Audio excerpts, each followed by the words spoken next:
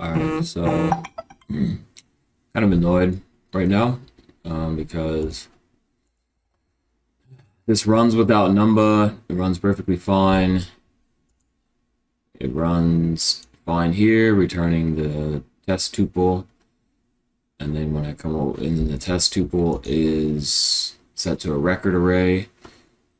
We get this in the order records is a record.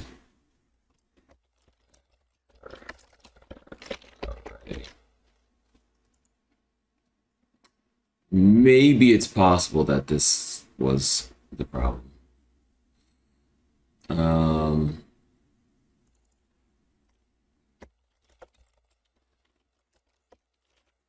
I don't know what the difference is between a record and a record array. Void ND array.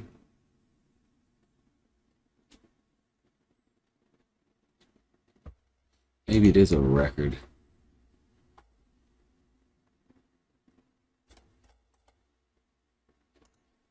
Say a record. Let's say this is a record. Say that this is a record.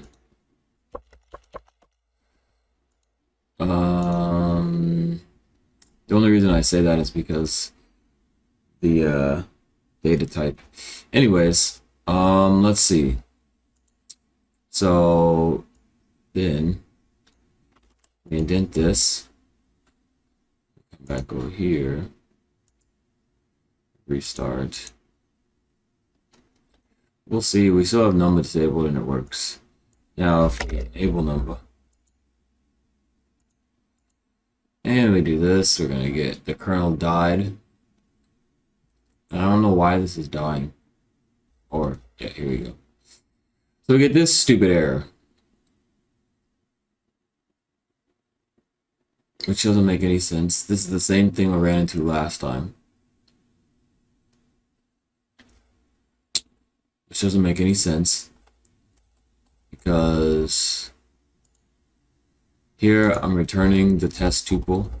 Here I'm returning test tuple. And then here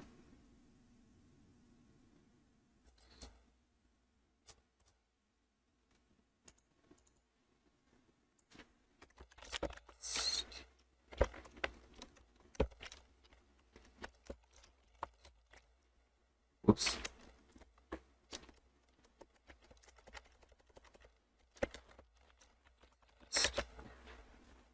Right? Is this the way it works?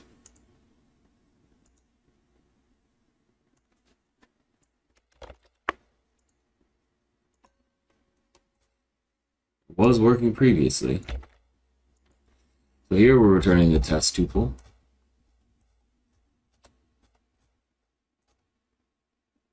So the process stops. Test. Test.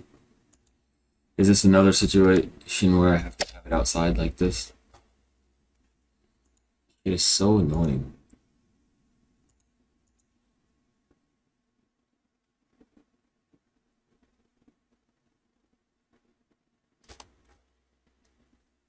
I don't know.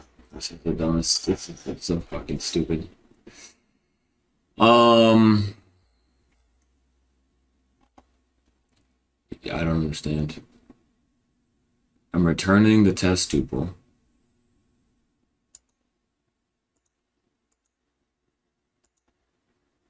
We're here. Record. Record.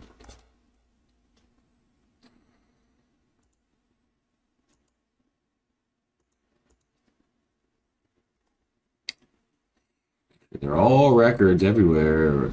You still get the same error. Cannot unify return type of the following type.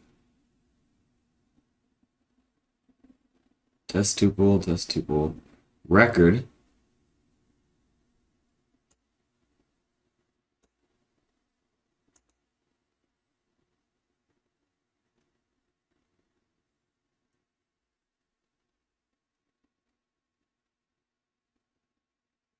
1272.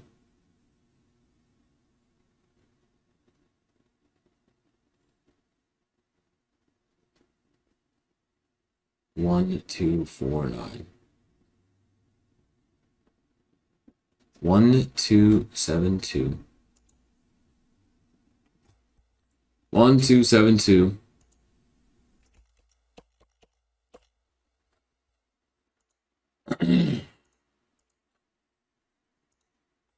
Why can't I just return a blank test tuple? Makes no sense.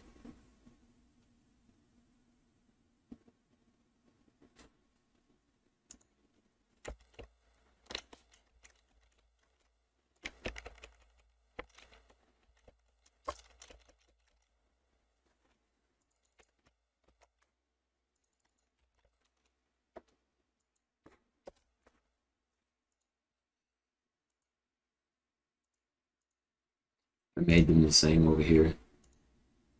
This. Give me the same, well, not the same error. Here we go.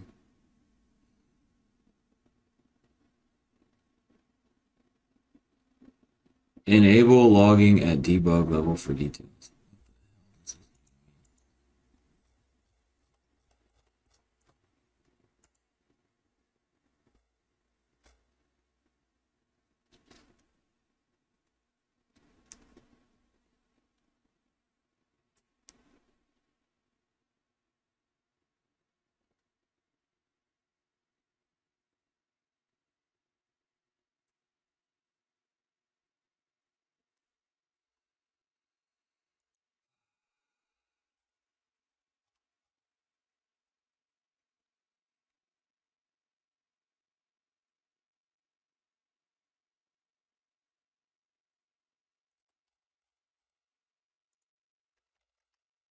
Then it says enable the logging.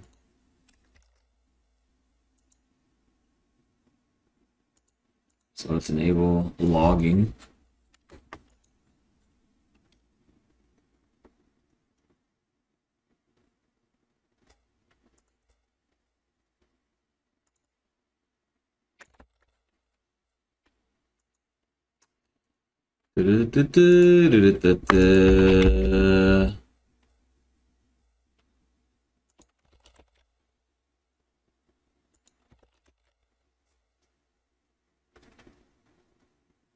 Should declare at least one float in each list, as you do in your workaround, so that number can the array.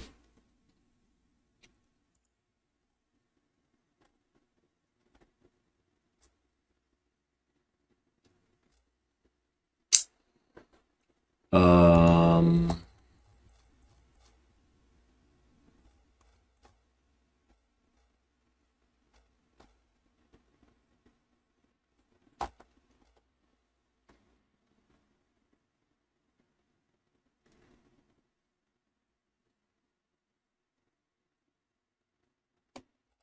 I don't know. I just don't understand why it sometimes works and why it sometimes doesn't work.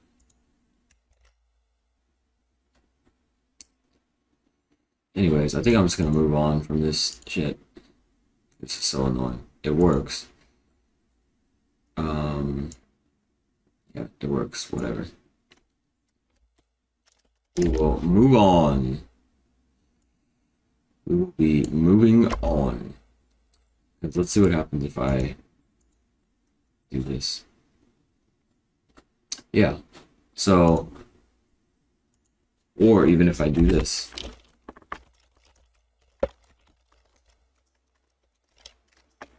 Right.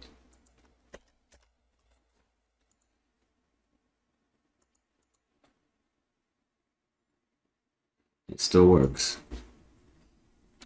Then if I do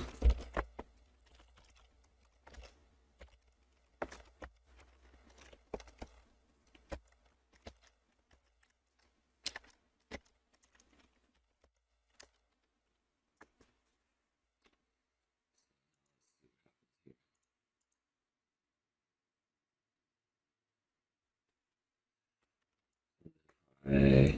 So I'm still returning this empty tuple. And if I do this,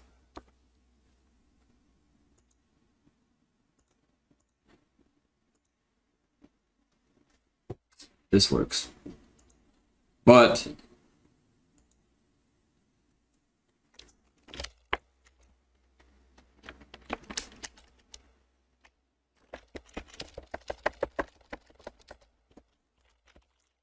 order records.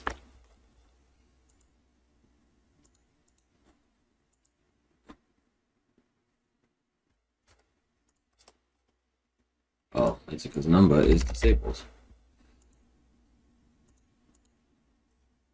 Let's see what happens. What happens? We get an error.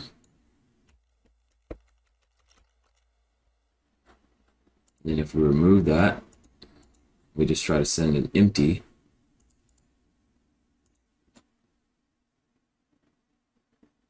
Oh, lovely. We get an error. If we try to send another empty test tuple. Let's try this.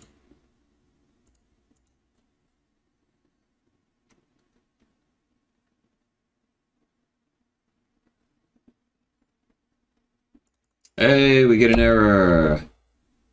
And then let's just try to remove that other thing. Here. Remove this. Let's see what happens here. Hey, we get an error. Then if I come all the way up to here, and I say that this is a like,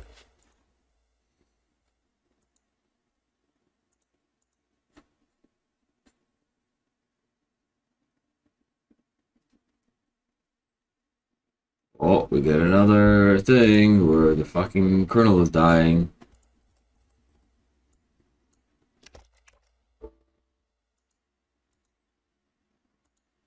You do this. Hey, this works.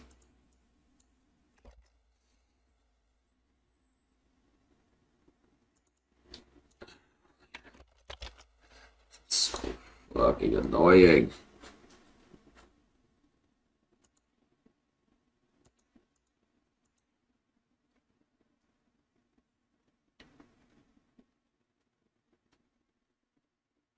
Error, error.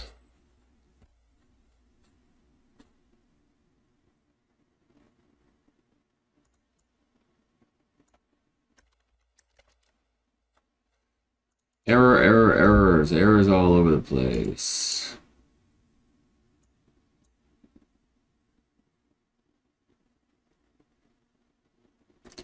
Yeah, I just don't understand. I've changed this.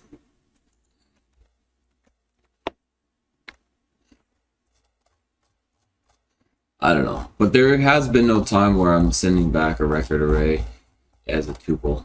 I don't think there will be a time, so we'll just move on. We'll just move on. So the next thing that we will do is, so this fill order records things works. So now the next thing I need to do is make it work for the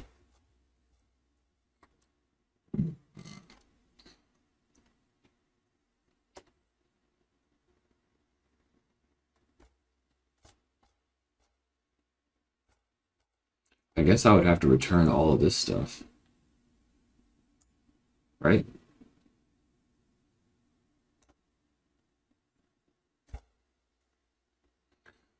But then I'd also have to return the stop loss, or no, I'd have to anyways, I gotta go. All right, so now I have to think about where am I at in this process. So here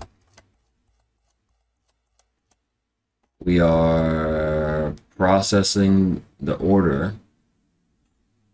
Okay, so oops. So when we process the order,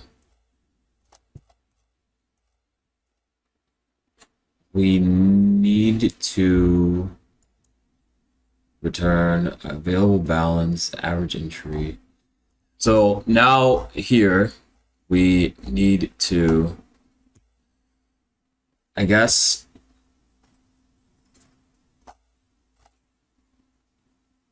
I don't need, so we need to return the order count as well. ID.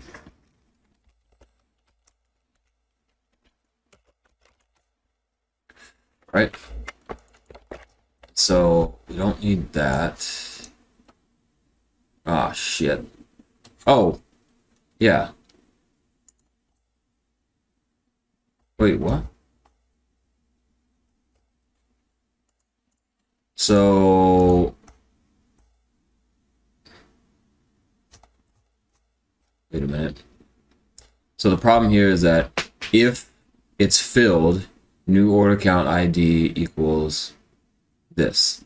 So what I actually need to do is do this. Plus equals 1.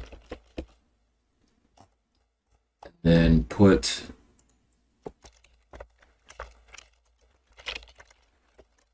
this. So that way, if it doesn't get filled, then we will not add to it, but we'll do, so we're basically going to return the old one. And so that way, we don't have to have this. I don't know what this in is, so we'll have to figure that out. I forget what in is. Anyways, if stop order result status is this, okay, so we need to, if we're in a position, and if this happens,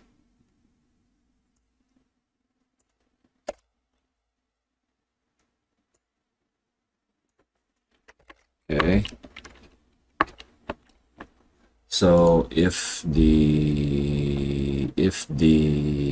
okay, so now we have to start, we have to return. All right, so apparently I have everything sending the information that needs to send. I'm gonna not do the log stuff for now. I don't really care about that, but we have both of these separated here. We've got this order checker. We got a whole bunch of stuff that we gotta send here. So now I think that we are at the part where we need to, what the hell, you can do this. Oh wow, these are all variables or something. So now we are at this part here, which is filling the, I guess I could just unpack all of this, I guess.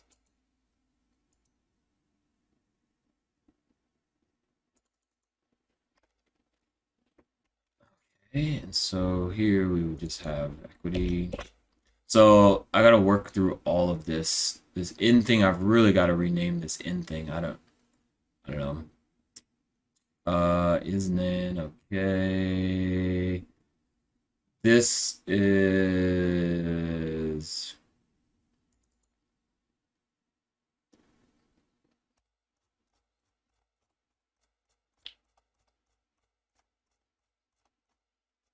I think I need to put something up here.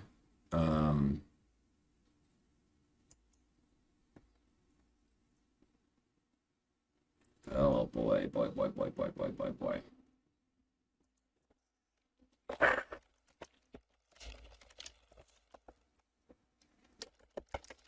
Data frame.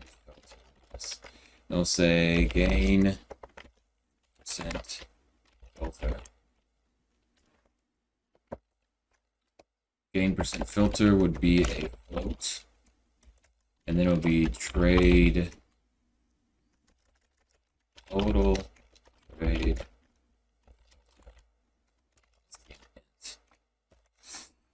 And then we will have this equal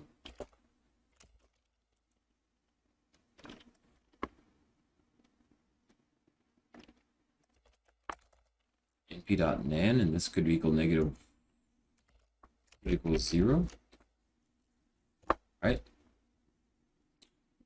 Gain percent filter float equals np.nan, which means you're just going to return everything. And then the trade filter is going to be 0. So then we come down here, and we would say, oh boy.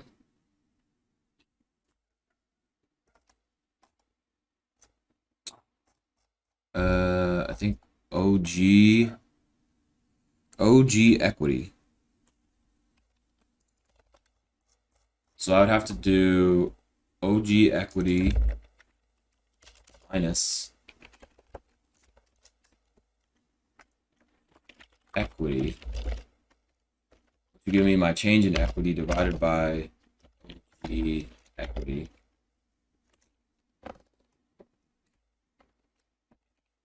Which would give me the percentage change. Then I would say this times 100.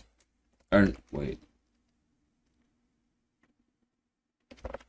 Times. Well, I'm going to have to divide or multiply. So we'll just times 100 is temporary order records. This is greater than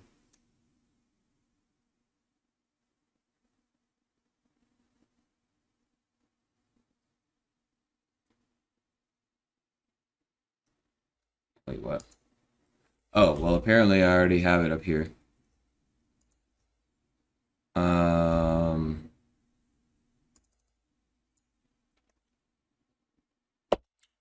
Remove that. Put it down here. Gain percent. These are my gains percent. So I think the way this could work is I don't need to do that like temp order equity thing, because all I need to do is just grab equity, because we're going to be updating that. So there's no need to grab it out of the temp records, because by the time it gets to here, the equity is going to be the ending equity. And so we need the OG equity minus this divided by this times 100. So if we had 1,000 minus 990 equals divided by 1,000, we'd have times 100 will give us 1%. So here would say if this is greater than this, then start this process. Temp order records equals temp order records in. Okay. So then win loss is for the realized P&L. Oh wait, it's not realized P&L anymore. It's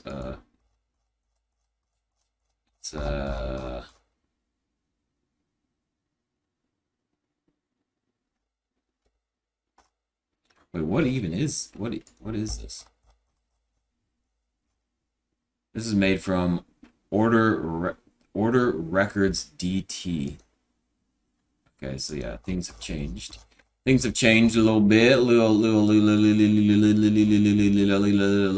bit. This is real. This is real. Equity is equity. What the hell is this? Gain percent. I already have that.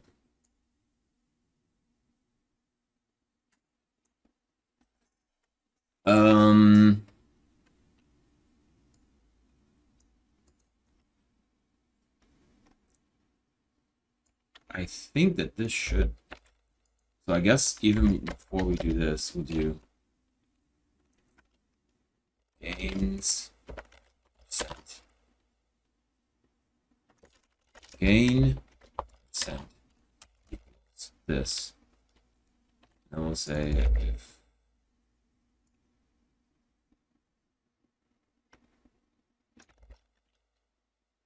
gains.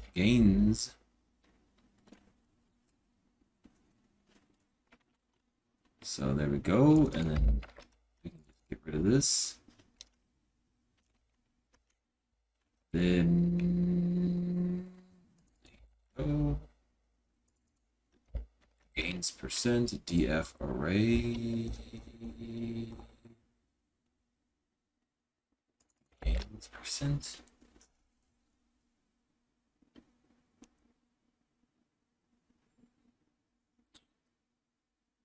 Okay.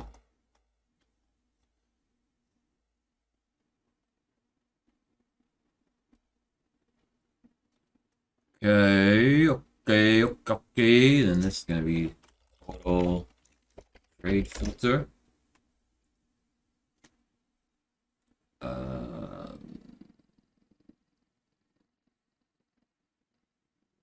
Mm,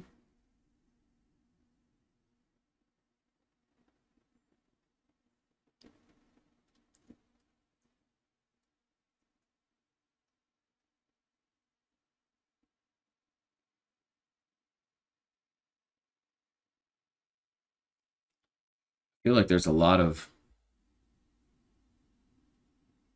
I feel like everything else should work. Max equity risk percent.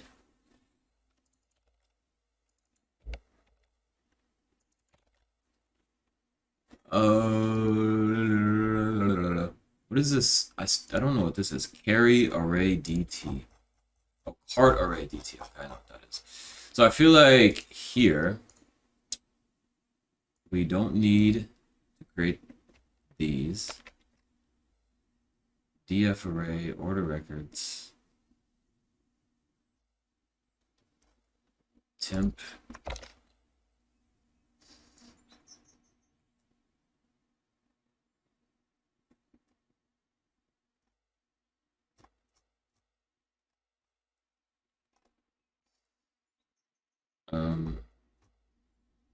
Use stops, okay.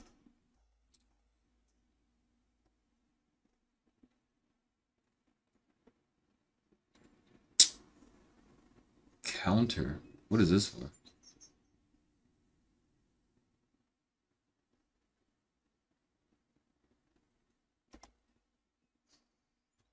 What is this for? D4 D type name in literal unroll call cart array D type. Oh. Okay. So here I want to to save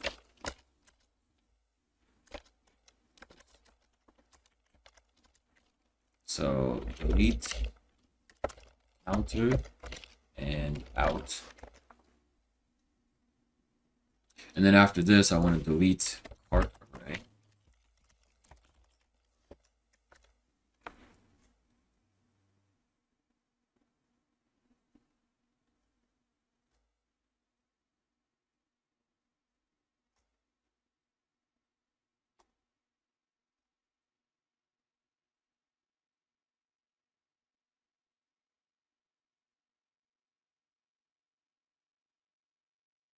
Yes. So that way we can get rid of these. We also want to delete arrays.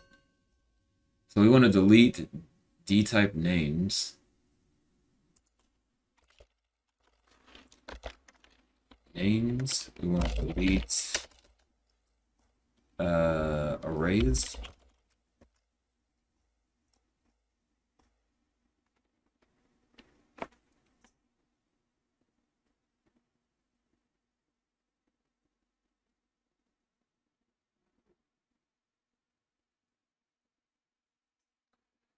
We want to delete arrays. We want to delete out. We want to delete cart array. After we're done with this, we will delete cart array.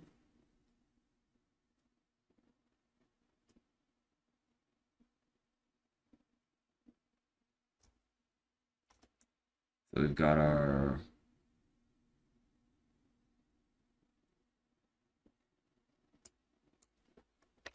this.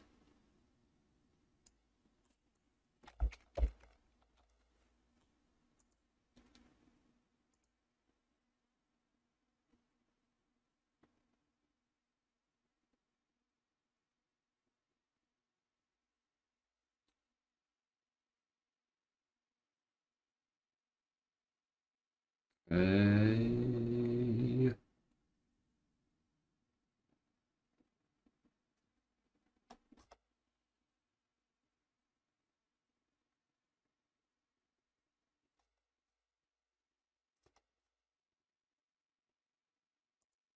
So then when we're done with all this, we'll come down to here.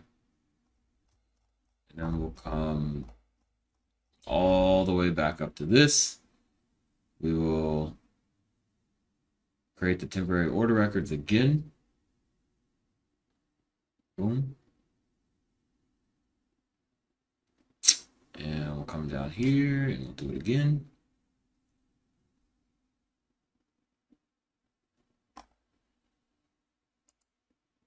If this will just break, then bam. I guess I'll make this like $10. If available balance is less than $10, less than 5, whatever. Okay, so if this, okay, order status equals 0. I feel like this should be handled within this process. So we return, so I don't have to check because we already checked. So what is in? I don't understand what in is. In is this. What is this? Number of order records created.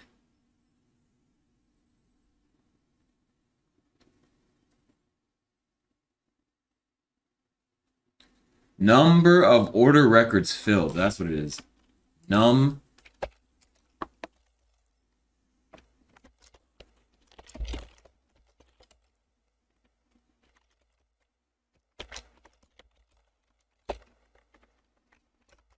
So this number of order records filled.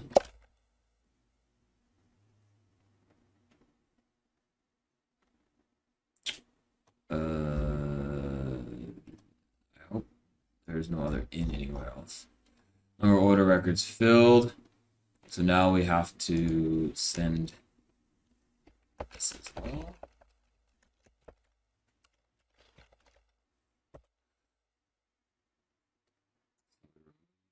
That. I go over to the process to stops. We add that.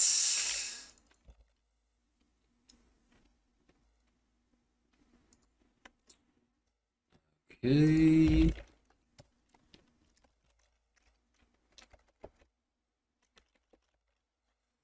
So we have this here. We're adding new num order records filled is this.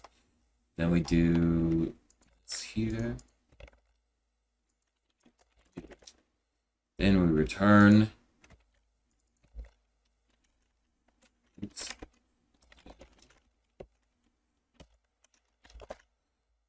Okay, and then here, this.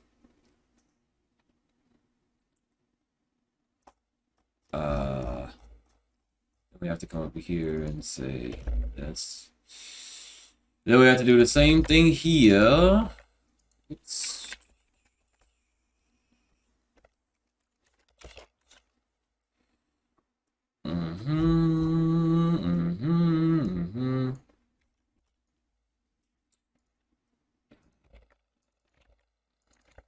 This. Why is this like this?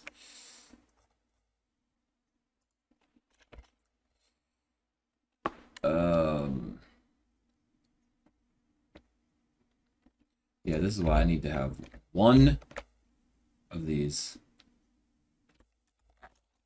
So like this.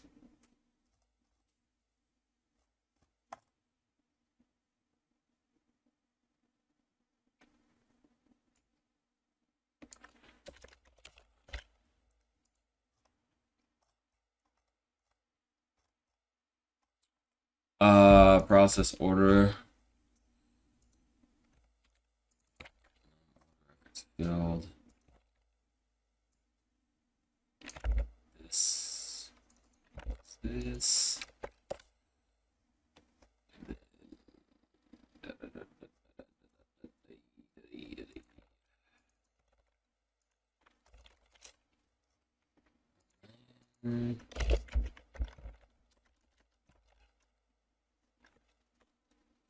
New.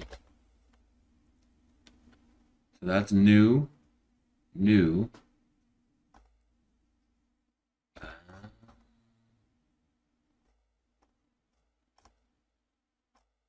We've got this. This. Got this.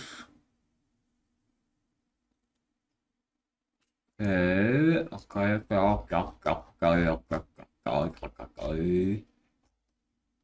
That. New.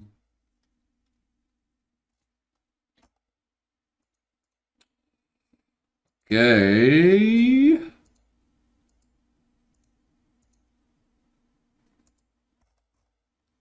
So this should work. So num order records filled. Okay, we got this. This is what it is.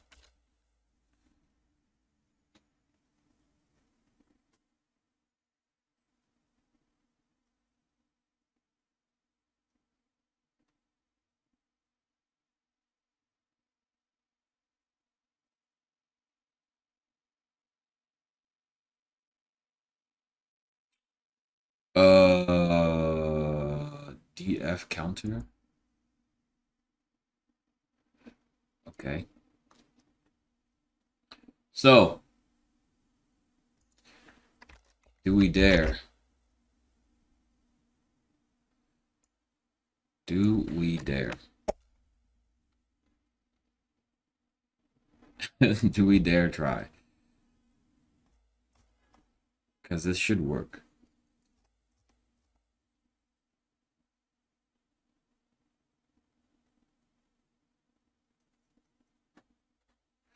Do we dare try?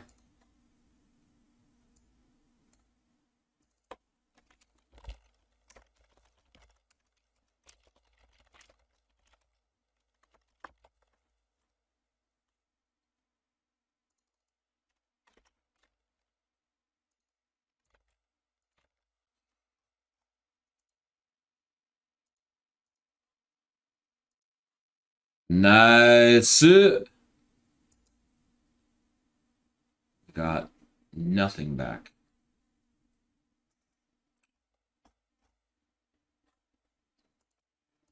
Now, why is that, sir? Ooh, why is that, sir?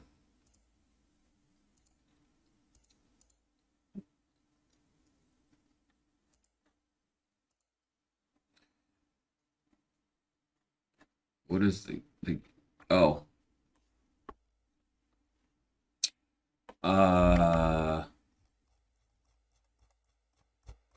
What did I say here? There's a gains. Oh, gains percent filter is np.nan. np.nan. Oh, that's why.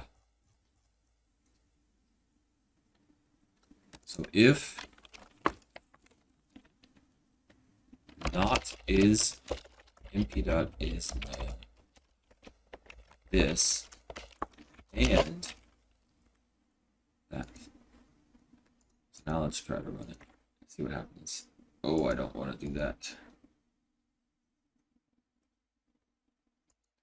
I guess it's still coming back as nothing.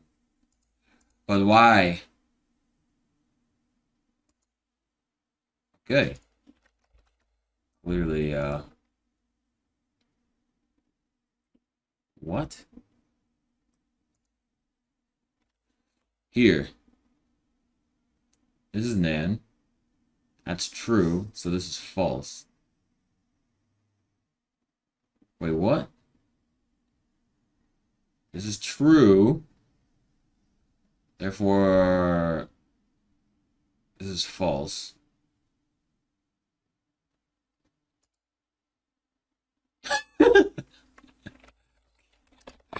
That's so stupid. Gains percent filter equals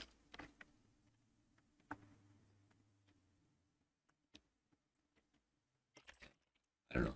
And then trade filter is gonna be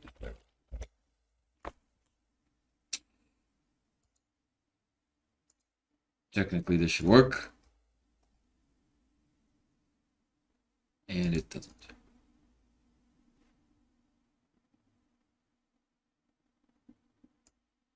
So this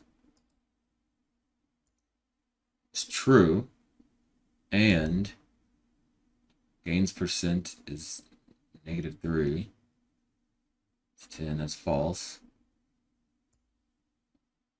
So let's add this to the watch. Oh, well, it only does it once because we only have. Oh, so let's see here. If we change this to 80 and change this to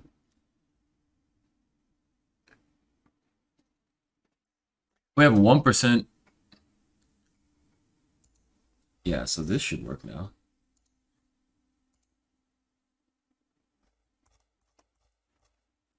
Local variable side. Order records side. Reference before assignment. Side. Reference before assignment. Side, side, side, side, side.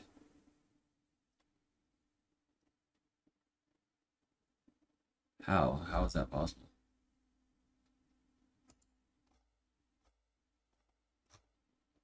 How is that possible? How is it possible?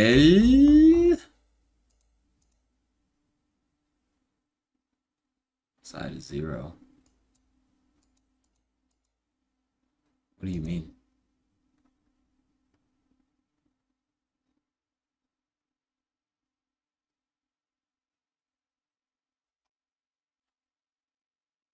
The order type is 4.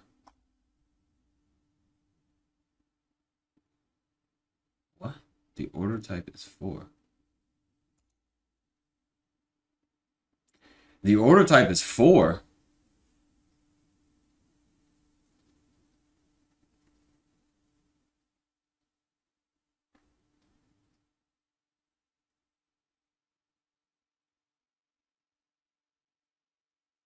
Wait, what is this?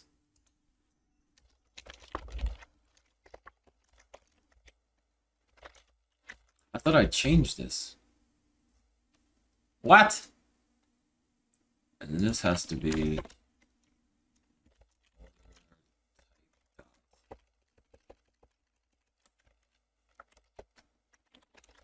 long.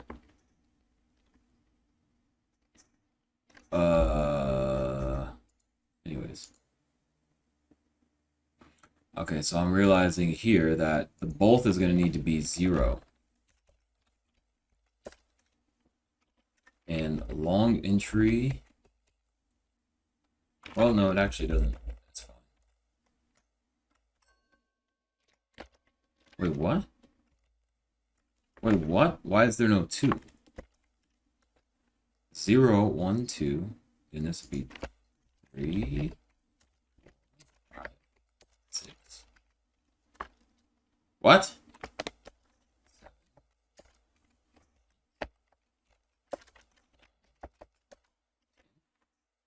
Zero, 1, 2, 3, 4, 5. So this needs to be here. A, B, C, D, F, G, H, I, K, L, L, M, N, O, P, Q, R, S, T, U, V. So it has to be like this. Oh, shit. A, B, C, D, F, G, H, I, K, L, L, M, N, O, P, Q, R, S, T, U, V. A, B, C, D, F, G, H, I, K, L, M, N, O, P, Q, R, S. Okay. So this has to be 3, 4, 6, 7, 8. So then we'll come back over here and do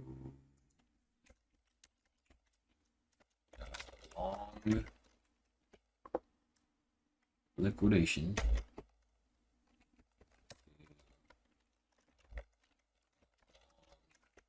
Trailing stop loss. Okay. Here. Short. How did this happen? I could have sworn to God I changed this.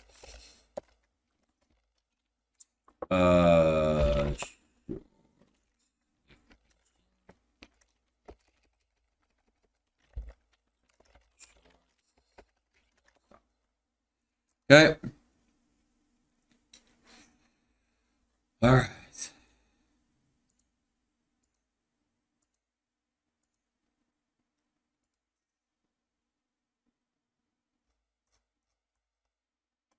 Order status reference before assignment. If order status equals filled. If order status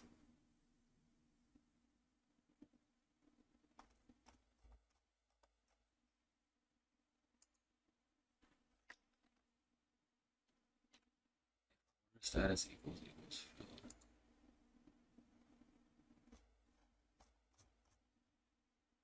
If order status equals filled.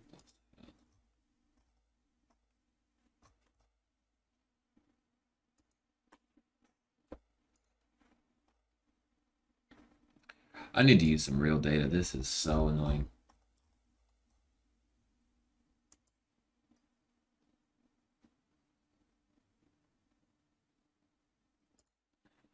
So if I have an open and then I have a high of the candle here, my stop loss doesn't get hit. How the hell, if I have a high, does this not work? Well, first, I guess we should figure this out. Well, how does it not get filled? Which one is this? The stops. Well, what?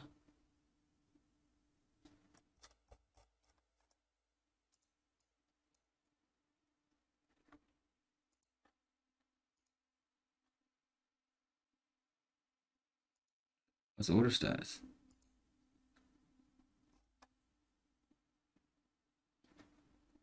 What?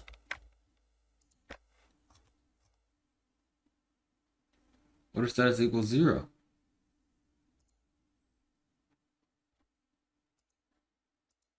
Come on, man. What you talking about, man? What? Oh, I did it here. Long liquidation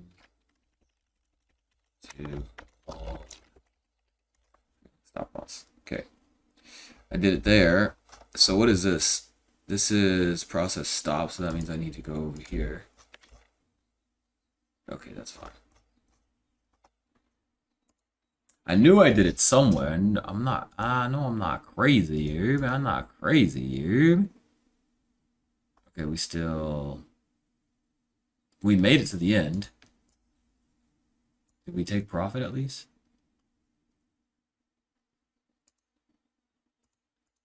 Okay. Should have taken profit. Order status filled. Realize P&L is net. How? What's the price? $9.90. Why is the price $9.90? Oh. There we go. Well, wait, still, why doesn't it get filled though? Is the question still.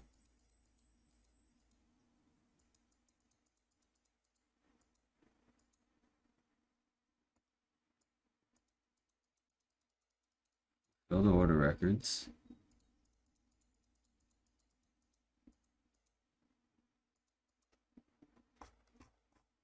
What is this? Process order, okay.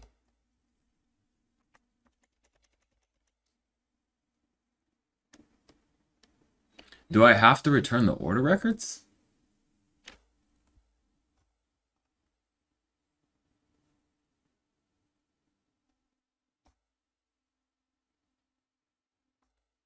I think I have to return the order records.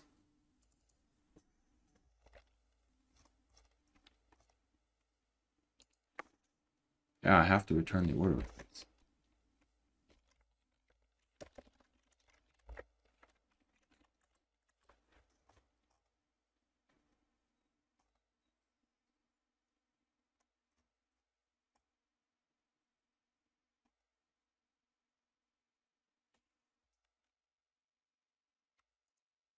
I guess here,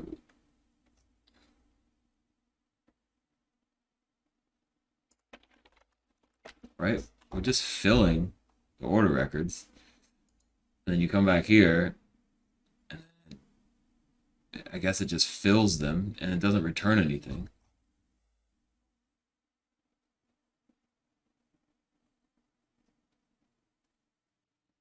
I mean, but couldn't that be the same exact thing for this? Like, couldn't you just not return anything?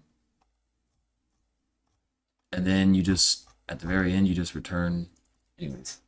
I think I have to return the order records.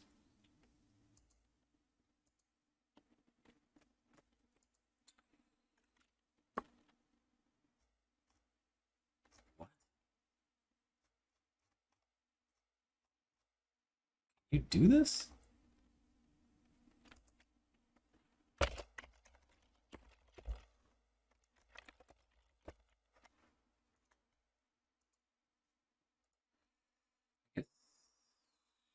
And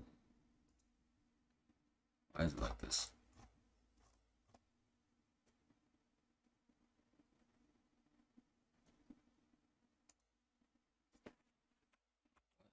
What do you mean?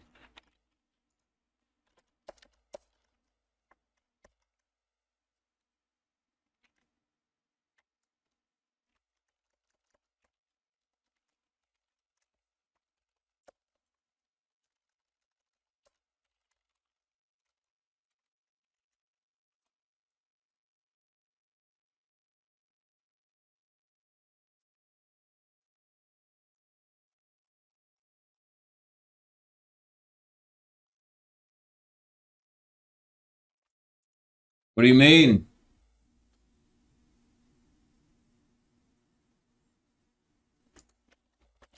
How?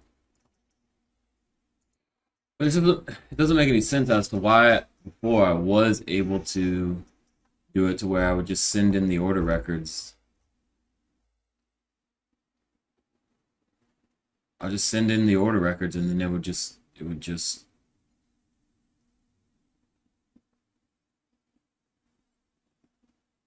it'd be perfectly fine.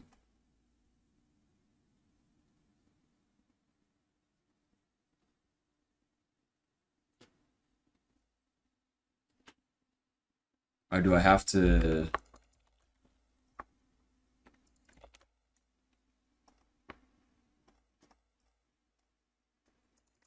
And why is this not? If I send in the temporary order records, you process all this stuff. How is it not getting filled?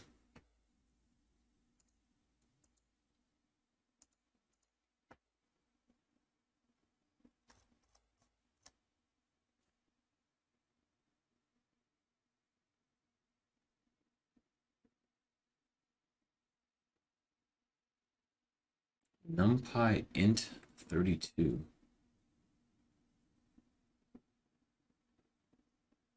Call equals call.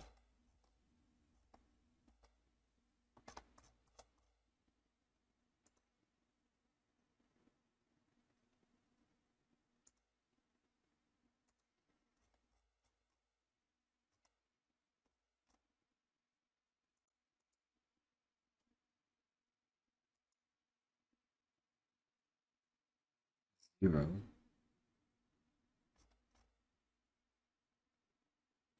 This is an int, but why does it not?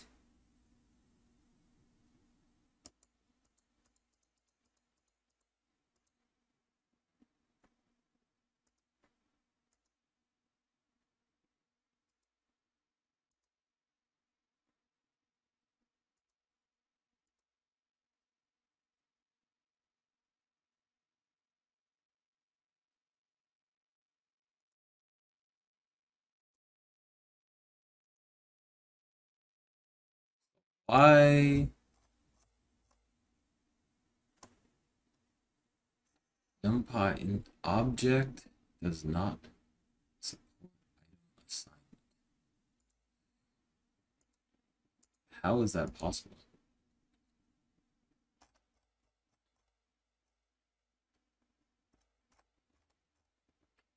If the temporary order records are order records DT,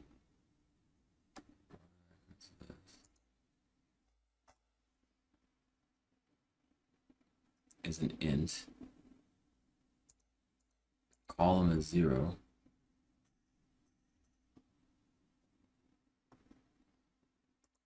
Why is it okay for the first one but not the second one?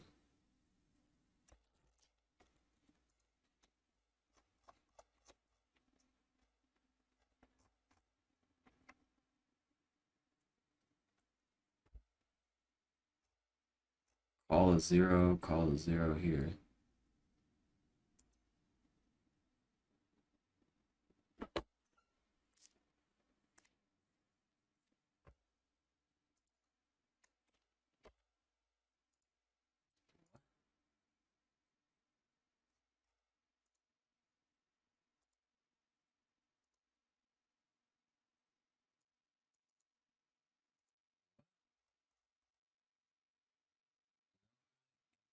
It does not support item assignment. What?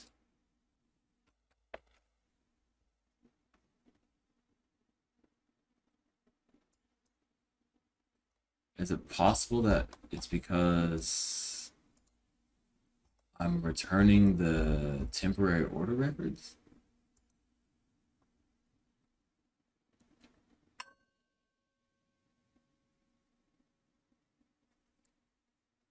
It has to be that.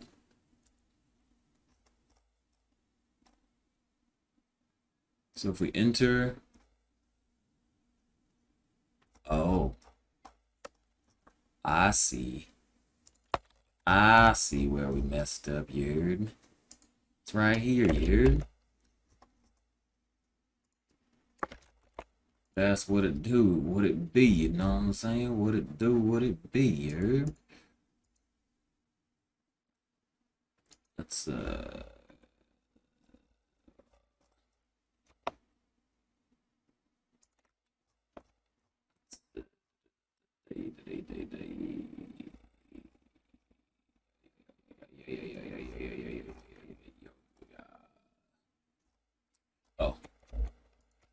looking for this.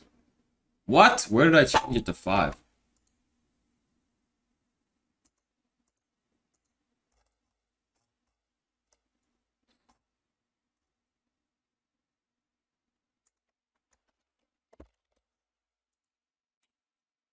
Maybe that's why I was getting those errors. I don't actually have to send back the temporary order records.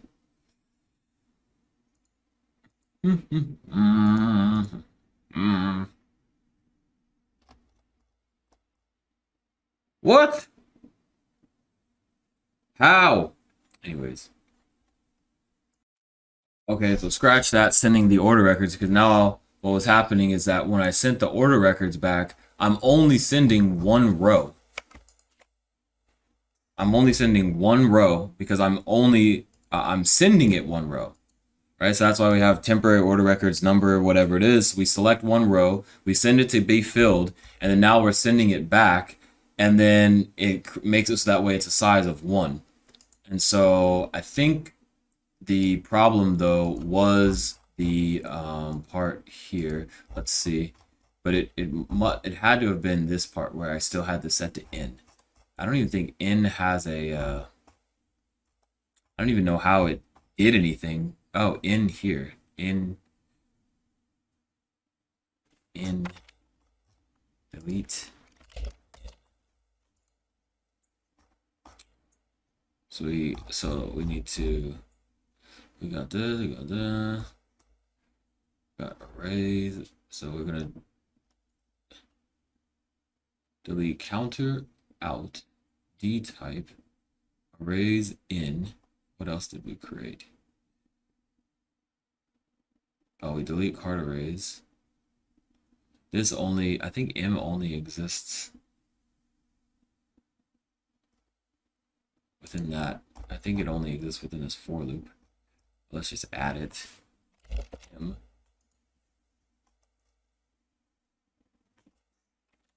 Let's just do this.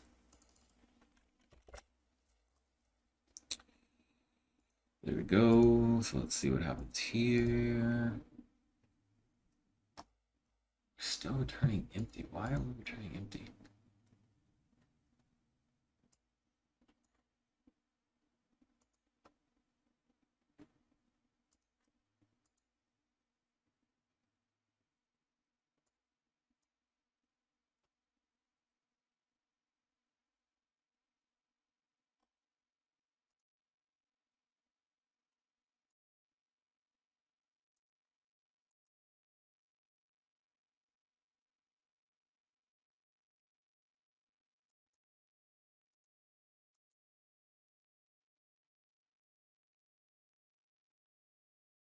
Gains percent is 0.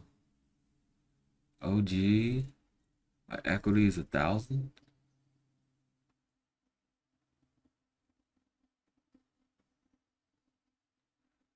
Why is my equity still 1,000?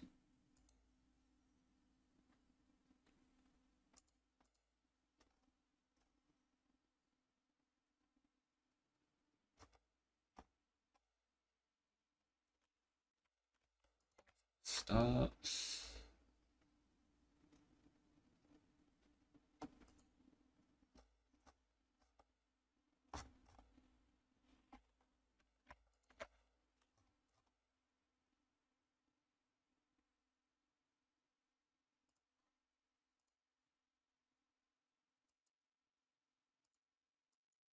Anyways, I'm just gonna keep going until I figure out what.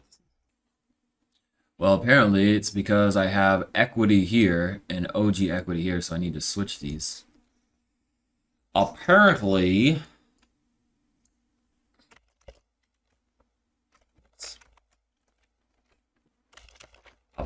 I should get it right if I'm trying to do the right thing. You hear me? You hear me? So let's see what happens now.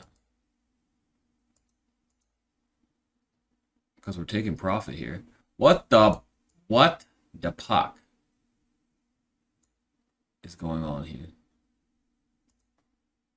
What the puck?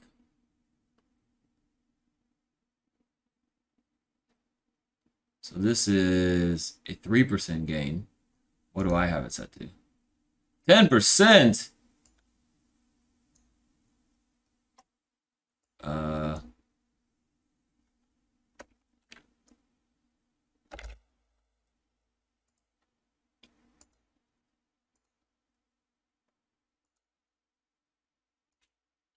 15-to-1 risk to reward.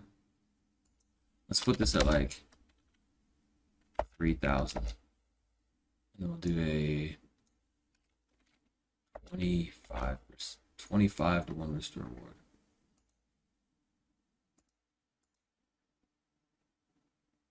How? Man, what do you mean?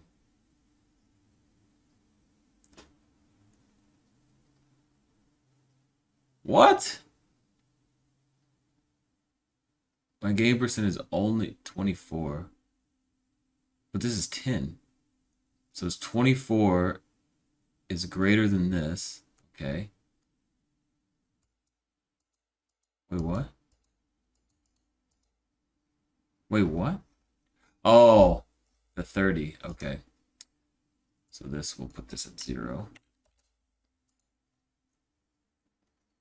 Okay, we'll try again. We'll try again.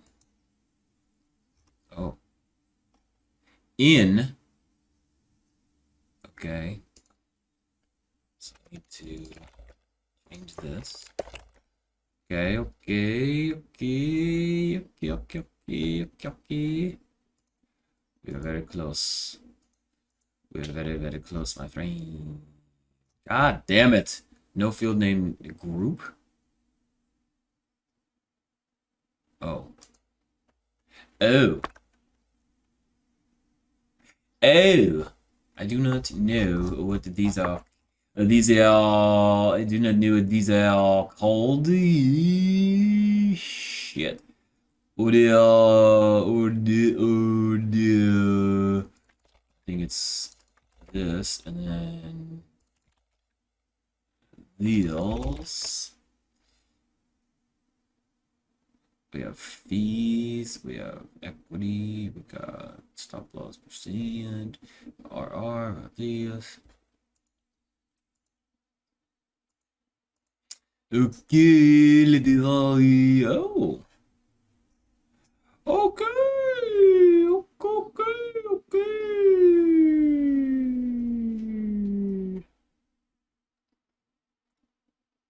What is this? What is this 1,000? My equity is 1,000? That's not true. What?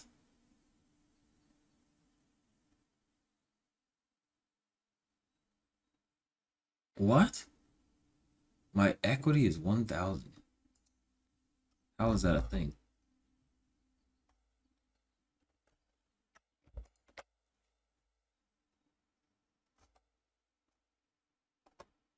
You get your new equity. Oh, I should probably send my new equity there. Shouldn't I? Um...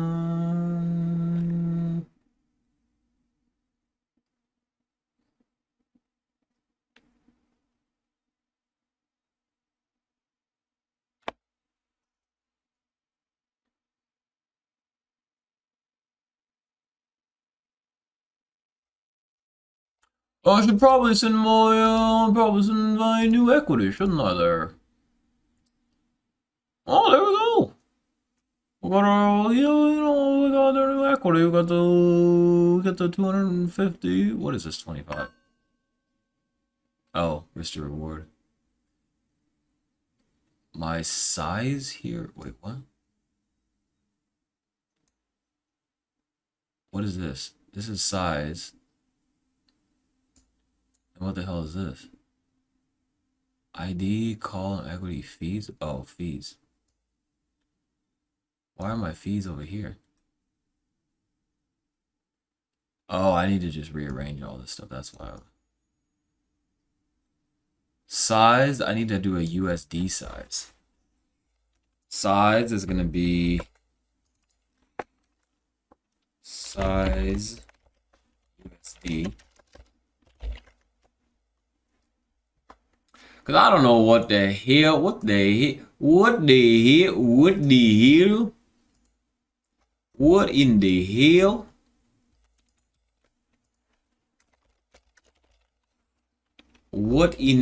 hell is this?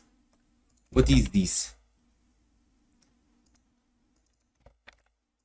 Size value. Size val. I'm just gonna say size USD. That's better. Size USD.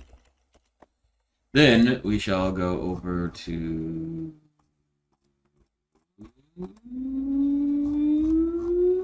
nowhere.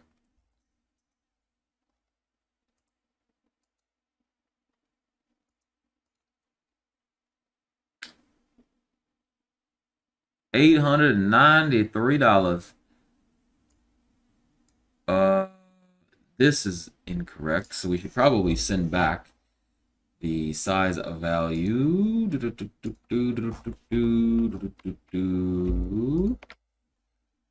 size value. So we should send that back.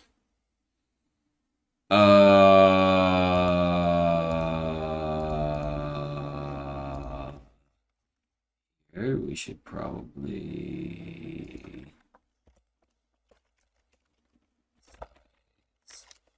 you. Okay, why you? Okay, okay.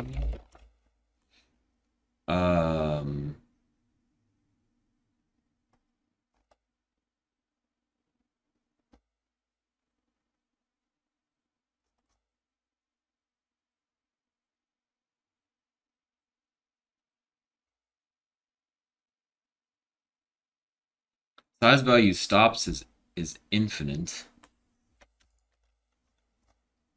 Oh. Okay, I get it. I need to send it here.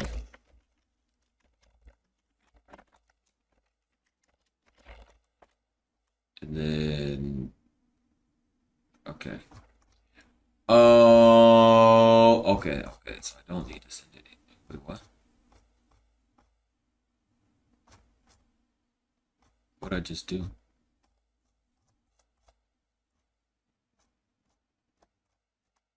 What? What did I just do?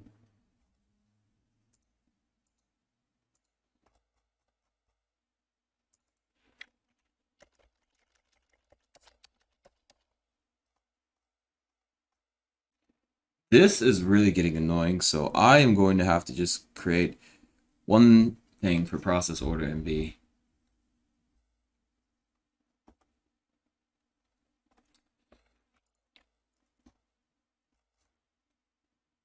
Some size value goes here.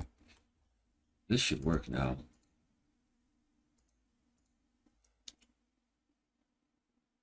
There we go.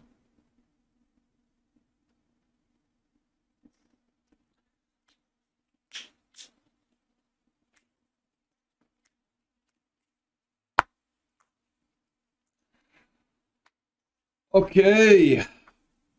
So now this, I guess, kind of works. I guess next step is to test it on some actual data, I guess. Um,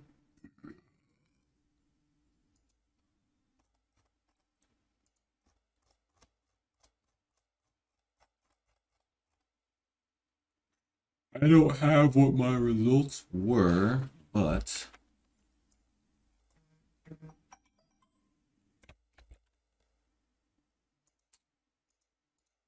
let's see here.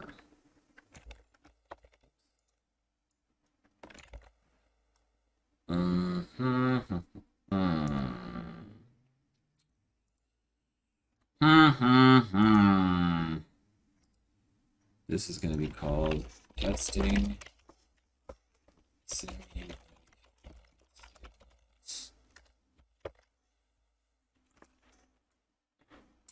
And then we will do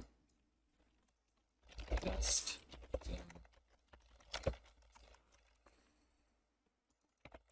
You'll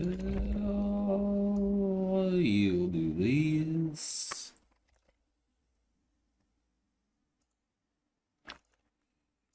Why you no have no kernel? Hmm?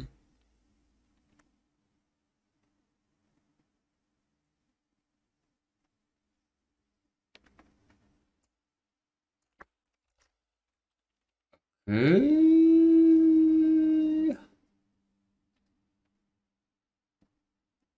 So now what do we do?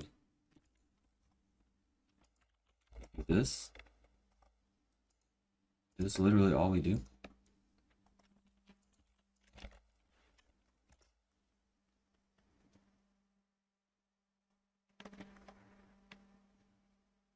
Is this actually gonna work?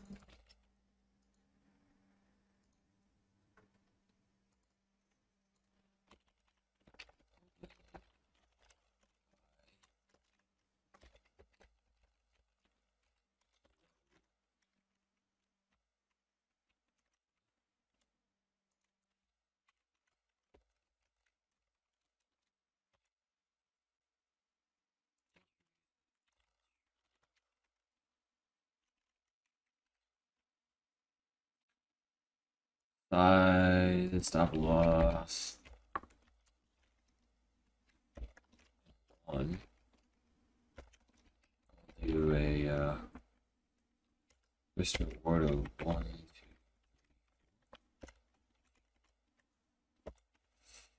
And we'll do a gains filter of 10 and then total trades of.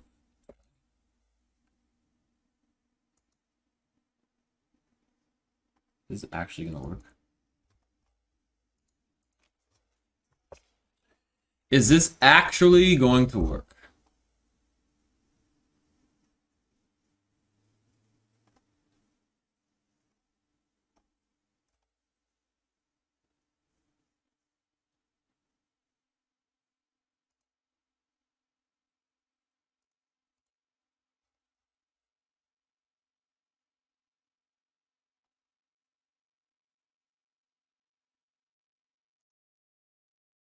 Anyways. Also, apparently these variables are stay alive after you do the for loop. Because call here is 7. So then I rename it. So here I guess we could just call. And okay. So anyways, so total order settings, I might as well just put on some damn headphones.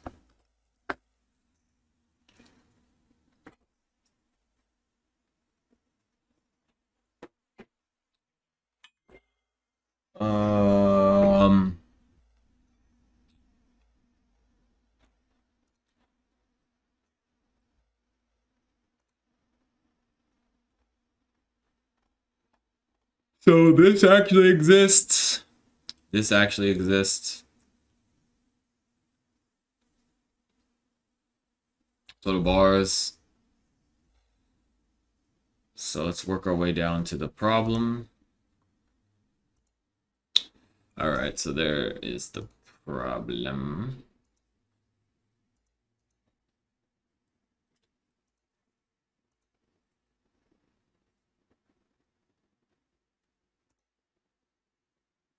Indicator setting counter is 0. That makes sense.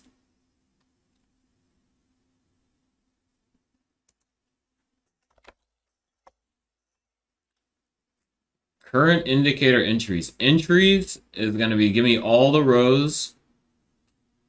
Wait, for column 0. Entries.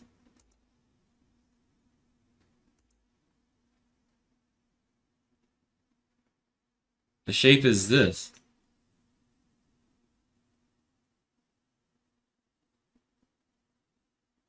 Where are my values at?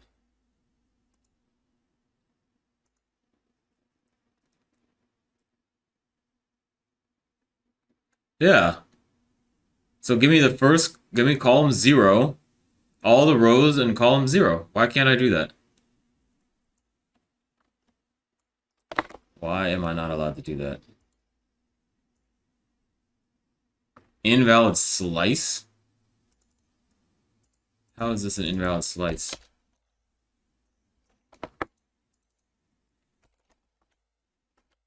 What? How is this an invalid slice?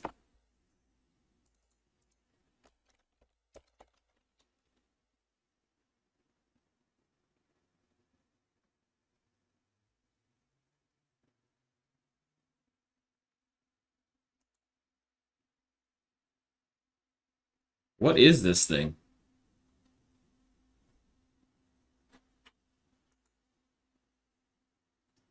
Oh, I have to send dot values.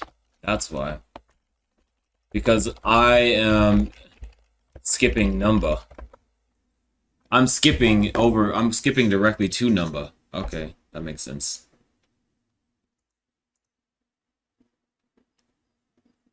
What? You cannot have take profit set when using risk to reward.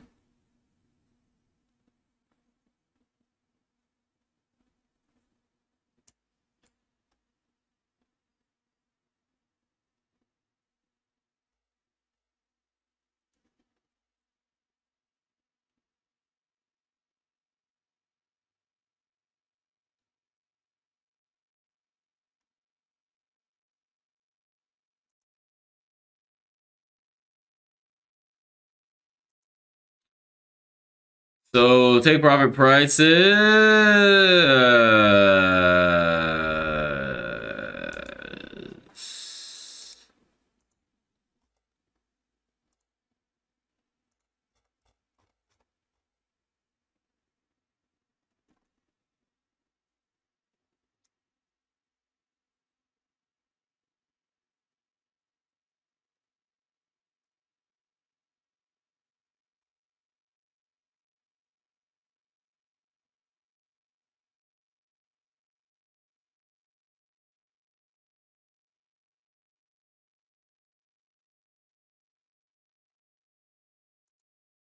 So I think what I need to do,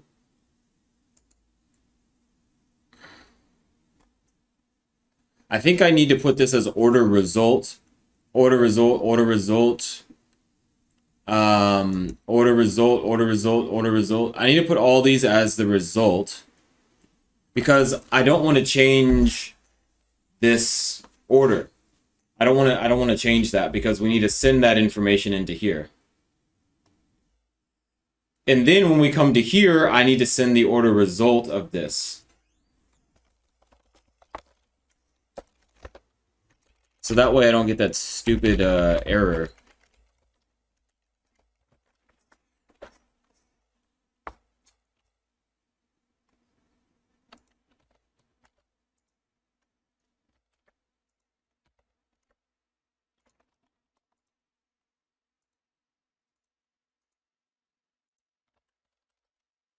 That way I'm not actually messing with the actual variable itself.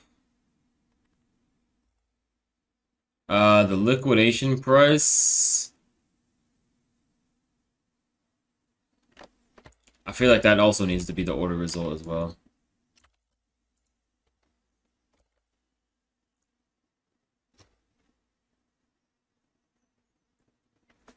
Because I do need to send the available balance. I do need to send... I don't think that I need to send the liquidation price. Well, why is this... Oh. Yeah. So I do need to send the available balance. I do need to send the average entry. I need to... These need to be constantly updated. This does not need to be updated.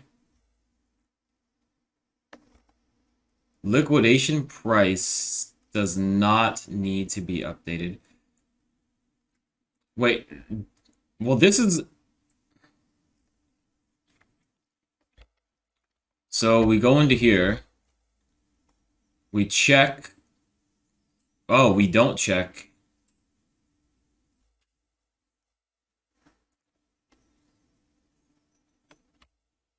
Why do we send the liquidation price?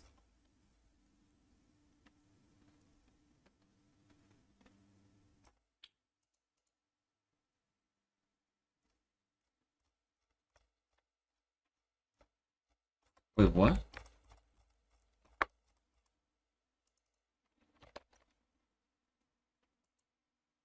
Oh.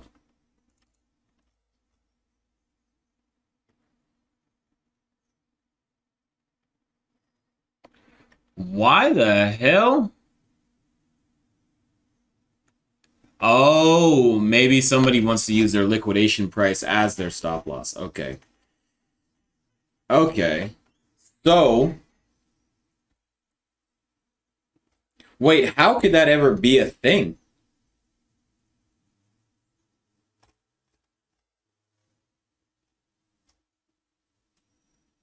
So somebody comes in, gets into a trade, we create a liquidation price. Okay. I mean, it makes sense. So you create a liquidation price, you return your liquidation price.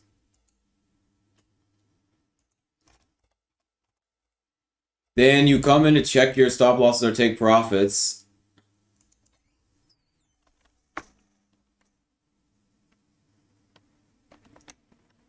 So I think that this does need to constantly change.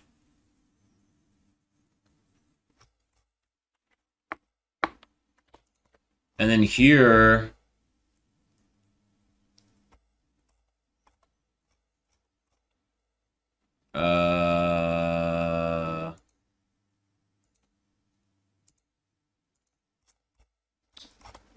so process the stops. We send.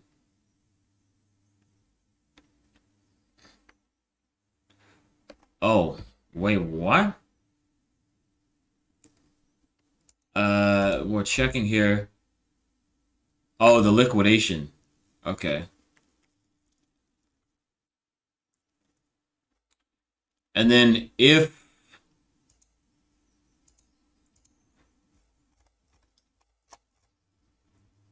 so here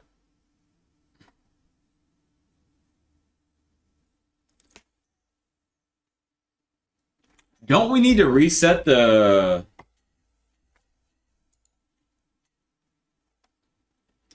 I feel like we kind of have to reset the liquidation price to 0.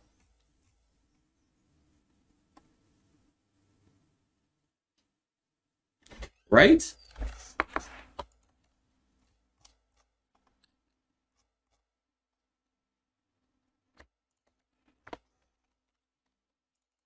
And we're sending this because if there is a liquidation price,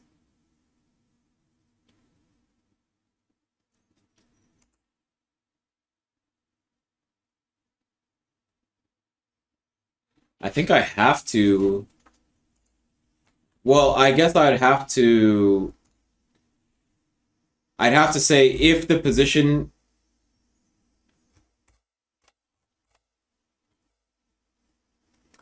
Yeah, I would have to say if the position is closed, then set the liquidation price. Wait, I don't even use this percentage change thing?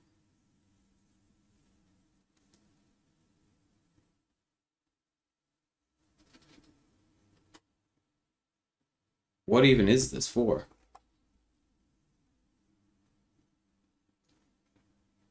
Price minus average entry divided by average entry. That's going to be the same. Oh, okay, I see. I need to do something like if position is less than or equal to 0, then click you. I guess I have to EF.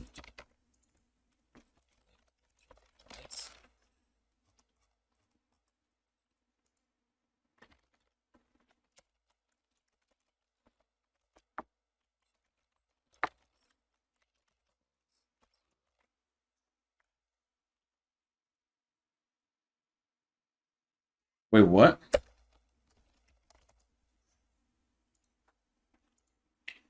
Because I have to set it to nan. Because inside of here, we're saying is nan. So this is true, so it's false.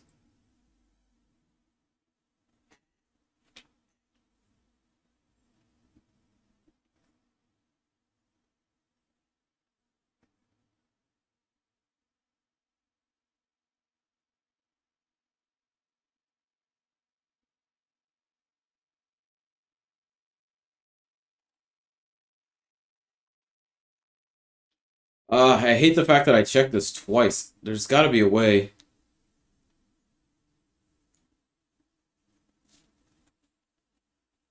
Whatever.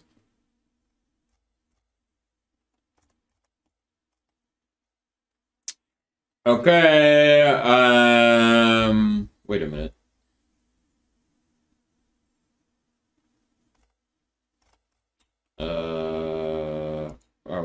What am I doing now? Okay, so here feel like we have to return liquidation price.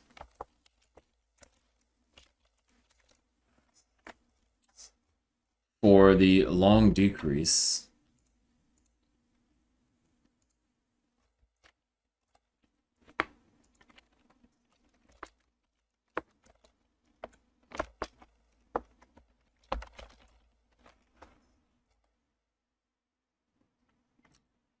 And I guess we also are going to need liquidation price.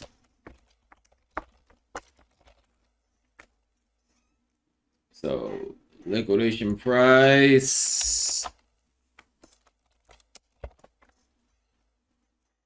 And then here, I guess we'd have to send liquidation price.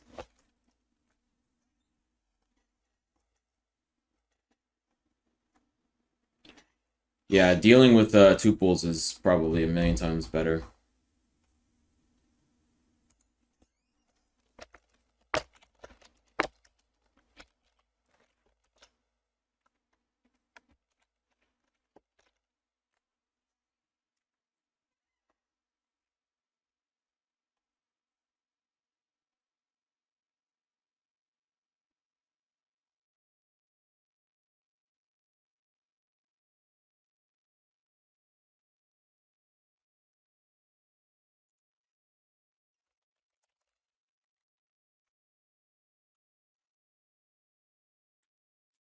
Will this work? So I come in to process this. Doesn't even care about the liquidation price. Then we come in here. We look for the liquidation price. Wait, what? Now we look for this. Wait, what?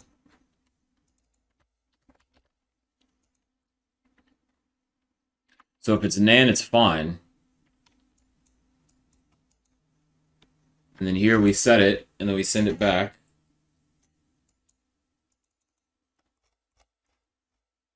And then here, liquidation price is what it is.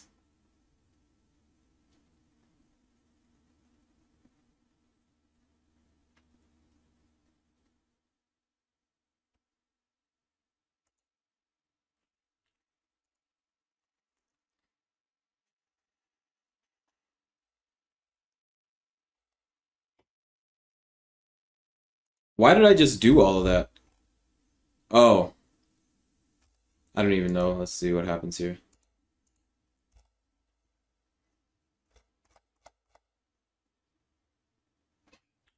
Process stops.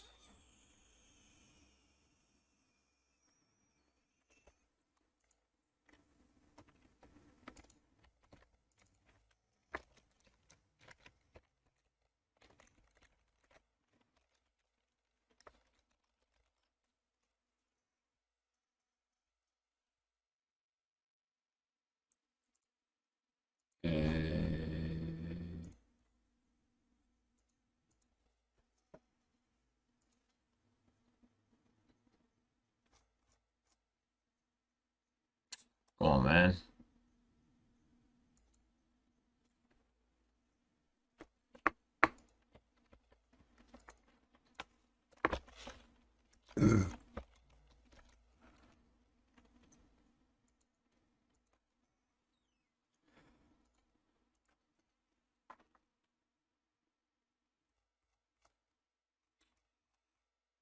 Long increase, ISO lev minus cash, greater than available balance, maybe increase.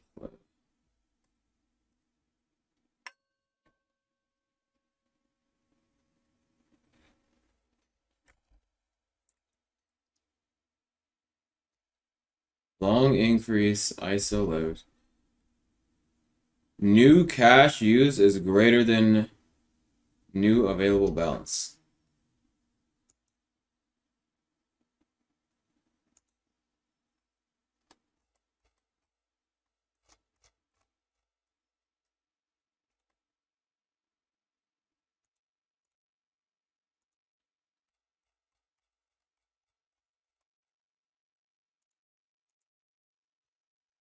Uh,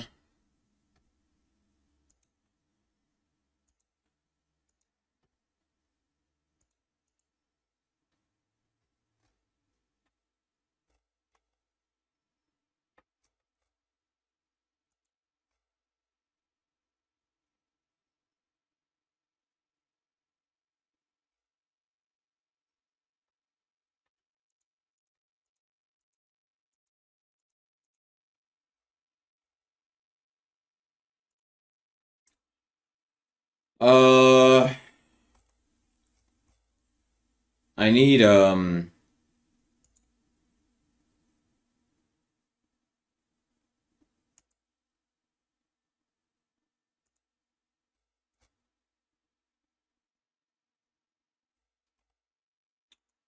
I need to know what the bar is.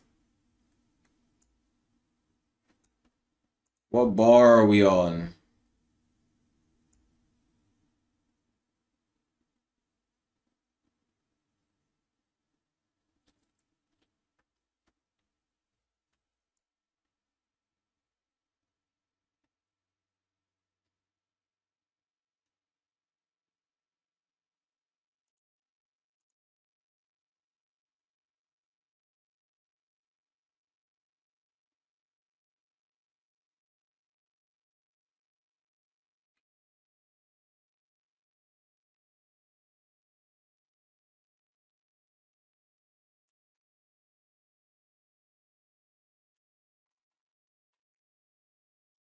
My position is 3,000.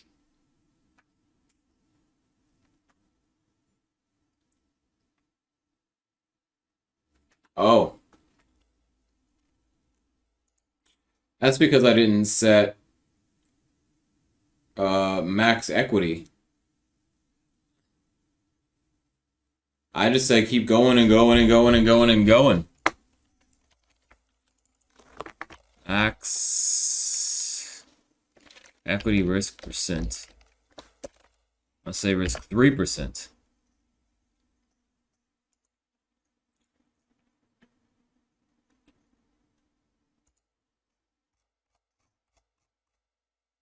You have no money, you broke, bitch!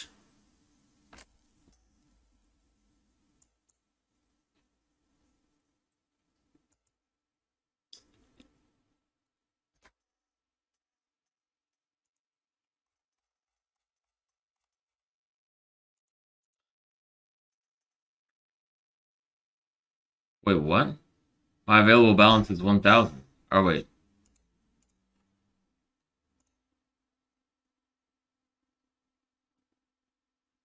My available balance is Nan somehow.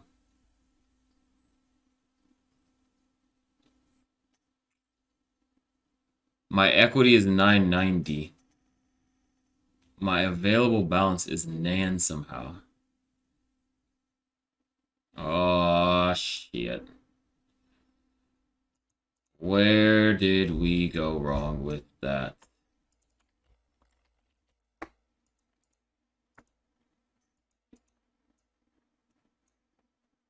Not there.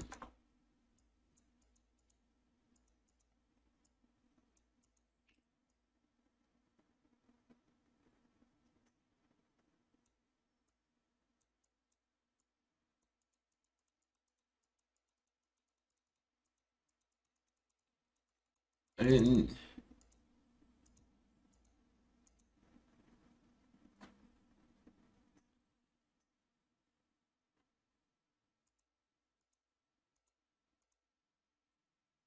It has to be somewhere here.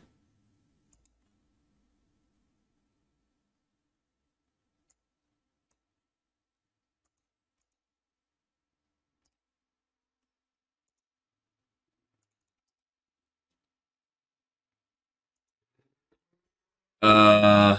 Oh. Is it possible that my realized P&L is Nan? Oh man, it's possible that a bunch of this stuff is Nan.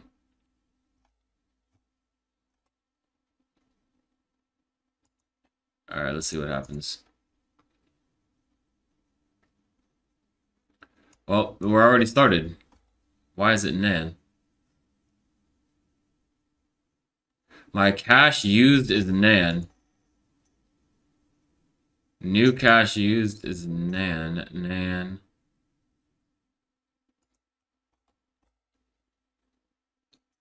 So my cache used is nan?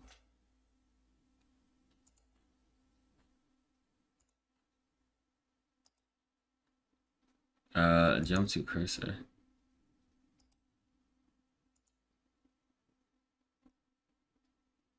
Let's go here.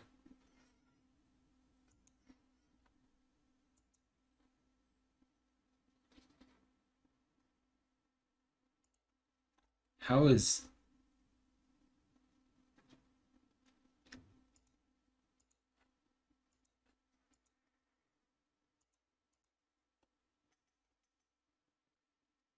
My cache used is nan. How did my cache used turn to nan? Cache borrowed and cache used are nan. How is that even possible?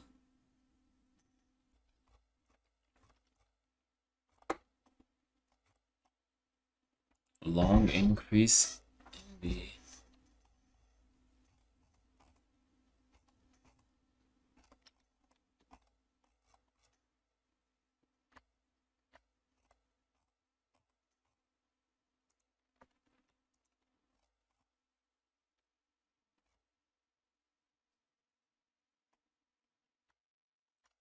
Wait, what?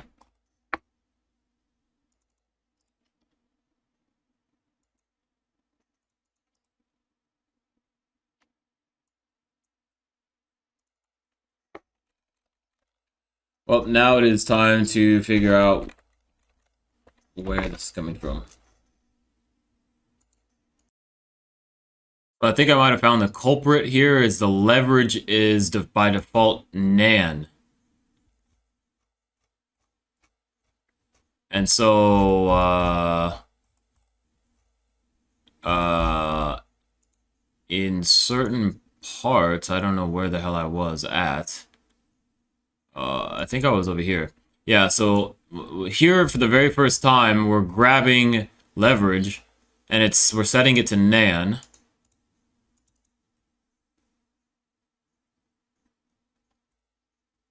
And, well, let me see.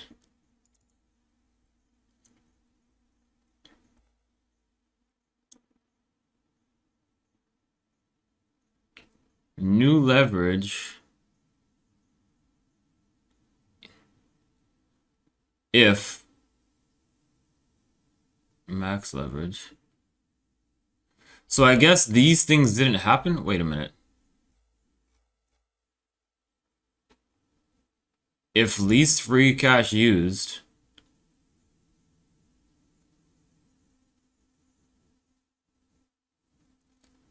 Isn't that what I'm doing?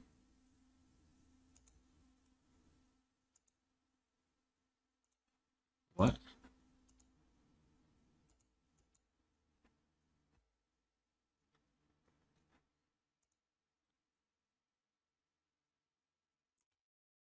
Why, how are we not doing this?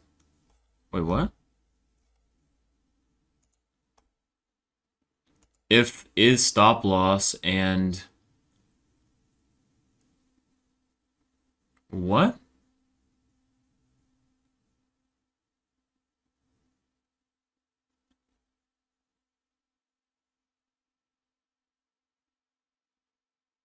Why do I have an elif here?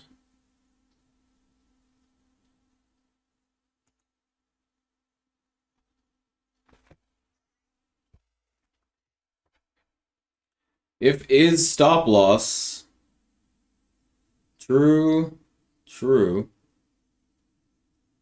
calculate the possible loss, get amount of the risk, then here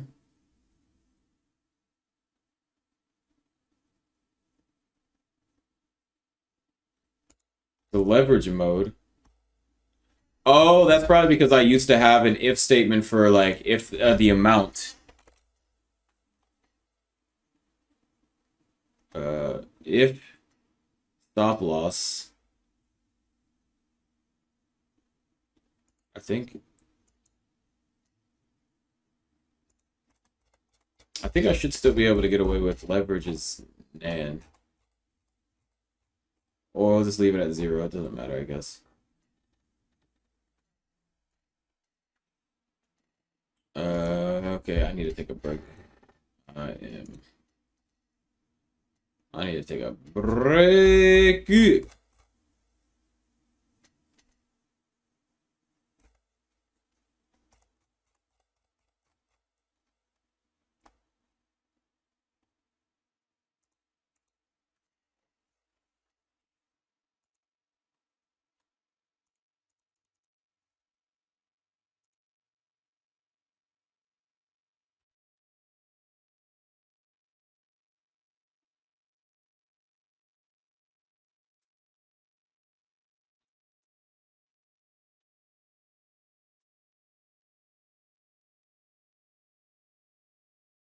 This is the part that I also don't understand is the new leverage should be like in the 50s.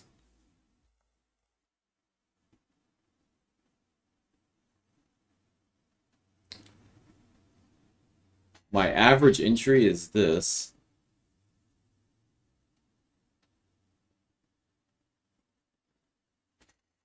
My temporary price is this. My new average entry is this. How is my leverage 4?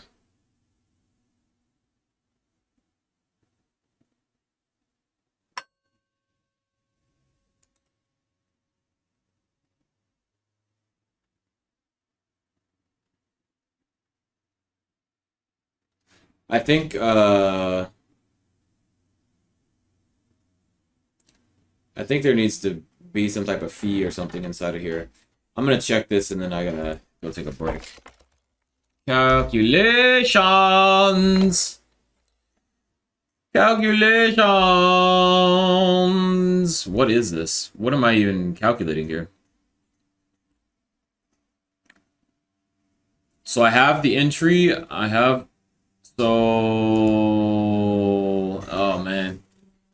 I think I need to look up leverage.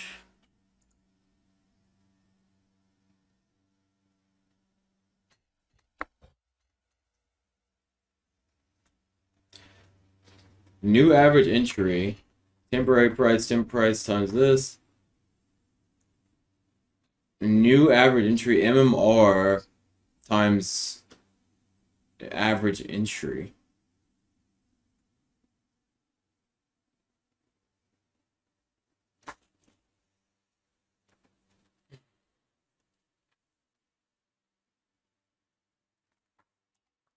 I don't know which one it is. I think it's down here.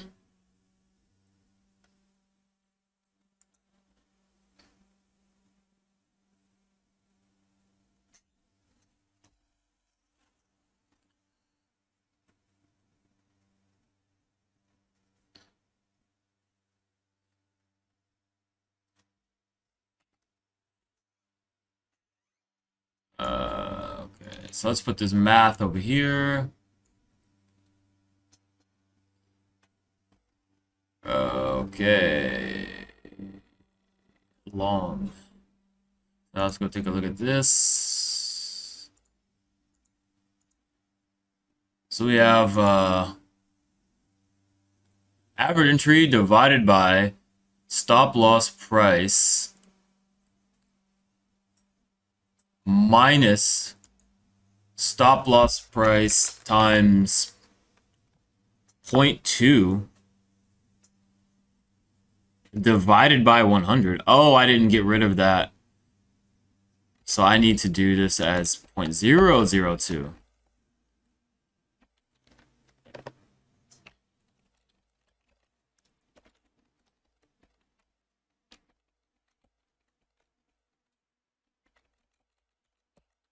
Okay, wait.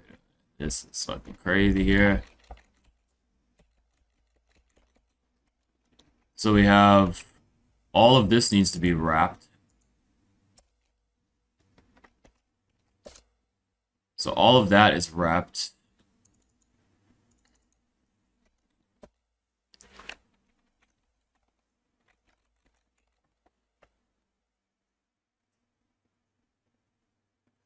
So this will do math first, then this will do math, and then we just subtract. So all of that should be fine now.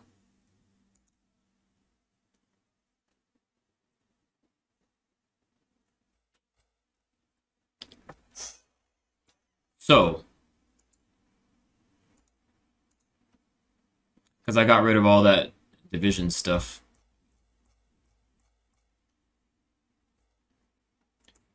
Actually, wait a minute, I take that back.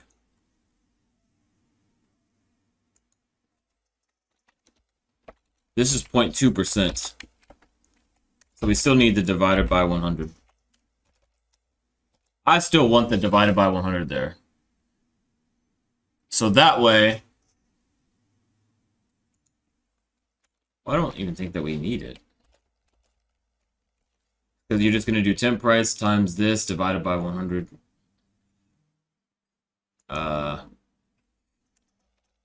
Well, we'll just put the parentheses just to show that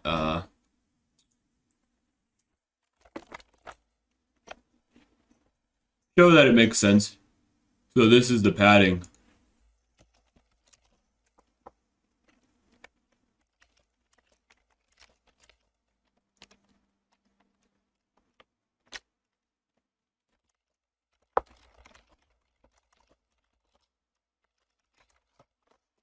Oh, I guess I'll have to allow the user to eventually do that.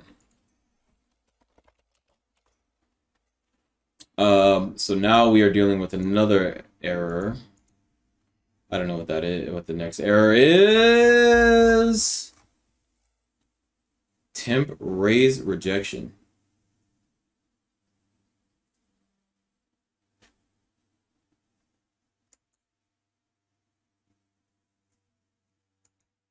Check if our possible loss is more than what we are willing to risk on our account.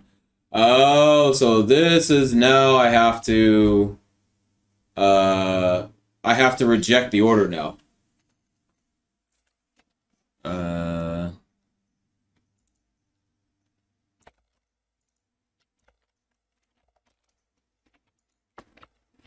So now I know, okay. This is where we are at. This is where we are at. I need to deal with this output thing. So we'll do this, we'll do this, we'll do this. Alright, so this is where we are at. Break time! So I just realized this entire time I am not sending back the new equity. I just have available balance.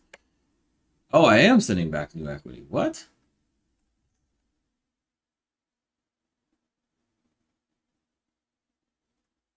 What?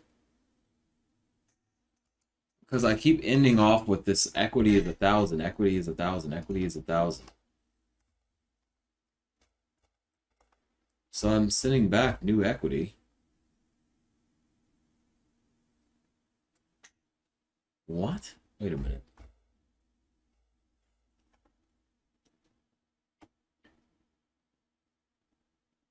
How is this possible?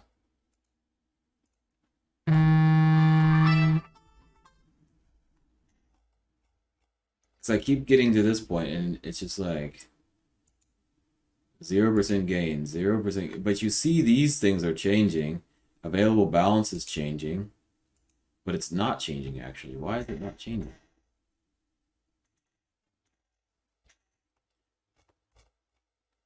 Every time I'm done, I get to this point and it's not changing.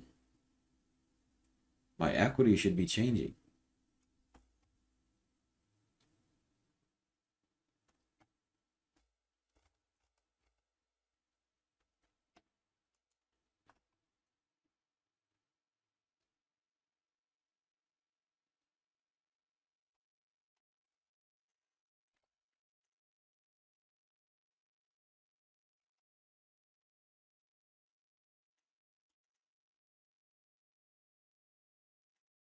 My equity should be changing.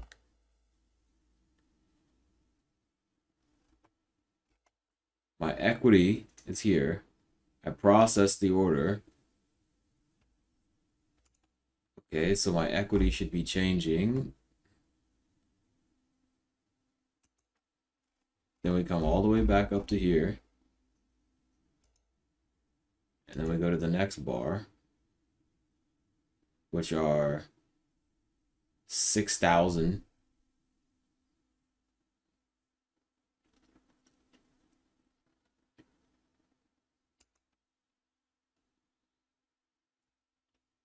So my equity is this when we come back up to here.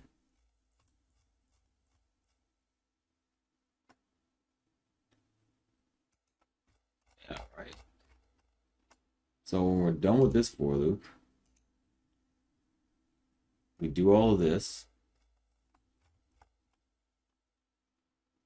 And then the next for loop would be this. Yeah, this makes sense.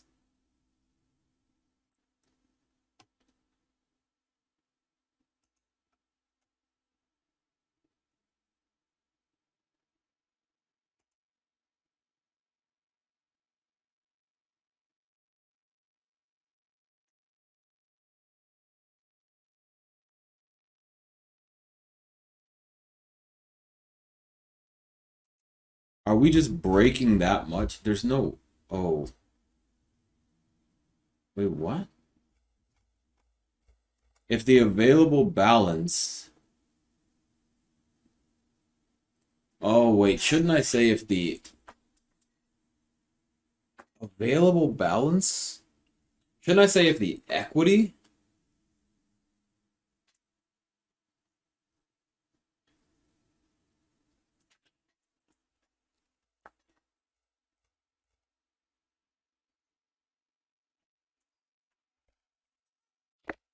Something's not right here.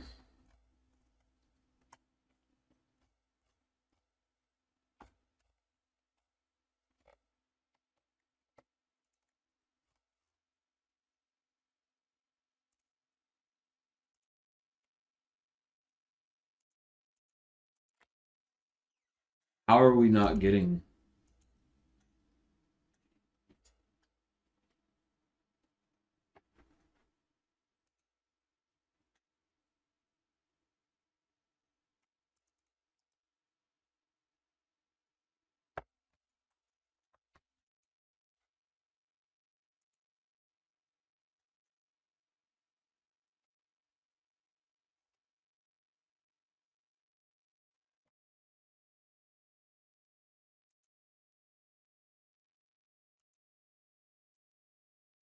How did we get here is the question.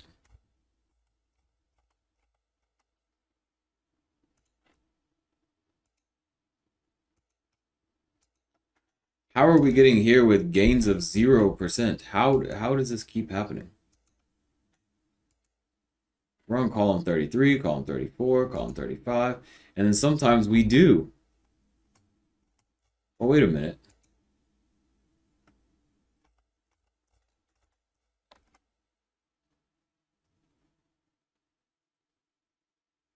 Wait.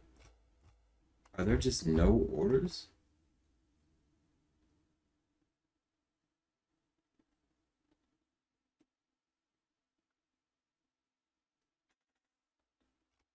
Why are there no orders?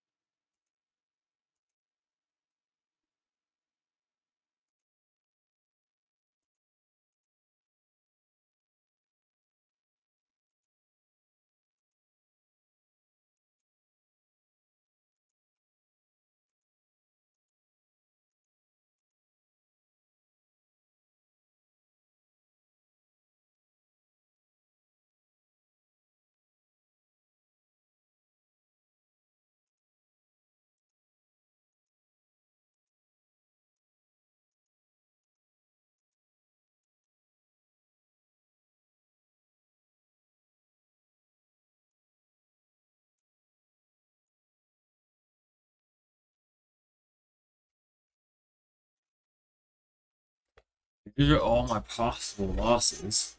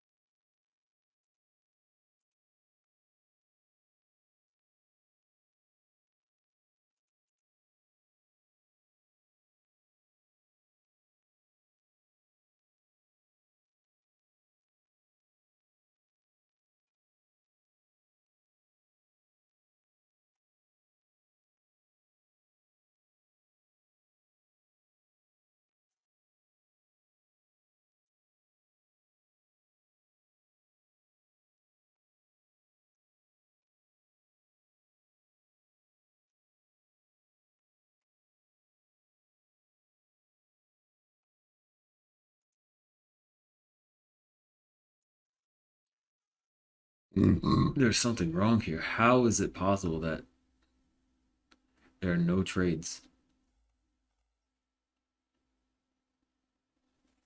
But yeah, we have all this cash used and available balance.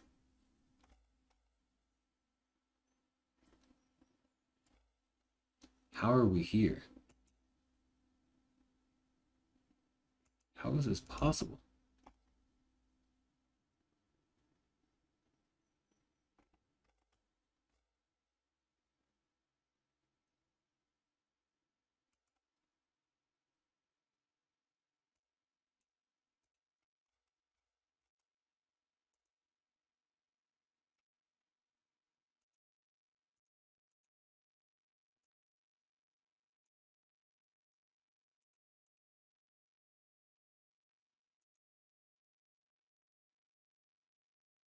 What? We went through the whole thing?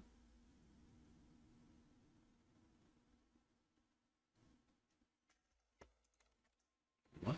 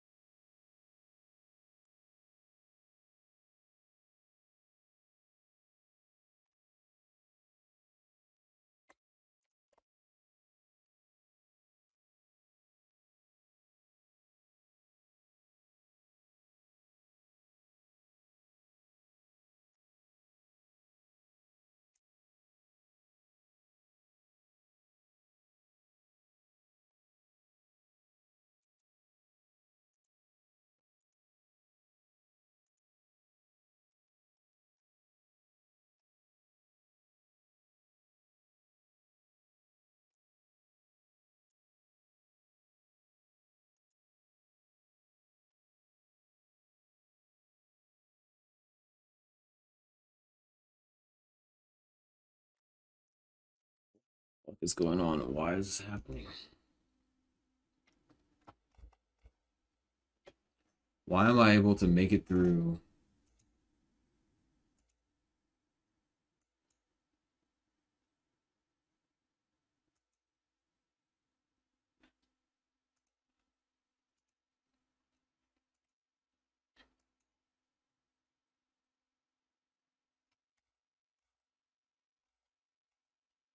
There's only 2 trades?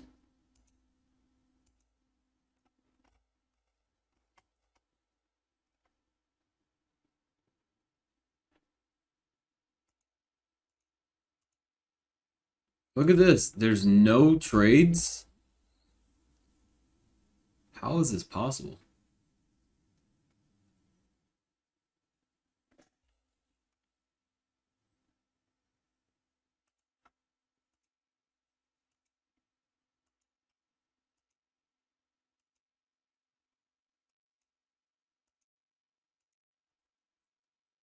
Wait, what? How is this possible? Of 31, 32, 33, 34, 35, 36. Hmm?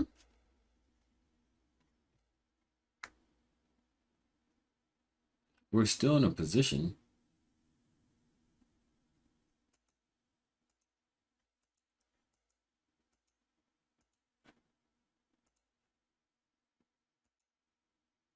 What the fuck? One out of this many we didn't take any profit?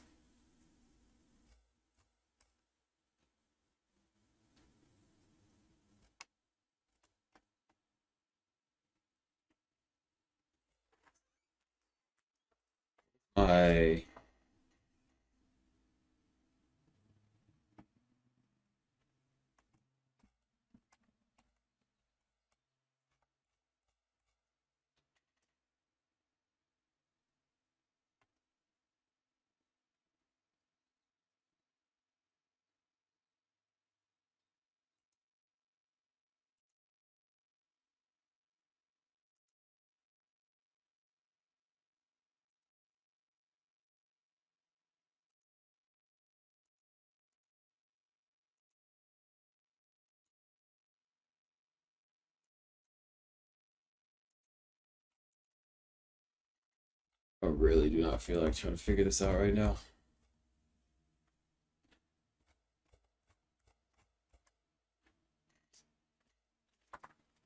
I really do not feel like it.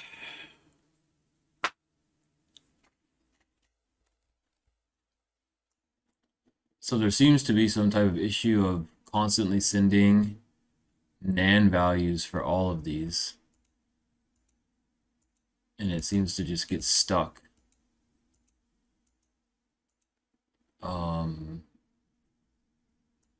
So I have to figure out why that is.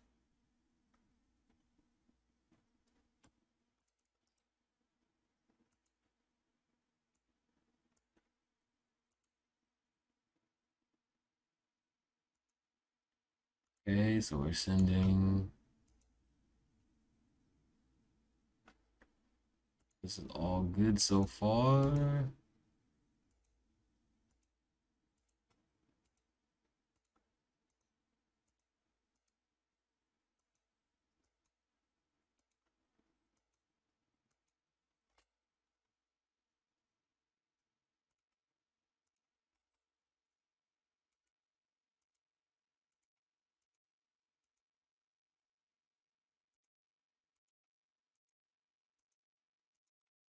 Holy Jesus.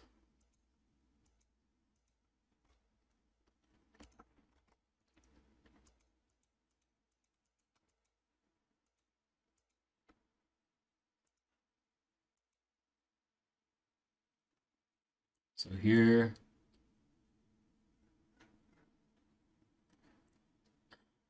what?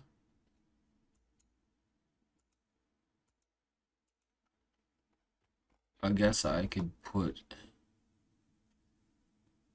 either here or here.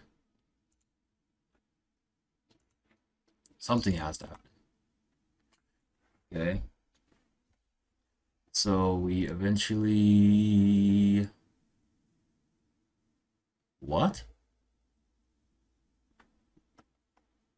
If the low.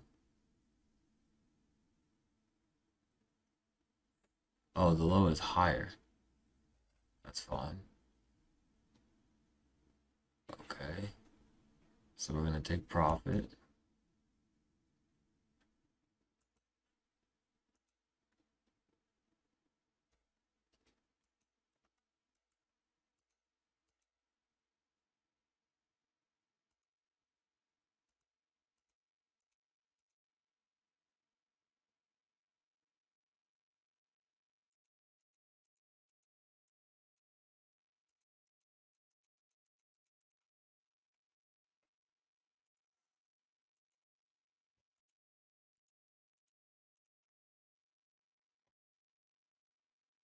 What the hell?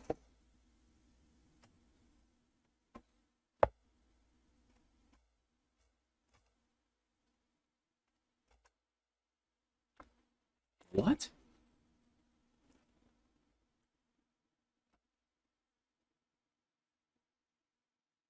What?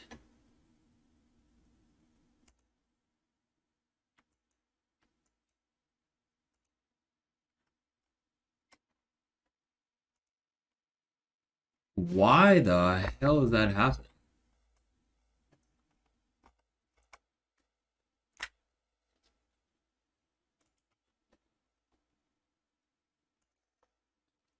So we're here, we're increasing. One. Oh, wait, what? We're not raising any rejections. The order not filled.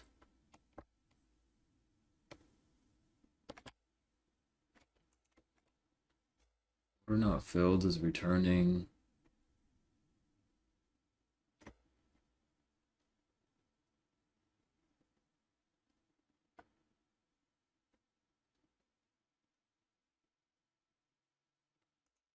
There's gotta be a problem with the order not filled.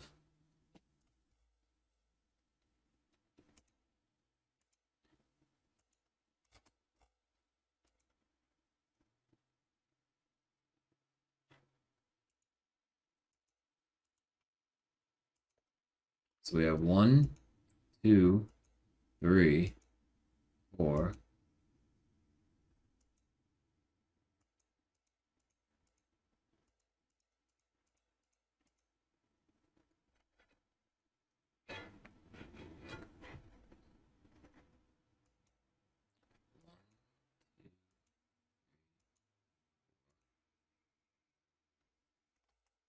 Gotta be the order not filled.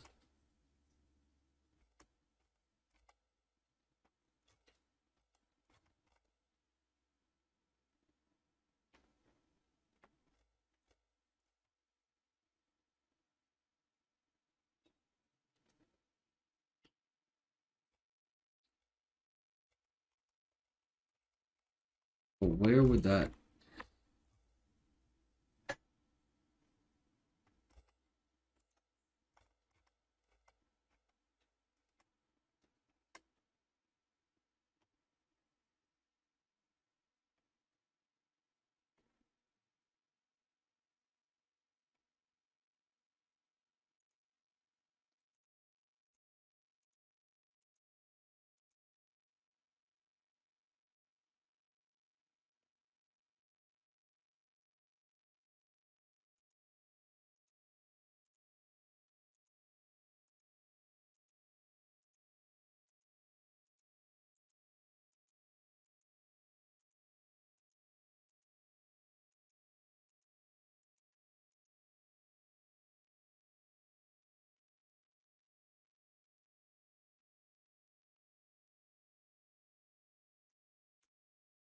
The stop loss price is NAN.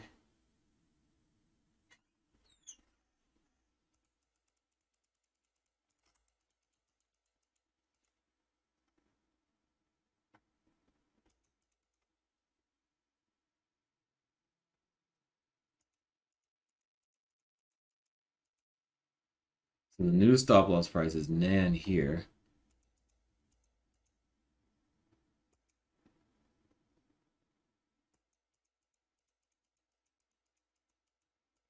So the new stop loss is still NAN.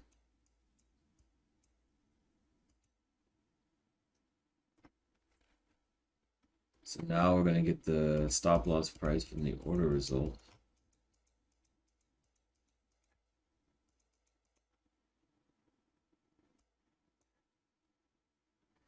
So our stop loss price from the order result is NAN.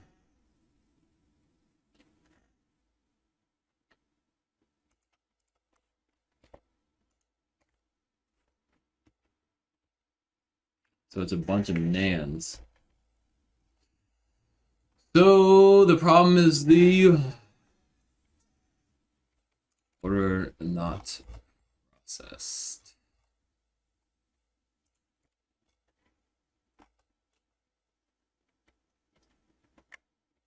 Wait a minute.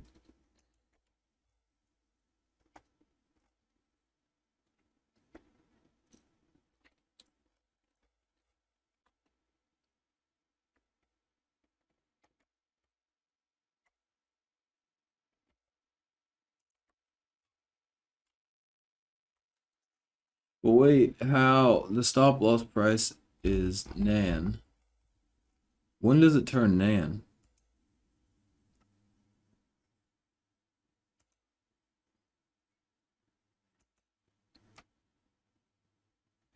Because I have to return the previous stop loss price. Why is the stop loss price is nan?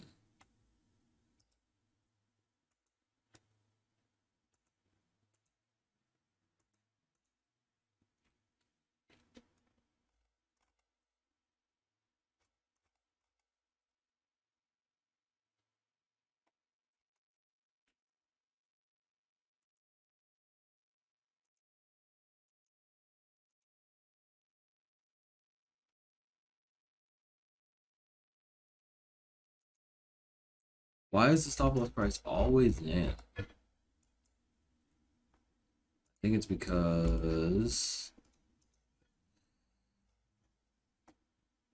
it's nan.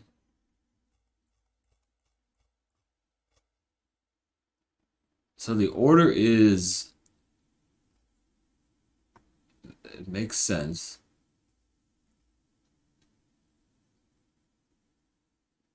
So when we're processing the order, we're always going to send our stop loss prices as nan.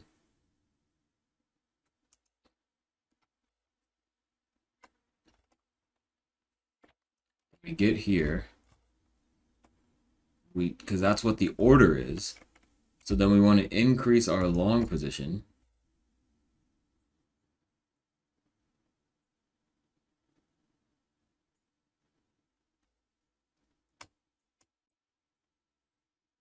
And so we are always setting this as nan.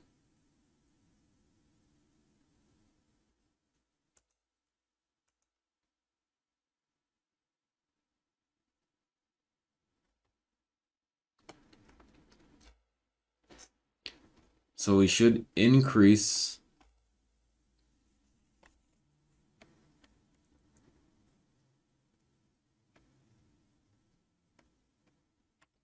So how do we get this thing to send the last stop loss? Well, we can't do that though. That's where the problem is coming in. Is how do I keep the last stop loss? So here we have the we have an we have a possible we have a true value. So I guess we have to walk through this whole thing. So we have our down here. We have our third thing. So we have a stop loss result.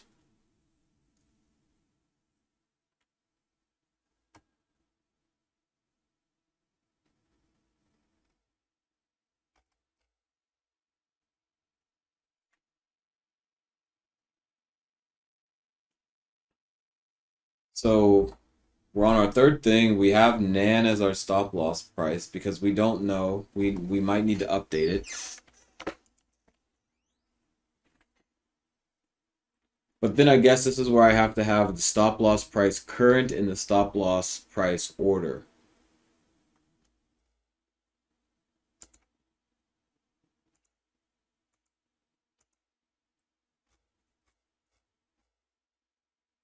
So then I guess all wait a minute. So I come down here and I say process this order.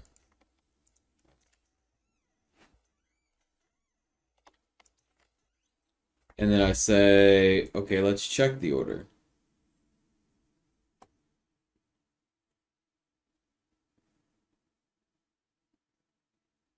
Stop loss prices.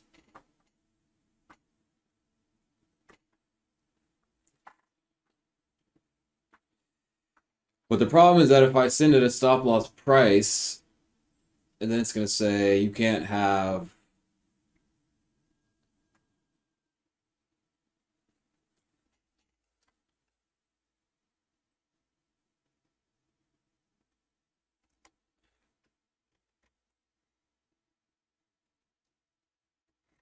I feel like the order checker needs to just be the original, like the order that I'm sending here. Then you come into here that way, because this is where the problem is like I have to check. All I'm really doing is just checking to see if the size value and the leverage is fine and the price is fine. Other than that, I'm just constantly rechecking the same shit over and over and over and over again, and it's already been okay. It's okay, it's okay, it's okay, it's okay, it's okay, it's okay.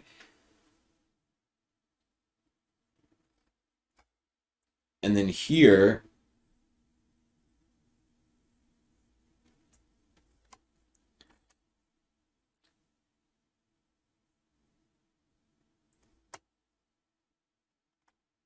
long increase. So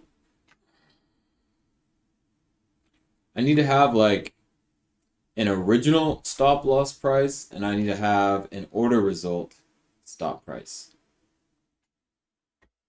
Stop loss price. So that's kind of what he was doing. He has like a current stop loss price, he has an original stop loss price. Let's see.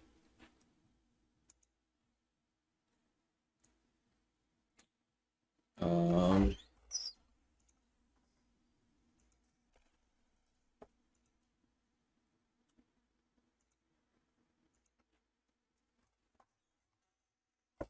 so he has current initial price, current price, initial price, current price, initial price, current price, initial price, current price.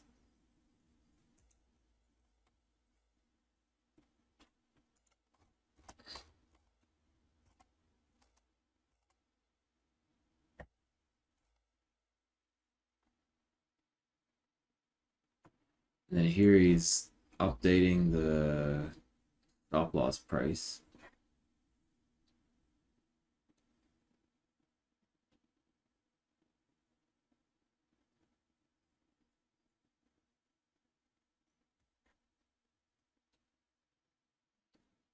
Here's the current stop loss price. This is the trailing. So this is always going to, so this is going to get the current stop loss percentage. And so now we're getting the stop price here.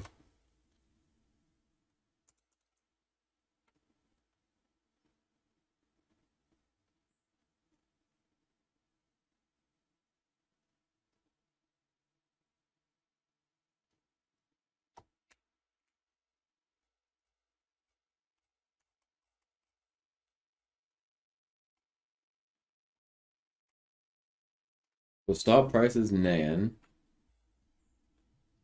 So how do I do mine?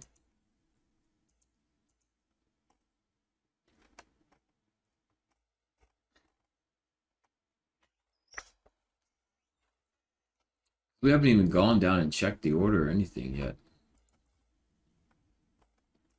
So what do we need to do here? So we've come down. Boom. We enter, there's a true. So we need to come down here, check the order, I guess.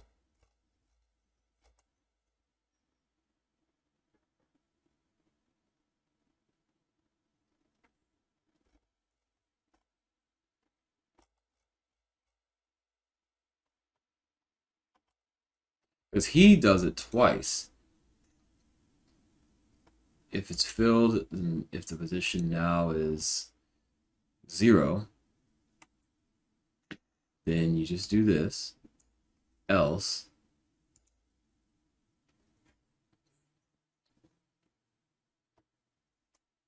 you do all this stuff with the stop loss.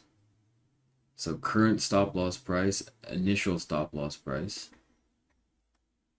Current stop loss price, initial stop loss price. Current price, initial price, np.nan.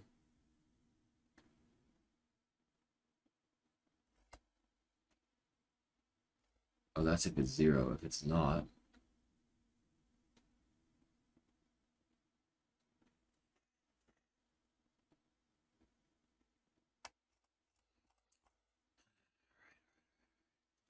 so there's an initial price and then there's a stop loss price.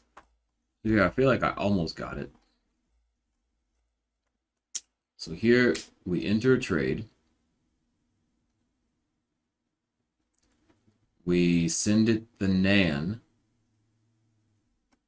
The order result comes back as the stop loss price, right? Then we come back in here. So now what we need to do is we need to send. I feel like we only need to check the order once.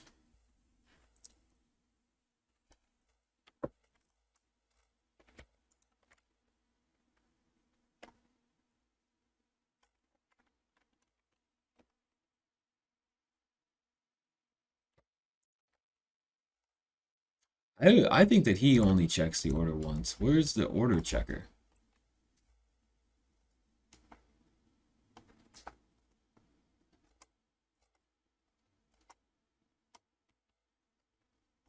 Because here we have this is the only time that we have.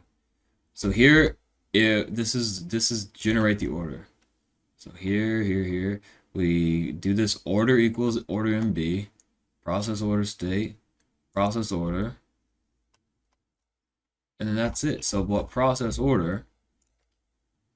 We have the order, the process order, the order records. So we have execute the order.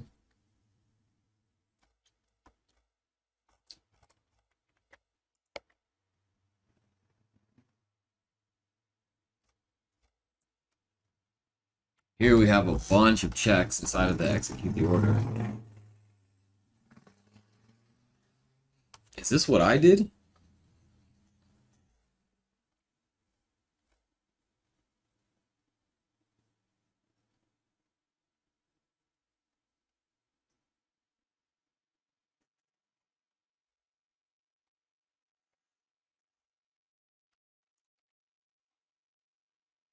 Here's a bunch of other checks.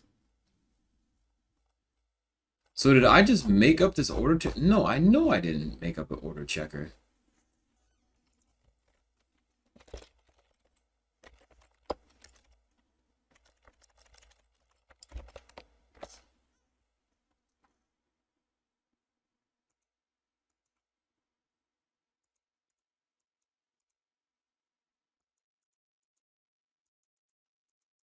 Maybe I did.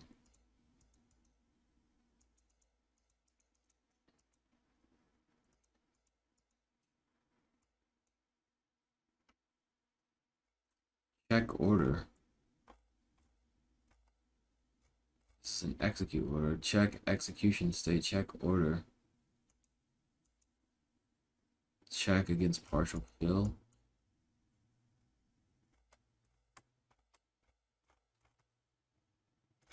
Oh my god, are you telling me that I made up order checker?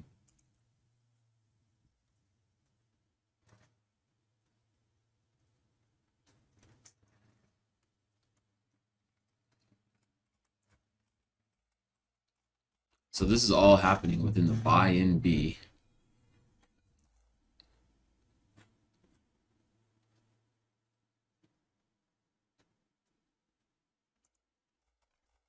Wait a minute. You're telling me that there is no...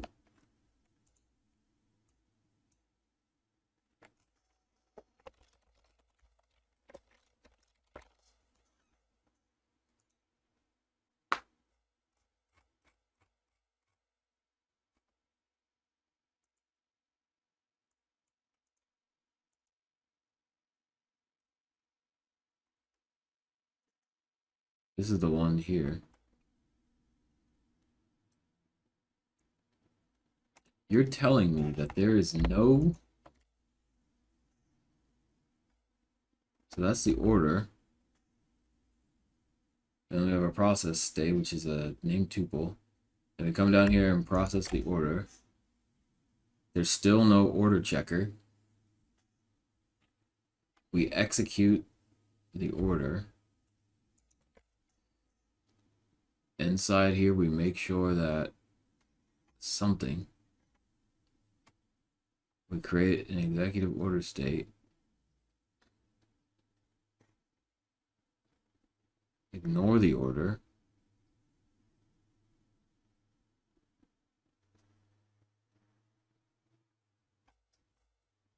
This is execute the order. Oh, so this is the idea. Is I just made this an order checker, because that's all we're doing here is checking to see.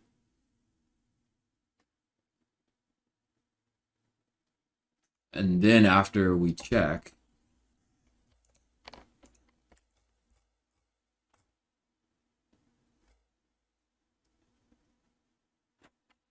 here he doesn't even check stop losses or anything.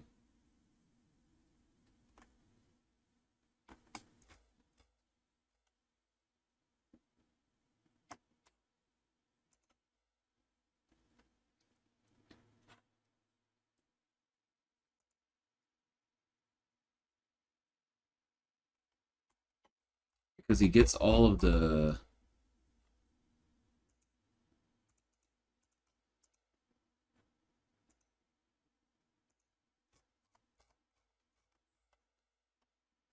gets all this information first.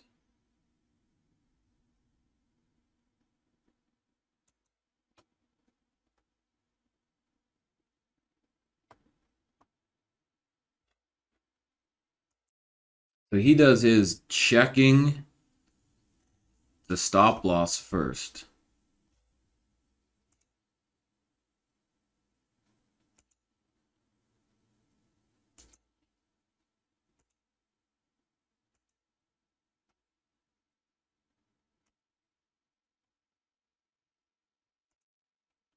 Then after that, you create the order.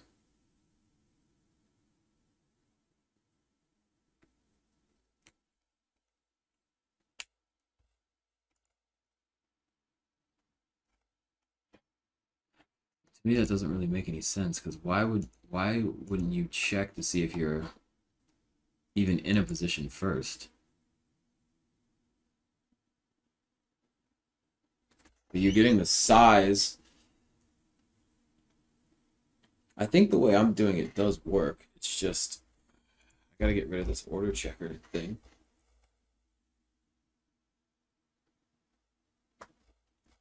I think.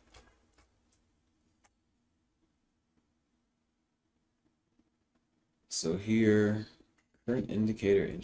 Why? But it was working previously, obviously. So I'm doing something wrong here.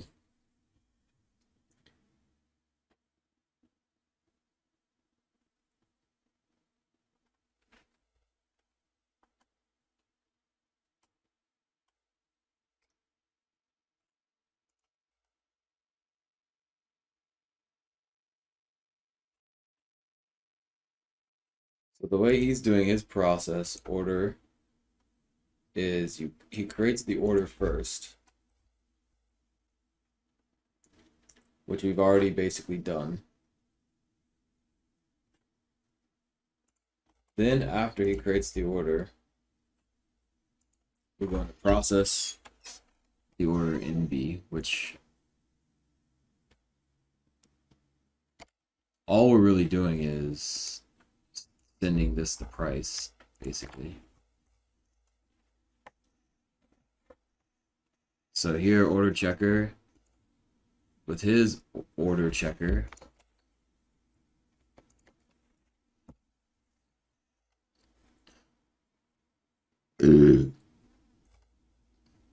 he's basically getting the order size, which I'm doing.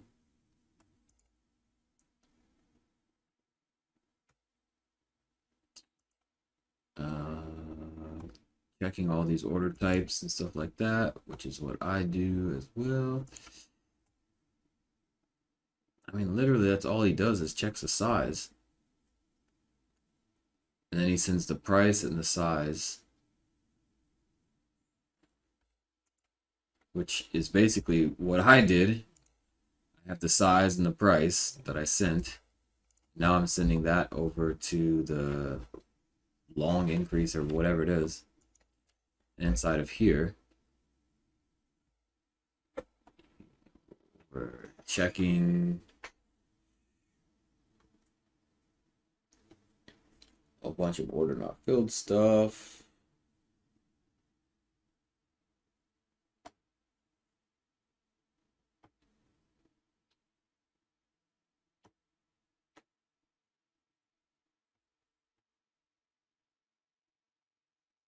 What?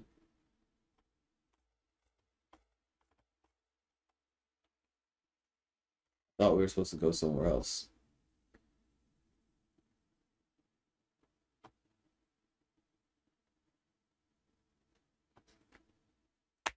Thought there was another like buy something.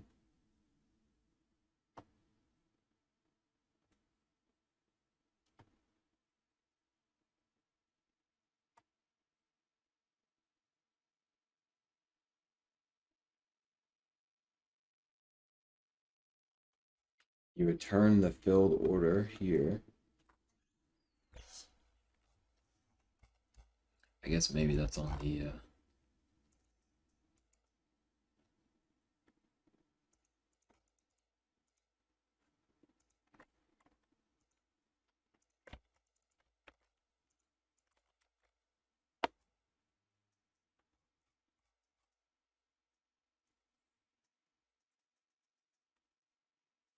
we were already here.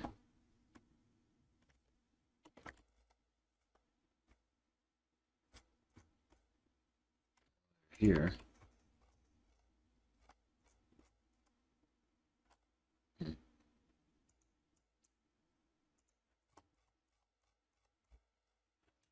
So what am I doing wrong?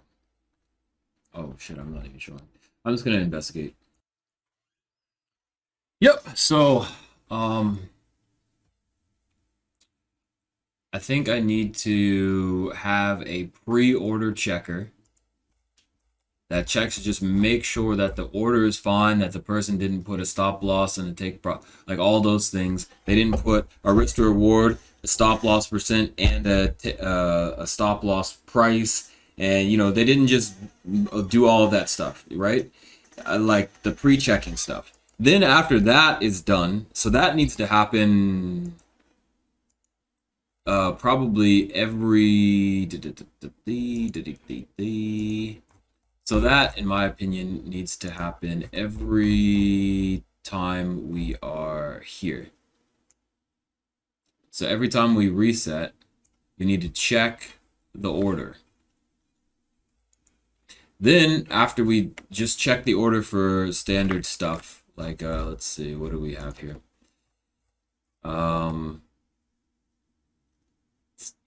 We don't need to check the available balance. Well, I guess we do. Because what if they didn't put an available balance? We need to check the fees, the MMR. We do not need to check the position. We do not need to check order size. This needs to be in the in like when you're right about to execute or something like that. But we do need to say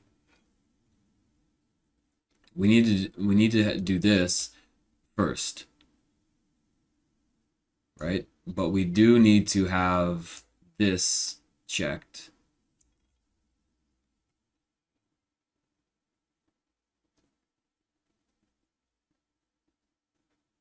Well, no, actually, these need to be checked in the very beginning because if this is not an N and it's less than that, yeah.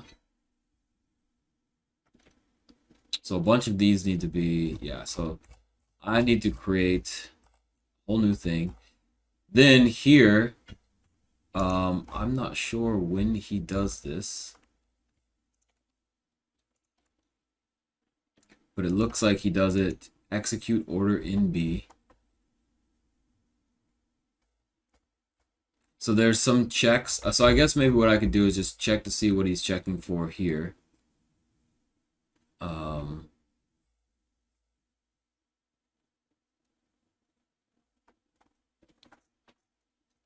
Because some of these things only need to be checked once. Like this, for every single order that is processed, the fees are not going to change. So this only needs to be checked once. And so yeah, I could read through this and see what he's checking. I could read through this and see what he's checking here and get rid of a bunch of that stuff. Then I still don't fully understand how I'm going to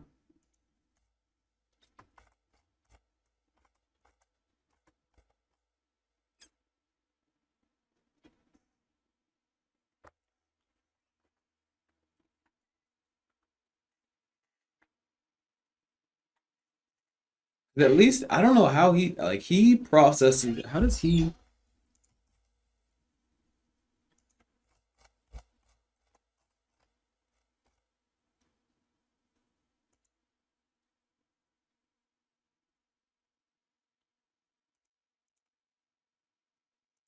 If you're using stops, okay.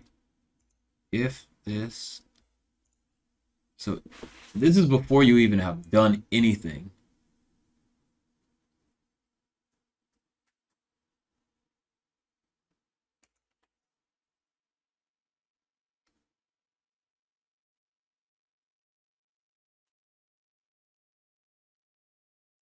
So before you've done anything, you're checking the open, high, low, close.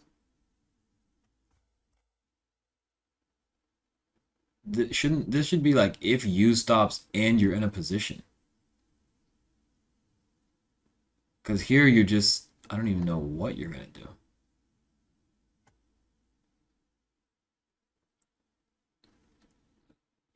You're already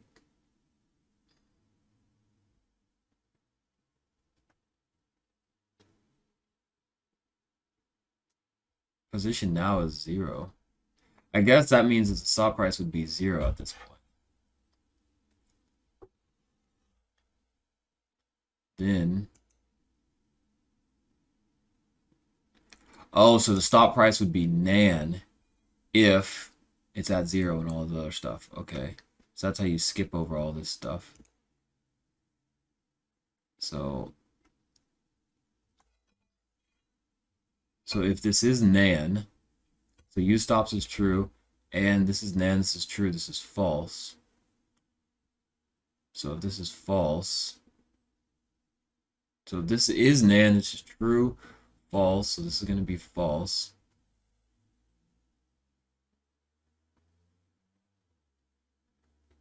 If it's a long entry,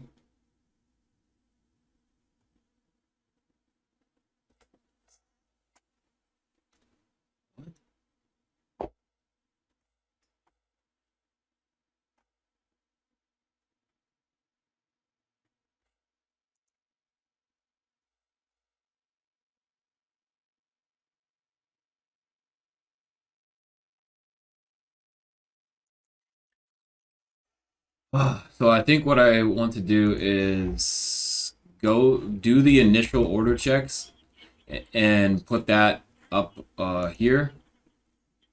And then after that, after I do that, then I think it would be a little bit easier to understand what to do here.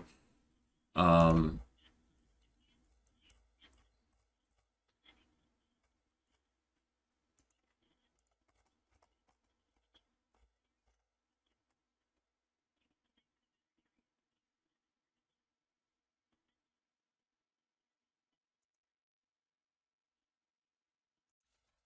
all right, so I gotta go pick up Max. I don't know why I'm so confused by how he does things. Because he's checking first, and then he's gonna set the stop price to nan. And then it's like, if the stop price is nan, then this is true, which is false.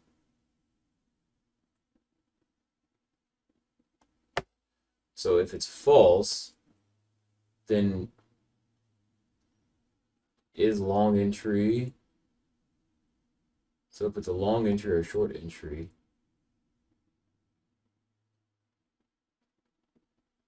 if it's a long entry, is long entry, is long exit.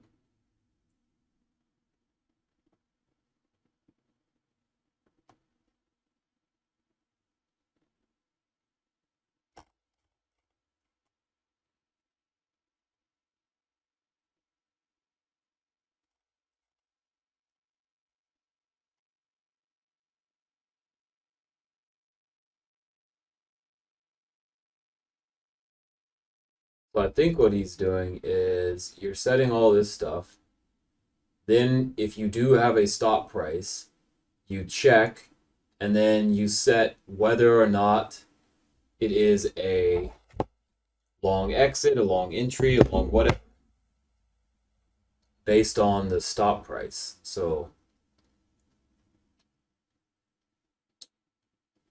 Um, so you have your stop price, your close, your balls, other stuff, and then that's going to tell you what the price is. And then, oh boy, boy, boy, boy, boy, boy. All right. So it is. There we go.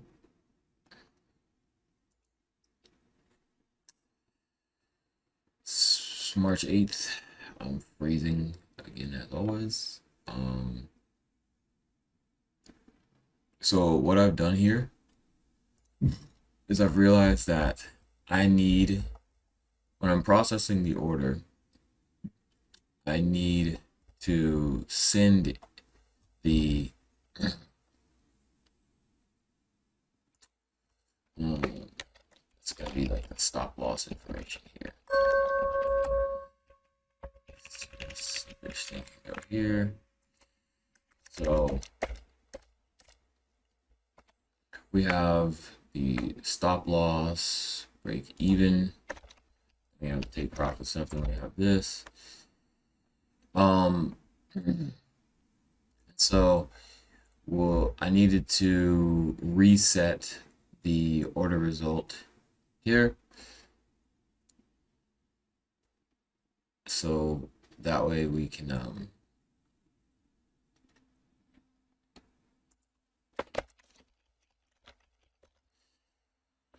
oh, this is fine together.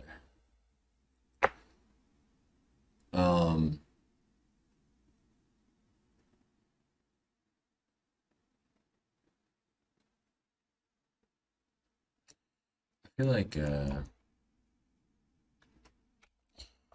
needs to be like separate sections of things. So anyways, here's I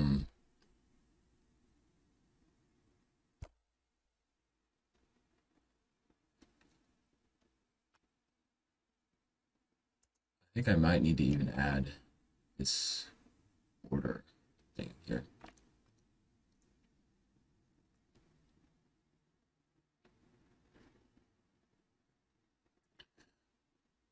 So this is the stop loss order. These are the orders. And then there's going to be like order result for all of these. And then does that mean that I come down here and set this as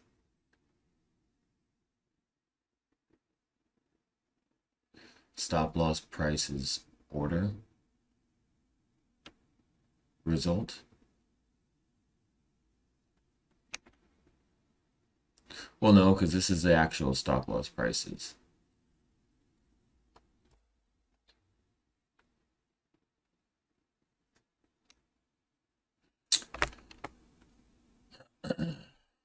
Anyways, I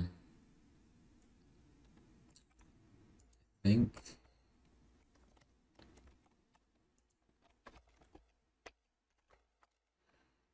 I want to do something like this. This. This.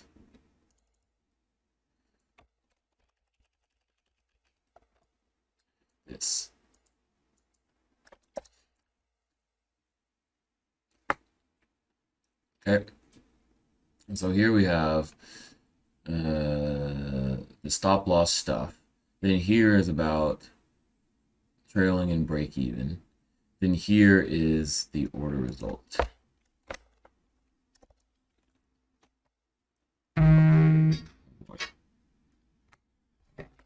Does this keep happening? It is so unbelievably cold. Okay. So anyways, over here Now with the order not filled, since the order is not filled, we want to send the results, right? Because if we, that's what would, that's what he's basically doing over here. So you have your current price, and then you have something else. I think, oh yeah, you have your initial price, and then you have your current price.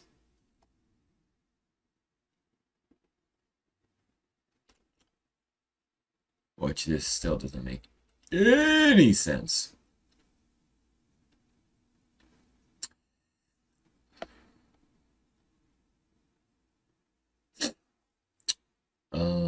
Oh yeah, and then over here, there's gonna need to be even more options, like when should you start trailing the stop loss, and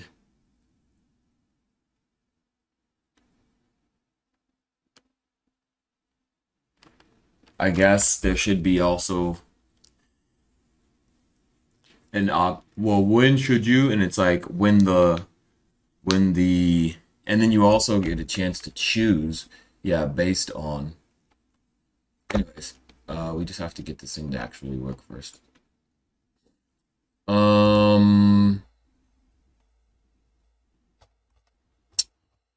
Okay, so I think this will work now.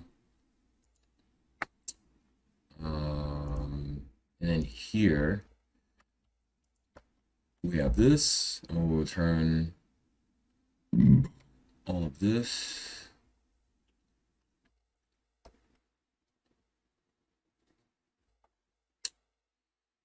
That's it.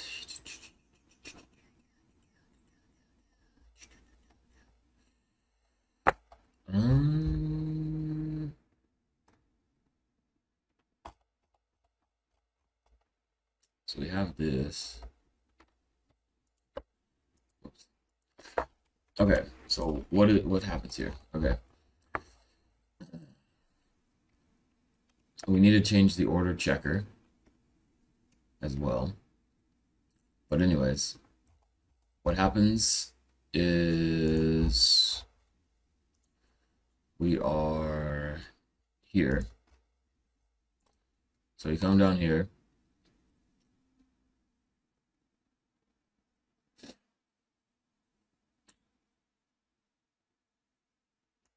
We'll break this for loop.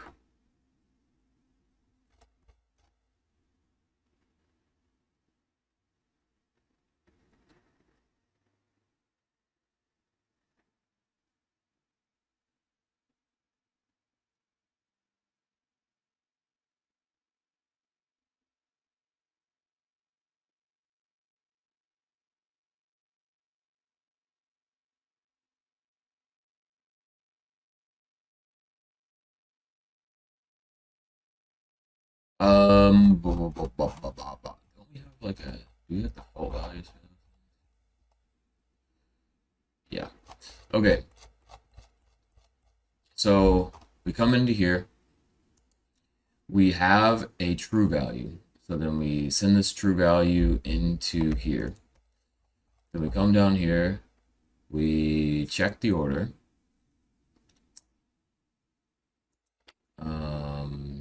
If it's a long or short, if it's a long entry, you check the order.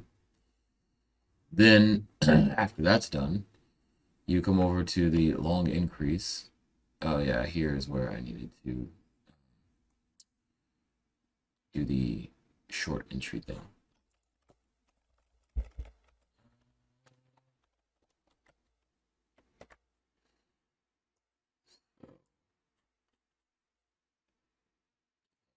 Yes, it's so cold.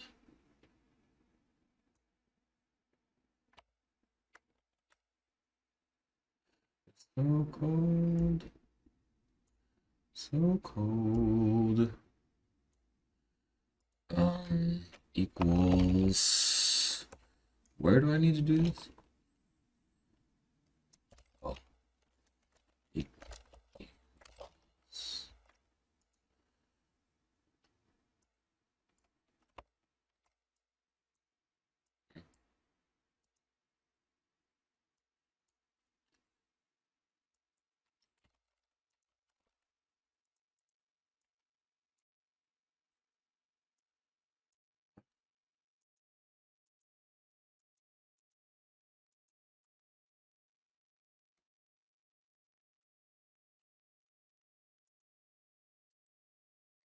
Apparently this is working.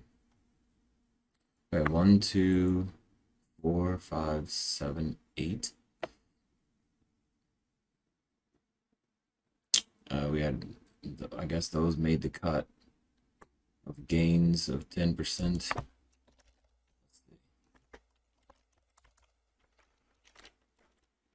Well, let's just comment these out. See what happens.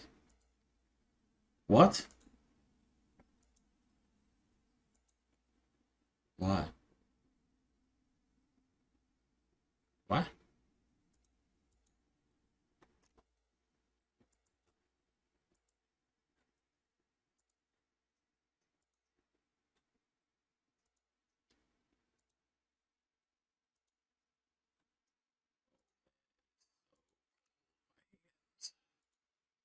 My hands are freezing. All right, here we are.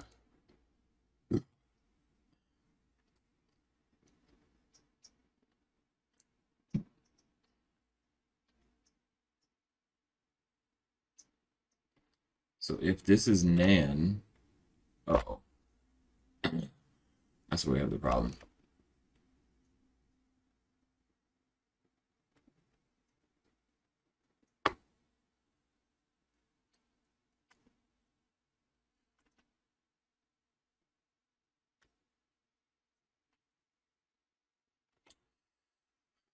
Um,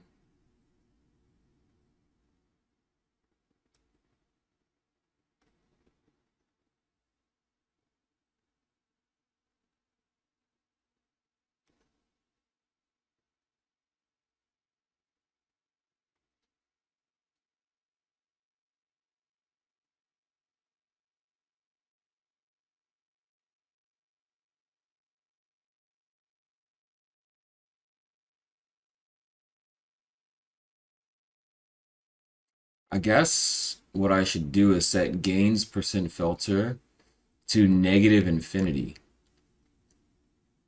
as the default.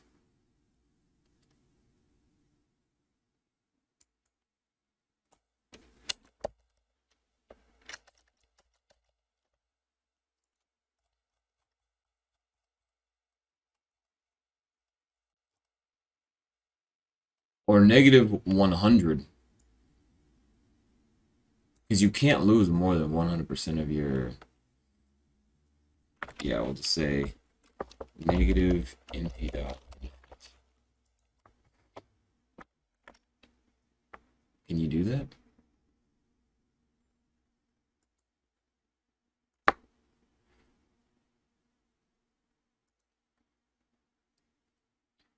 I guess infinity should be negative or positive. Yeah, whatever.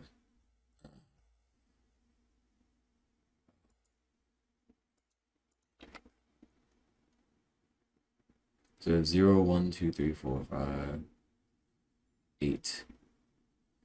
So the gains, so order set, indicator set. What? Wait a minute, what? There's 1, 2, 3, 1, 2, 3. So that's 9. And we have 2 of these. 4. 3, 4, 4.5. This is 2, 3, 4.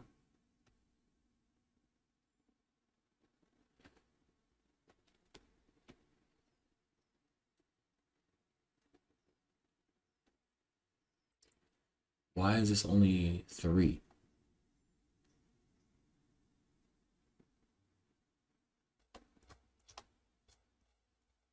Wait, what?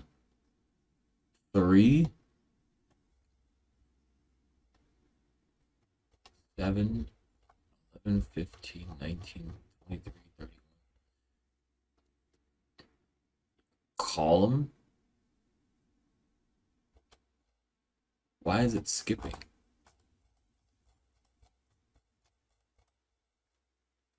3. It's skipping 4. Wait, what the fuck? What the hell? What the hell? What the hell? What the hell you do?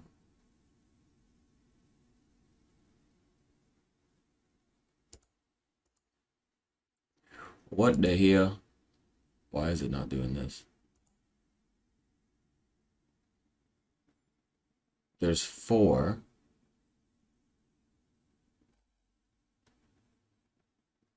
We have 9 order settings.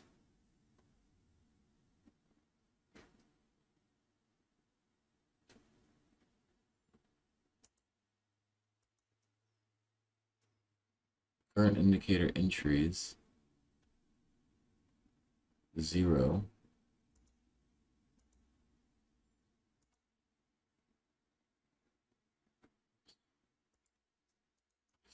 Indicator settings counter 1, 2, 3.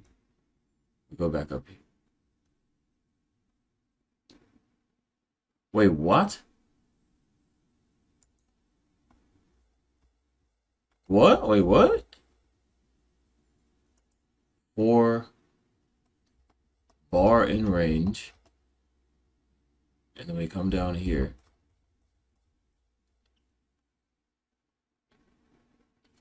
For this.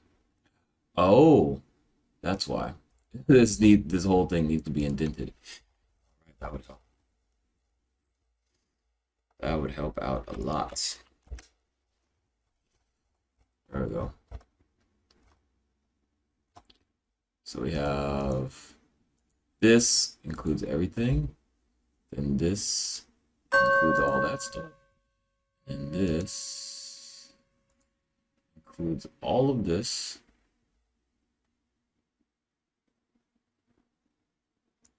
Okay.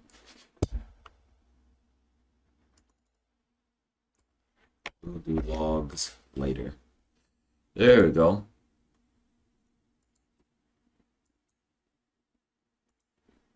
Oh, this is going to be pretty big. Pretty big. 1, 2, 3, 1, 0, 1, 2, 3, 0, 1, 2, 3, 0, 1, 2, 3, 0, 1, 2, 3, 0, 1, 2, 3, 0, 1, 2, 3. And then we have our 9s. There we go. There we go, people. And so now here we have total trades, gain percent. Total trades, gain percent, 0. All of these actually gain some money? Wow, wow, wow. Wow, wow, wee, wow.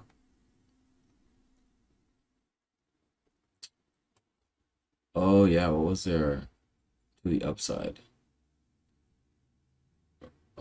1, 2, 3, 4, 5, 6. 1, 2, 3, 4, 5, 6. Well, I mean, if this is the case, then it's 80. Yeah. To the upside. 9, 1, 1. Out of 77 trades, 61%. Okay. Okay. Anyways, so this seems to be working now.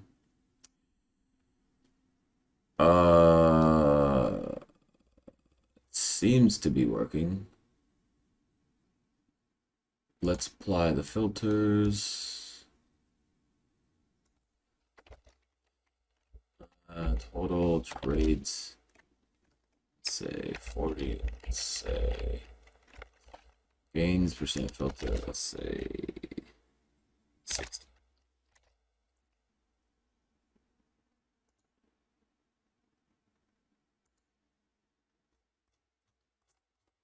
What is going on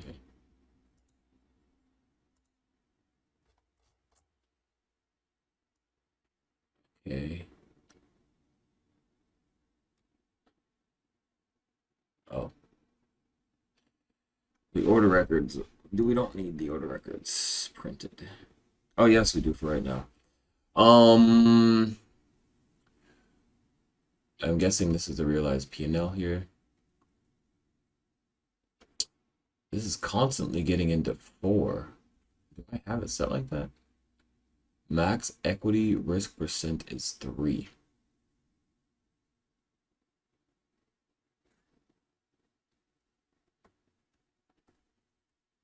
But yet, we are constantly doing 4.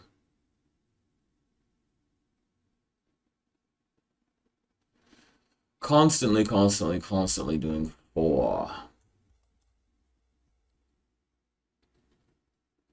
So we need to look into that. So I found an error that once we get to this point, we have to assume that, I guess the reason why I put this down here,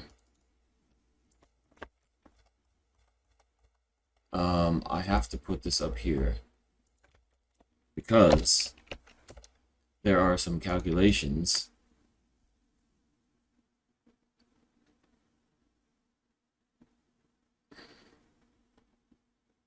so the new position equals 0.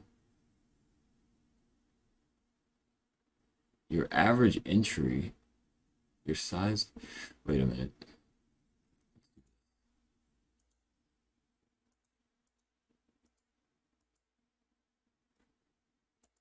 Because, okay, wait a minute.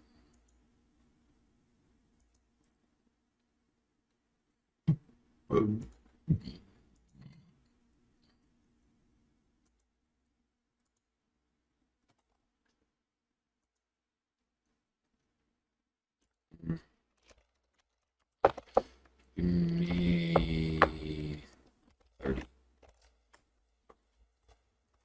There you go. Okay. Run this. Why is this not debugging?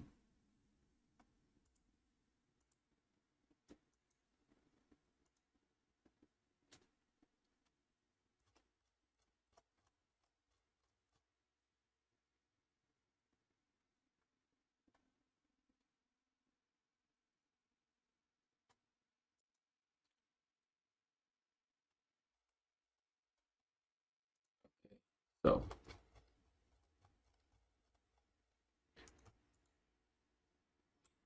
if new position is this,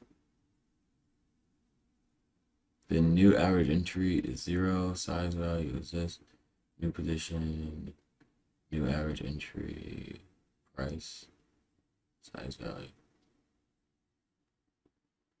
The new average entry should just be the price. Just 10,5,775. Let's see.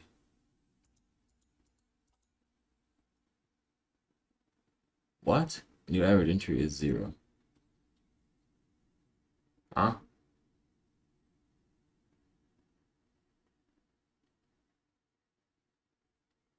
Oh, you're dividing by 0.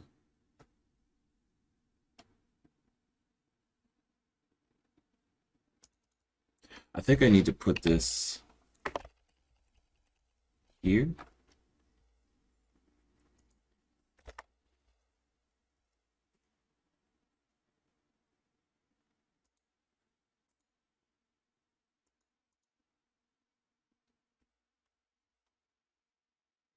Wait, why did it skip this?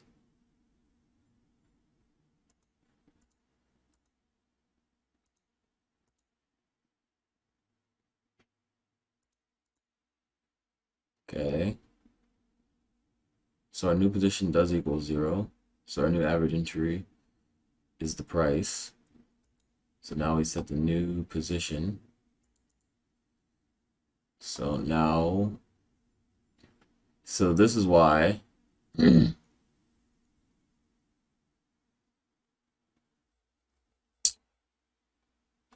I think I need to do something here that says like if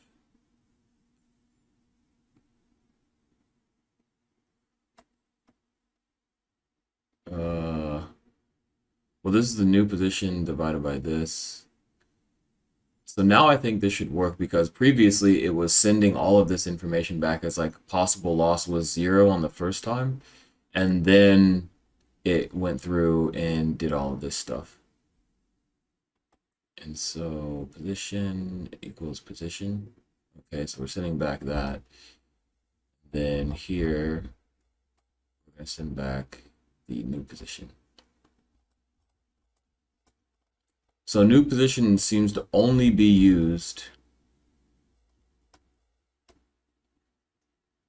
in calculating the possible loss. But it still needs to happen.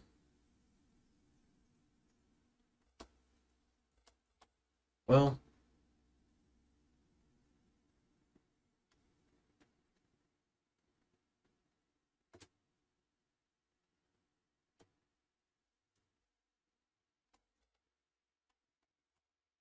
I'm trying to think of where to put it because,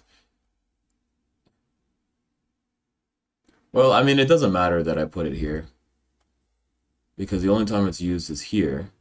And I was thinking I could just put an if statement that if new position equals 0, then use the size value.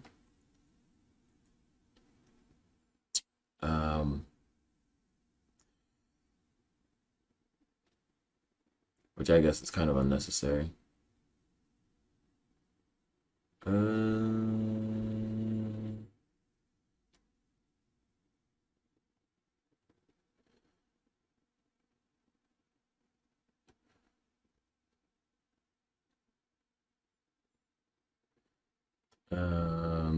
then I could just put the new position size all the way down to the very bottom. But it doesn't matter. It's fine. I just have to make sure that it's after this. Okay, so let's see if we run it. All right, so we got 3, 3, 3, 120. 4, 8, 12. So we're gonna risk. How much are we risking? 3 times. What's my risk to reward? Is that a 5? RR is. Oh my god. Oh my god.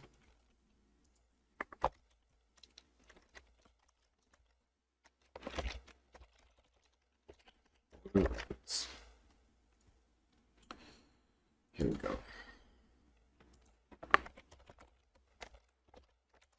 Oh my god. So we've got risk to reward is 4. So we'd be risking $3 times 6, 6 times 1, 2, 3. 3 times 4 is 12, so this makes sense. So threes. All this makes sense. I have the orders, columns.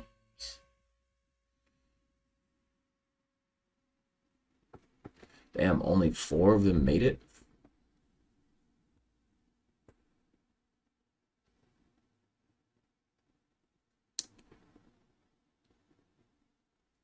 I feel like there needs to be some type of ID here as well.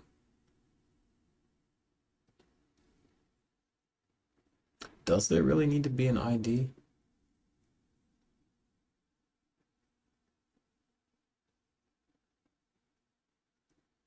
Does there need to be an ID for the data frame? Nope, because you get your IDs right here. So I guess everything works now. So what does that mean? that means that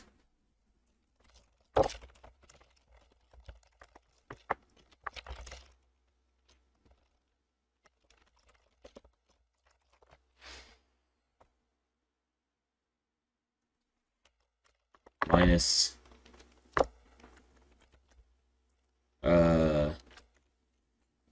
break even yet, but yet long words. Long increase decrease.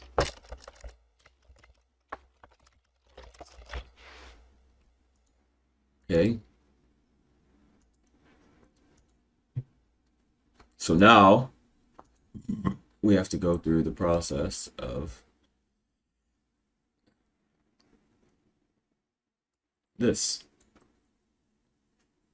Oh, shit. Well, I guess. Oh boy. How do we do this?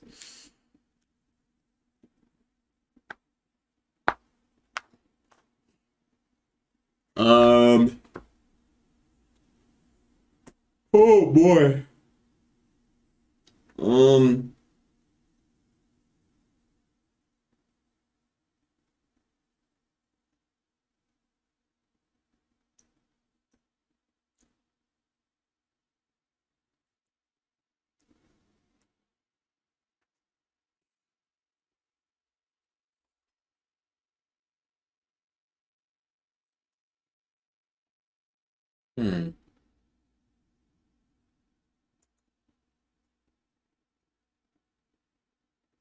Now the question is, do I do it so that way the trailing stop loss is just true, like he said here?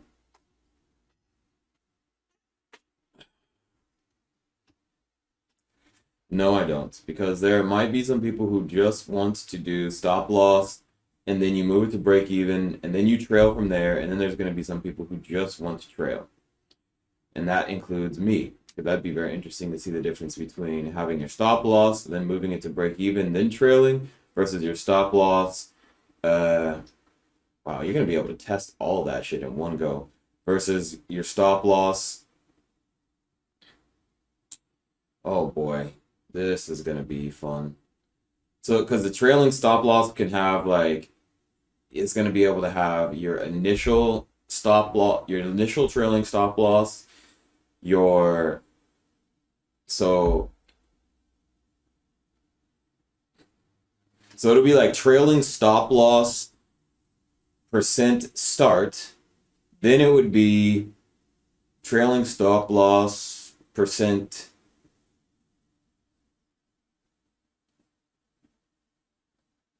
something else, which says, okay, so you have your starting trailing stop loss. Let's see here.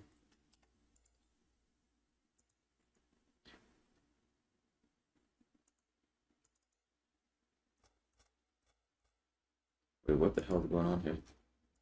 Oh, okay. So you have your starting trailing stop loss, let's say down here. You put it here. Then you have to say, okay, if the price, the low of the candle is, or how you'd have to say like, if the low, once the low of the candle, if you're in a long position, once the low of the candle, so let's say that this is our stop loss. Oh, whoops, I gotta do this. So let's say this is our stop loss. Stop loss.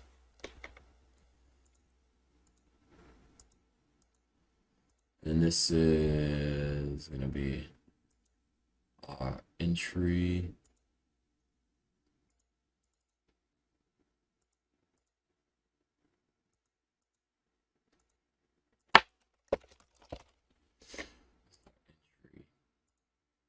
Okay. And so let's say that this is our entry, and then we'll say, Okay, once the low of the candle gets to be like 1%, let's say, above, let's say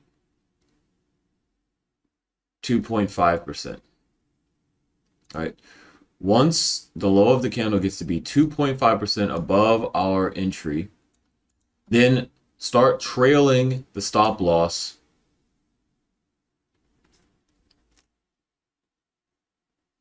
by 1%. So I guess that would instantly, well, I guess there's that. But then I guess there's also here where you say, so I guess there could be multiple things here. You could say once the low gets to this point, then automatically move it to 1% below and then start trailing it. And then as that 1% happens, so like even here, we would have this 1% here, right? Then, well, that's the entry. So then we'd have this little 1% right here from the low of this green candle, right? But as the price comes down, we don't move it.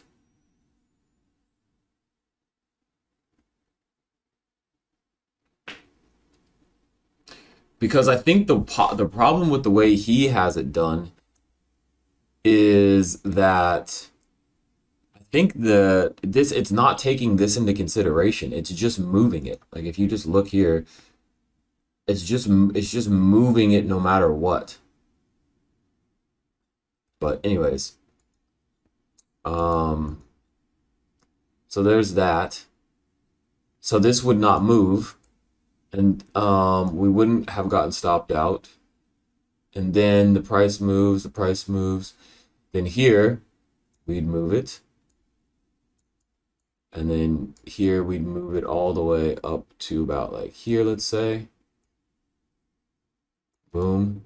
And then it would just keep moving and moving and moving and moving and moving and moving and moving like this. Damn, that's crazy. We would have made a lot of money on this bit. We would have eventually gotten stopped out like somewhere up here, right?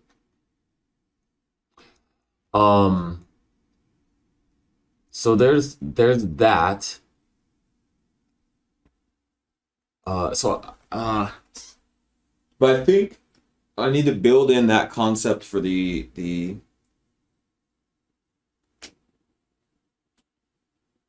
But now the problem becomes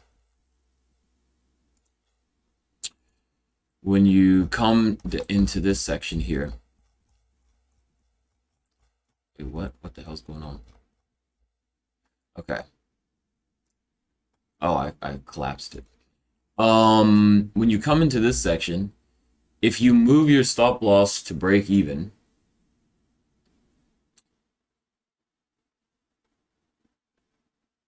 you're gonna have to return well, yeah, I guess that's what you'd have to do. You just return the stop loss price order results.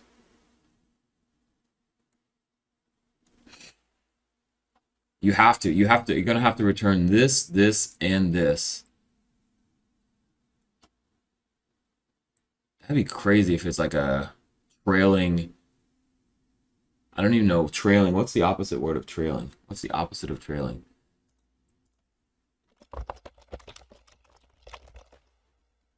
What's the opposite of trailing? Leading. So instead of a trailing stop loss, you'd have a leading take profit. That'd be interesting. I'm pretty sure that that's possible, to where it's like,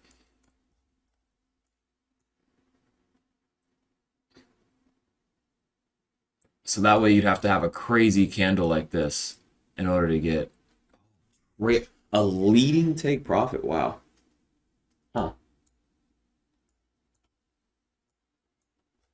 Leading take profit.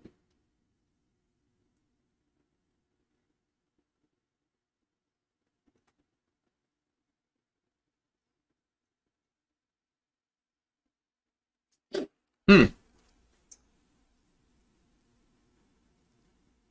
You have to have a leading take profit and a trailing stop loss, whichever one gets hit first. That'd be crazy.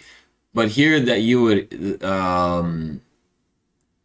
yeah, here you would have taken profit early. So here, this would have been better to have your trailing stop loss. Um, but maybe in this situation, it would have been better to have a leading take profit.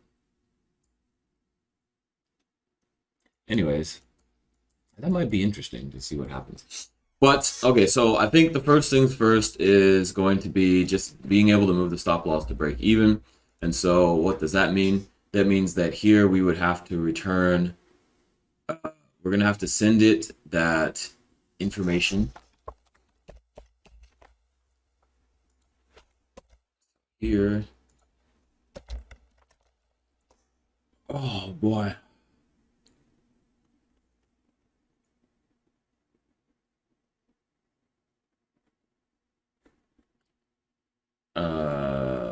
So we are going to need, what information are we going to need? Well, this is the scary part. Now I'm working on I'm working on this. I think I'm gonna just need all of this.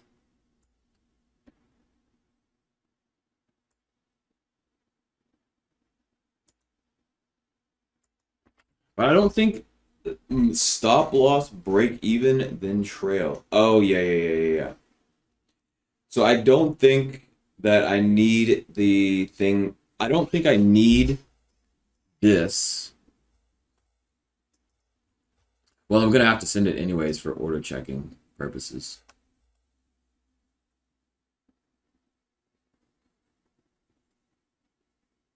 Well, no, because that is gonna happen earlier. So we're gonna create an order checker here, right? I think so. We check the order here. Okay.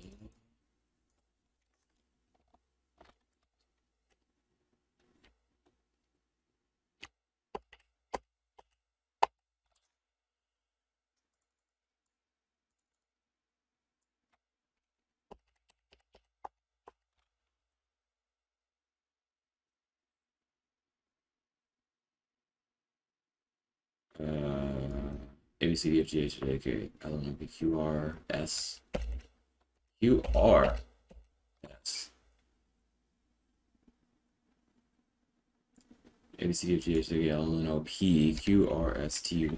What the hell? This is completely out of order. It's completely out of order. Okay. Let's try this again. That is not good.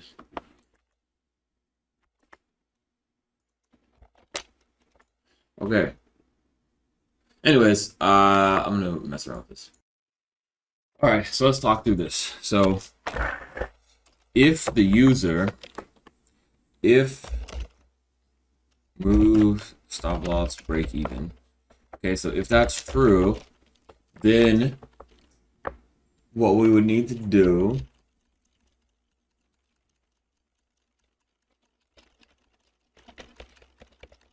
is check if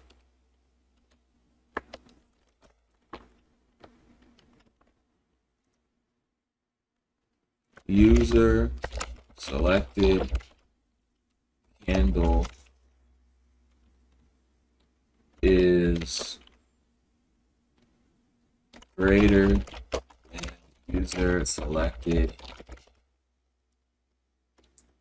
percent from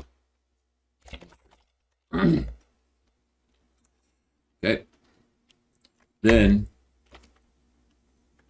if it is, then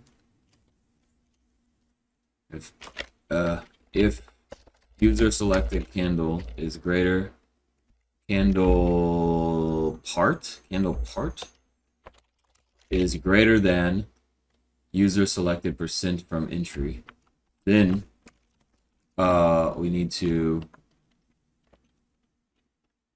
move stop loss to user selected, what is that, 0 or entry.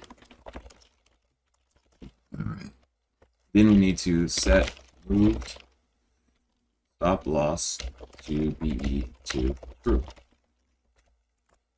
So then here we'll say if move stop loss break even and moved stop loss to break even. Move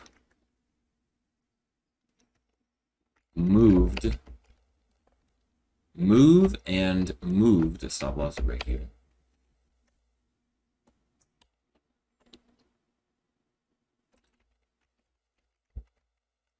Wait, what?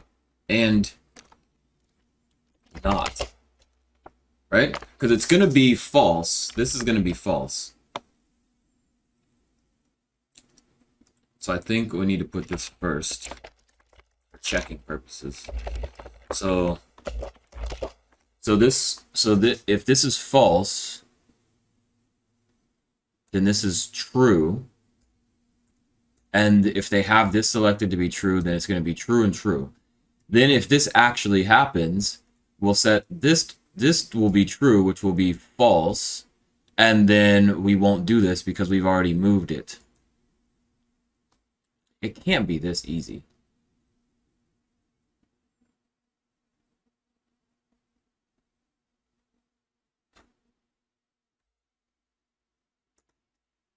There's no way it's this easy.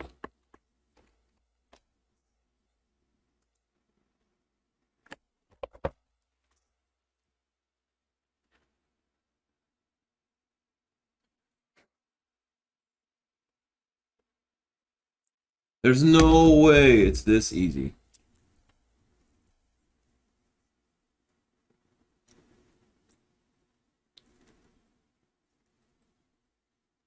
Wait, it's not. So if user selected candle part is greater than user selected percent from, no, this is not. If user selected candle part is greater than user selected percent from entry. No. Something else has to happen here.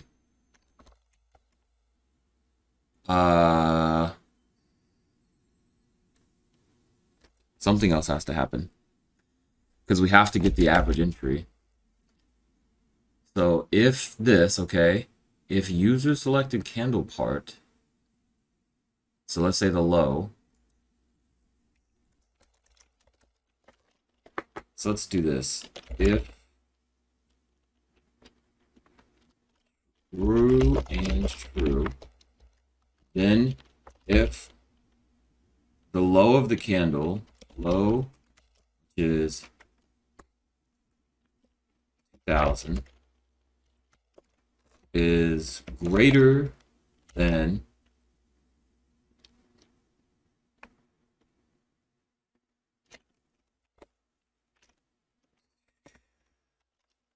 2,000 minus your average entry, should be 1,000, divided by 1,000. Is this the way it works?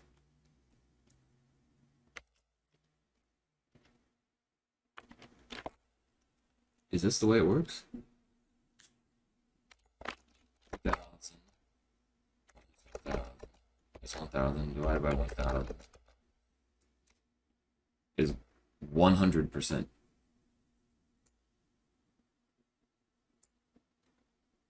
Which makes sense. Okay. So if this, if low is greater than, oh man, wait, what? I have to get the distance of the low to the average entry. Okay. So if this is the low, 2000, this is average entry, which is 1000. Average entries, this is greater than user selected percent. Then move stop loss to. So then this is it. If true and true, then do this.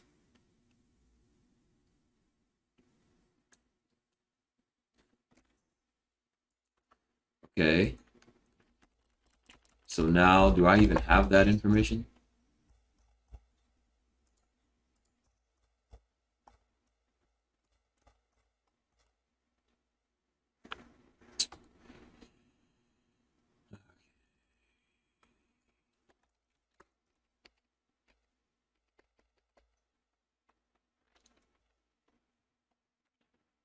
So here.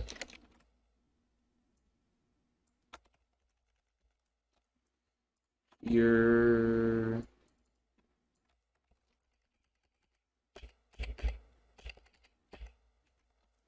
Here.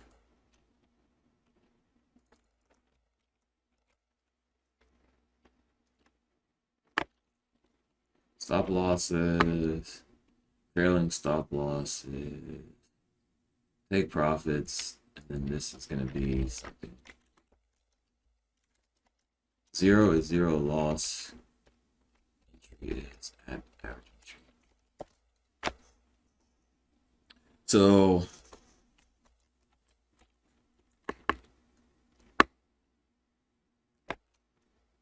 wait a minute.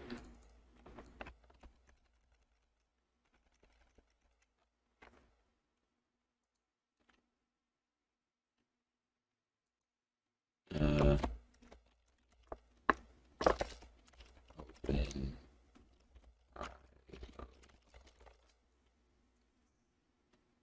0, 1, 2, 3. 0, 1, 2, 3.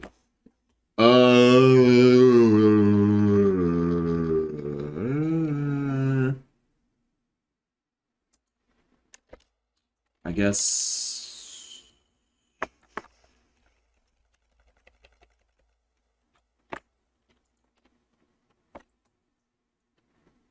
Okay. So I need the stop loss, break even, and trail. Stop loss, break even, 0 or entry.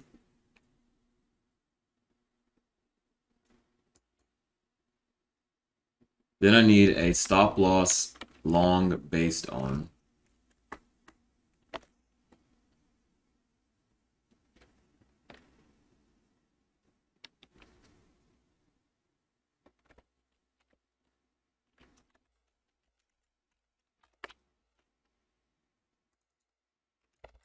Need this. Wait, what?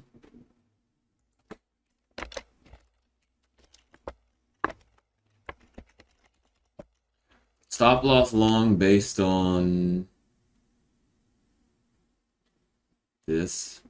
Stop loss short based on this. Stop loss to break even.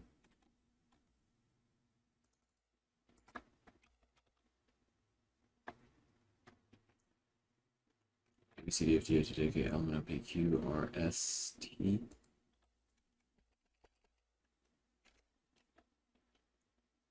Wait, what? Stop loss, break even. Wait, what?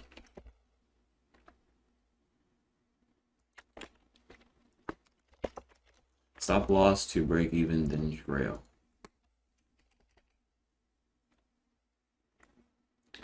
So stop loss to break even long, stop loss to break even short based on. So here's so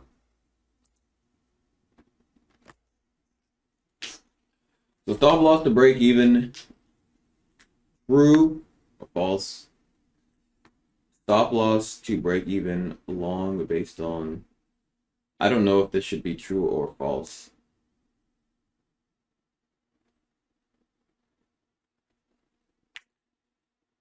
So now I have to also say user selected percent from entry. Stop loss to break even.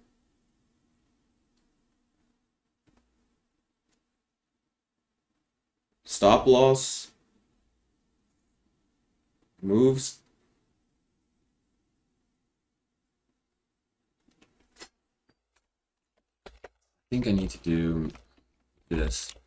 Stop loss to break even. Break even.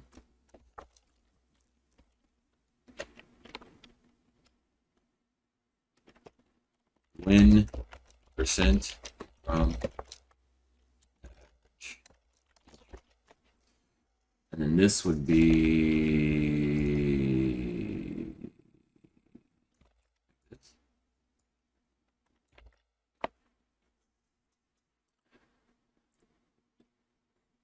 So move stop loss to break even, win percent from average entry.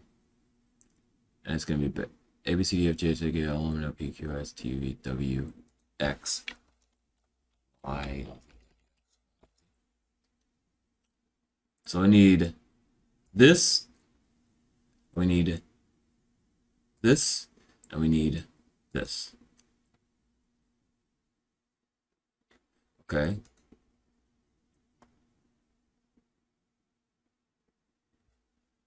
So that means that we're going to have to add all that stuff into here.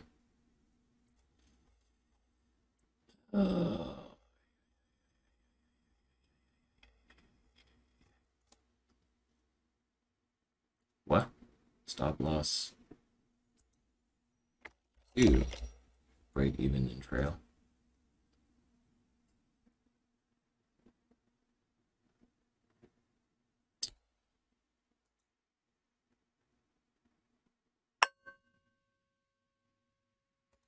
This is not true what this is. Stop loss to stop loss to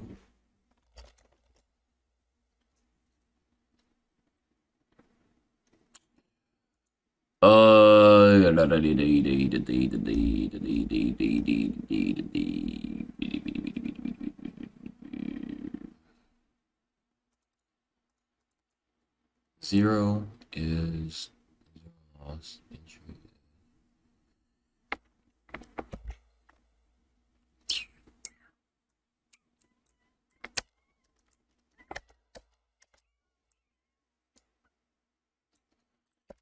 I really don't want to take this one step at a time. I just want to test it. Stop loss to break even. Okay.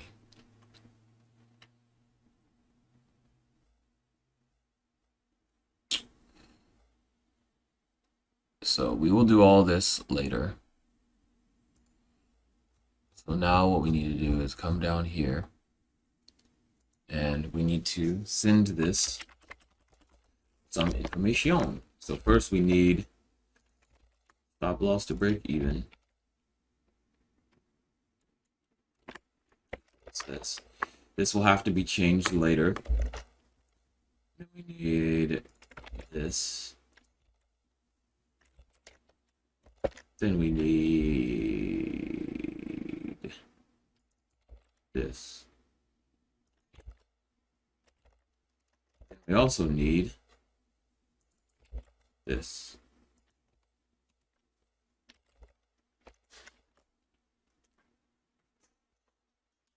Okay.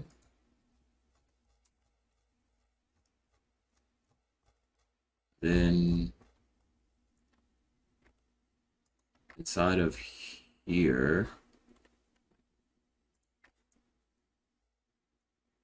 Oh boy.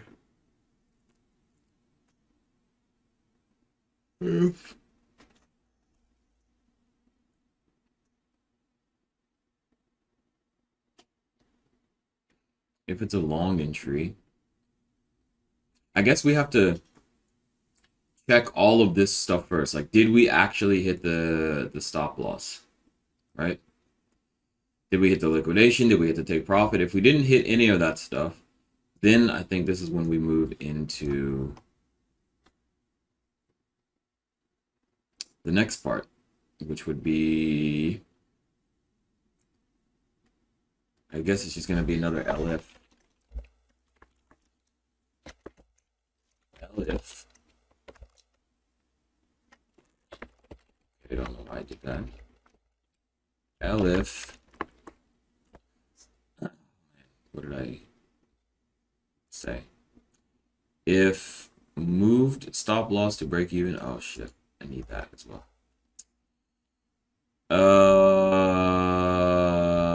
Okay, I need that. I need that. I need that. I need that.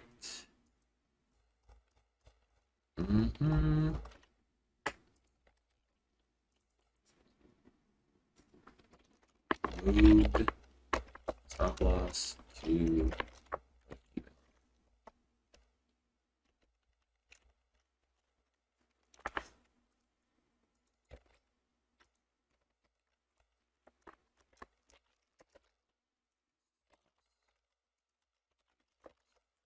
So here we have moved stop loss to break even equals moved stop loss to break even stops result.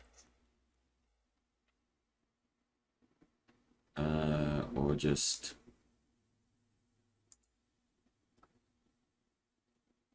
stops.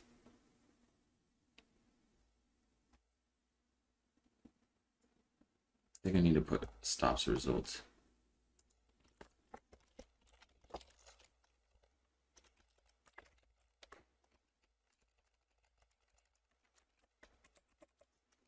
What's going on here?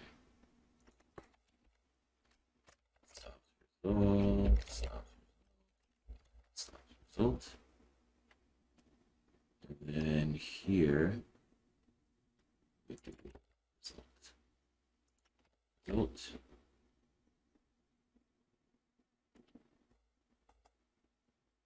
Wait, what happened here? Size, value, price, and order type.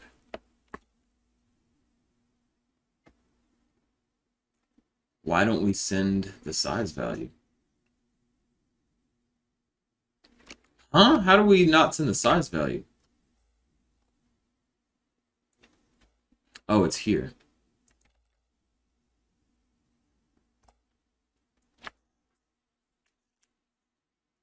Oh, this is only for closing out. Because right now there's no way to take partial profit.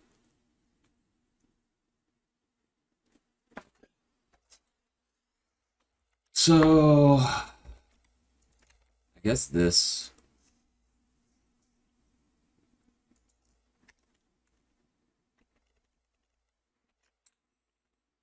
So this would need to be false. Moved stop loss to break even stops result. So we obviously need that information over here as well. Anyways, I'm gonna work on this. Also, I just realized I probably should have ran the number stuff. I'll do that after I do this. So right now I'm trying to figure out how do I define the price, like over here. The user is able to select the low, high, open, high, low, close. So I'm thinking that over here, instead of constantly having to check to see what that user has selected, we should just be able to send it once. So maybe somewhere up in here, we would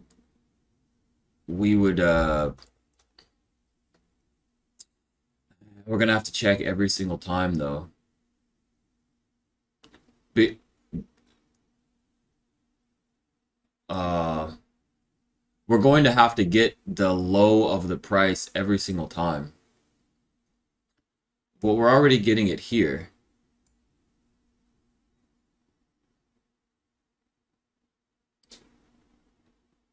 So how do I check this one time all the way up here, and then I say it's this? That's what I'm trying to figure out. I think I'd have to do something to where I store the values of the low into the user selected candle. So it's gonna have to be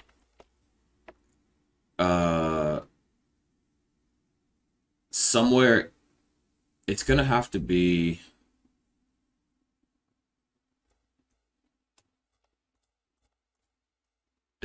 be somewhere up here where I do an if statement here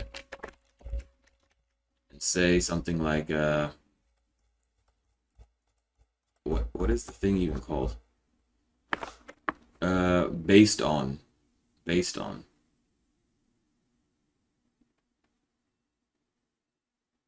So this stop loss long based on.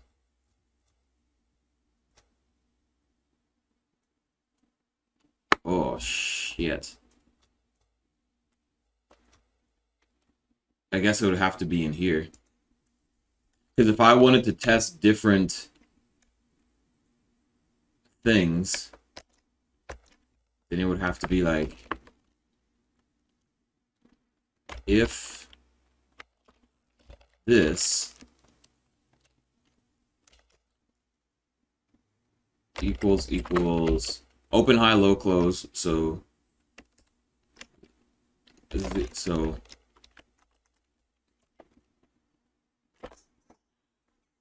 oh boy. Because here it's just going to be a bunch of nans, and then I'd have to check it. I'd have to check that nan every single time. So I guess there's no way to avoid this.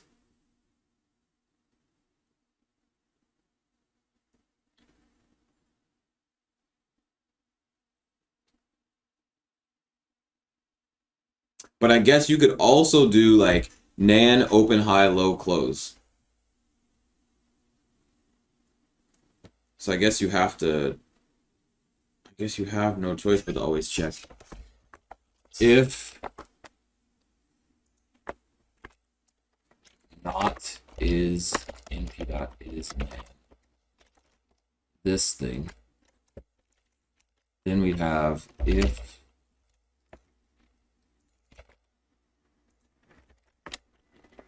this. Oh shit.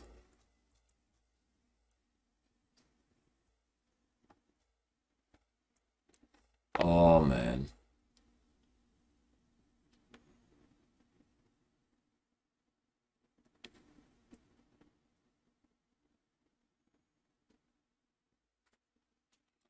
I feel like if the person has this selected as no, then we shouldn't ever even check. So there needs to be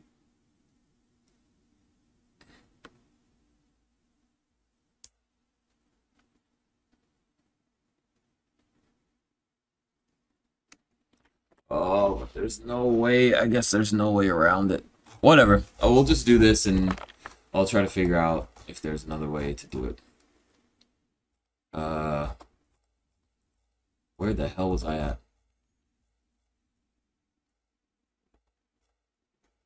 Oh, I guess it's here. Stop loss based on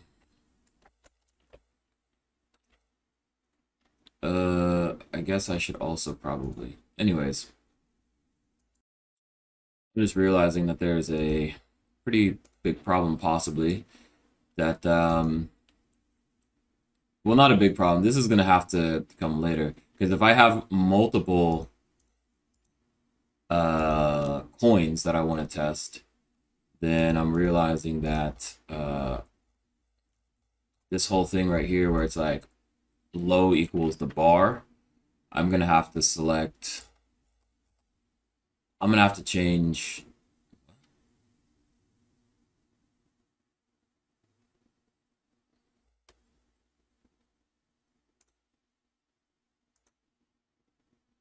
Oh, okay. Anyways, also I'm seeing here I don't think that I'm going to be able to just put open like this. Because I guess this is like a function.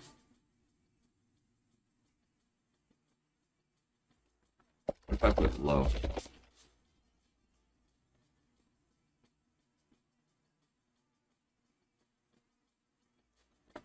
Okay, I guess I can. Also, I'm realizing that I'm not going to need to be able to check. I'm not going to need to check for nan on this because that's going to be in the order checker. Like if somebody has this set to true, then this can't be nan. And so therefore, when I'm coming over here, I don't need to run like an if statement saying, is it nan, is it not nan, or whatever it is. So here, if we come into this, and we say, if, shit. The long, so well, what I've done here is based on, so this based on is, so this is here. What? So if this is not nan,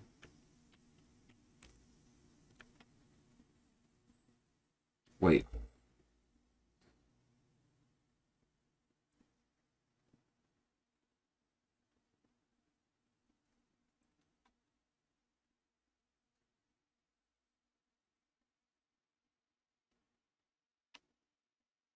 Wait, what? Why is this like this? It has it. What is this thing talking about?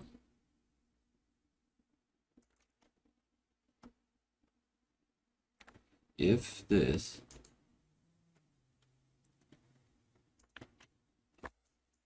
it has it. What is it talking about?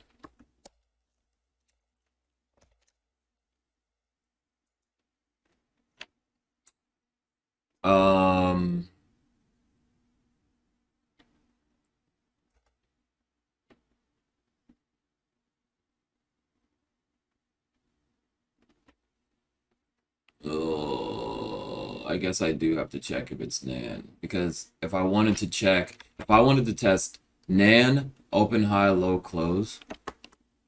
But wait, why would I ever do that? Why would I ever do that? You can't. There is no world where I would say move your stop loss to break even, and then this would be nan. That's impossible. So that doesn't even need to. Yeah, that would have to be checked in the order checker. To create.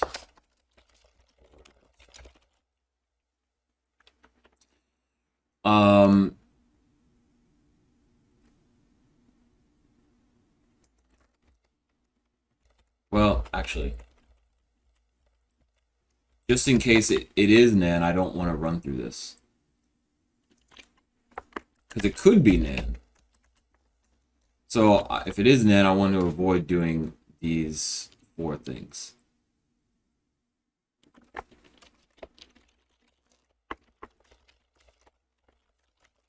Great. Okay, so here, this is going to be, I'm storing the open, high, low, close into this, and then What?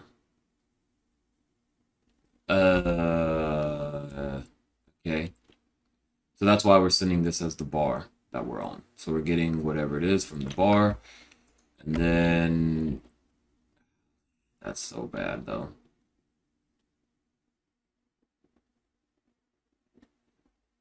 I'm creating another array with all this information.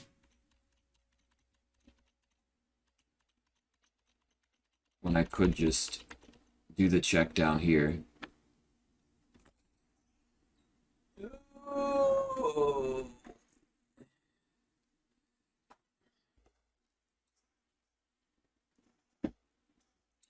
We're moving on. Okay. So if this thing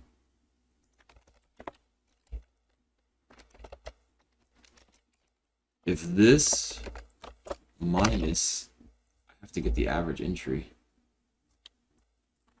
Average entry divided by average entry is greater than percent from entry. Stop loss to break even when percent from average entry. Then I want to set price. No. What? Oh, fuck you, man. Now I have to do all that calculation.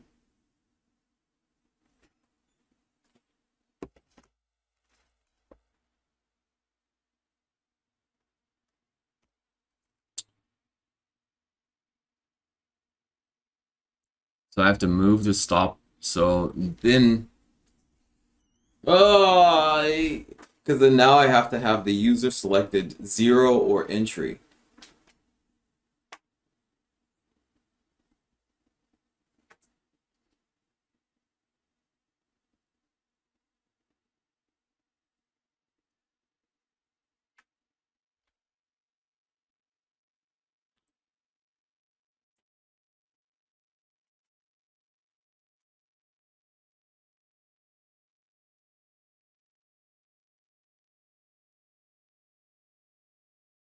So then now I have to say if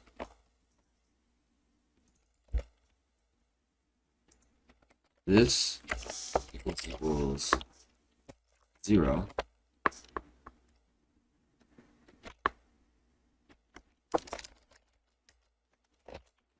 so then I also have to send the average entry.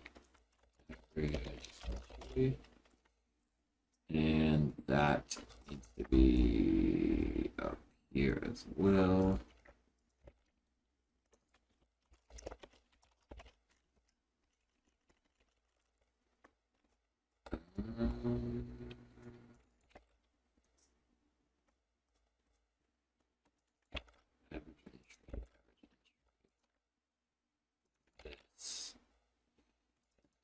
This.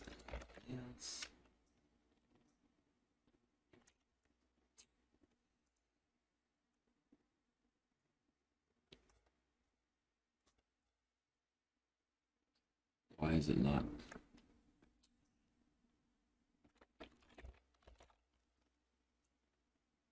Okay. So this. So if this, then I have to else.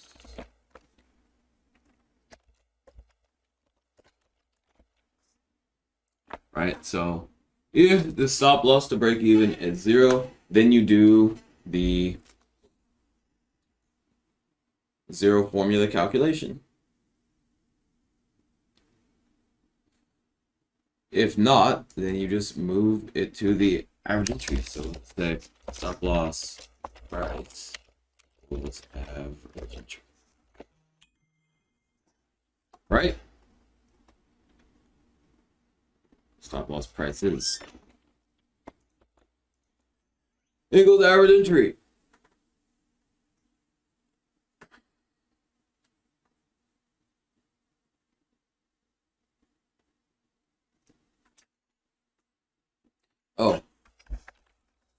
Then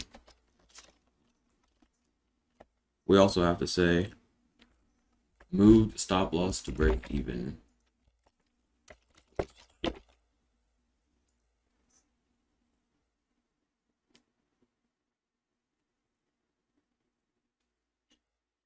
And then we'd have to return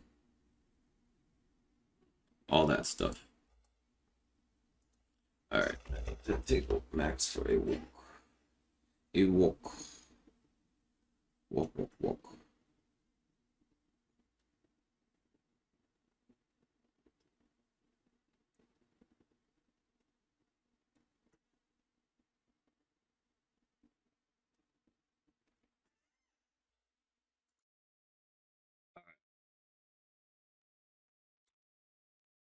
We are here.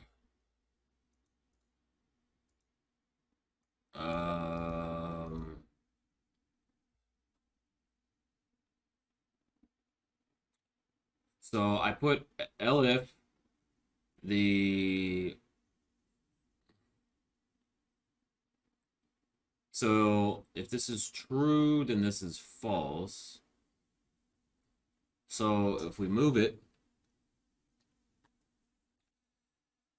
and you say, so this is true, then if the, oh boy, stop loss,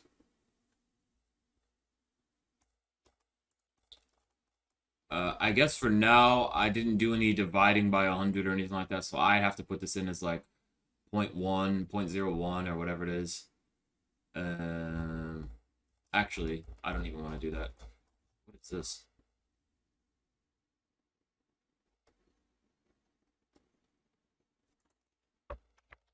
Price stops us.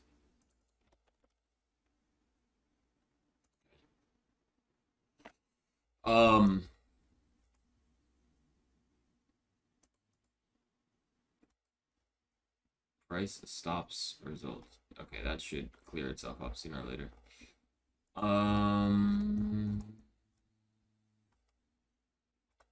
What did I say?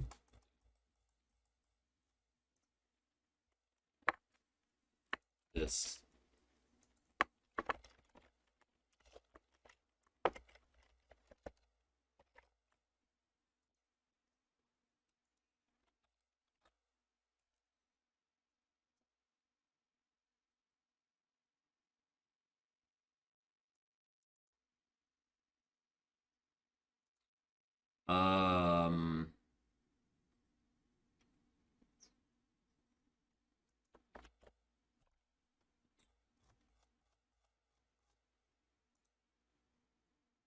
Position.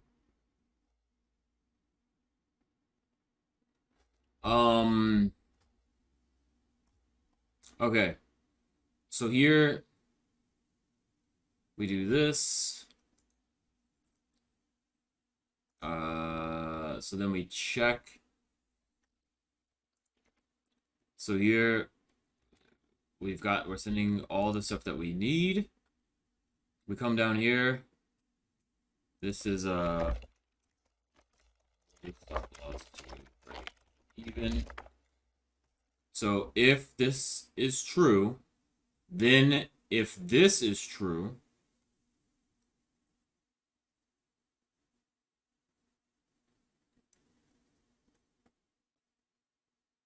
then if this is 0,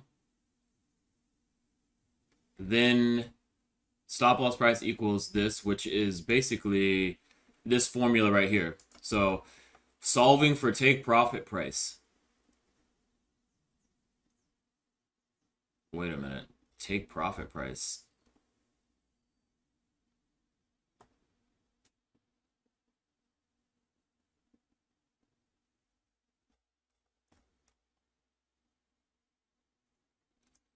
So if my entry is at 10,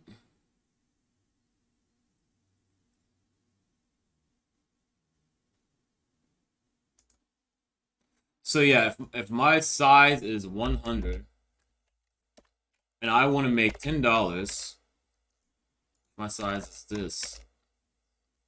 Yeah, so if my profit that I want to make is $0.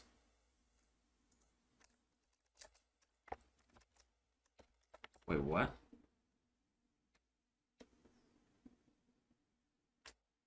What is going on here?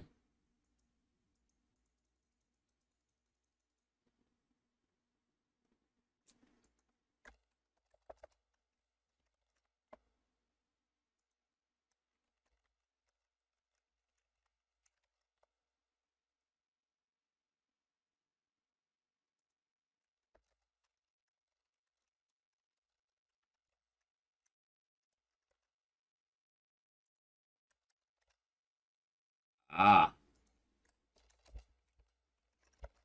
So I guess the size does matter. I'm glad I checked that because now I have to change this.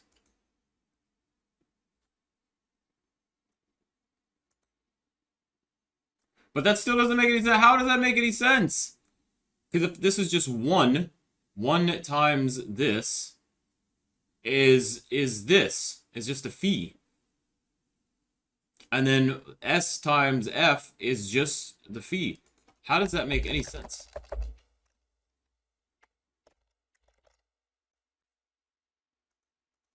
How does that make any sense now?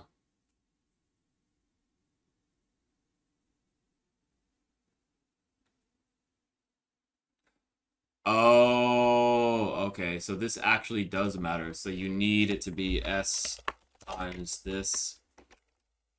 And then you need S times this.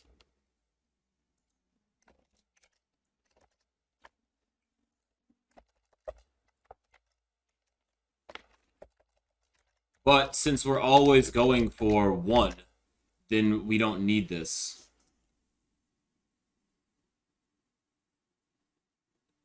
Since we're always going to be going for 0, we don't need this.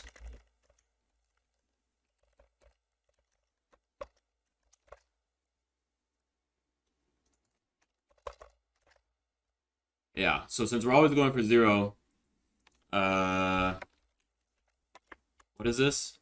Solving for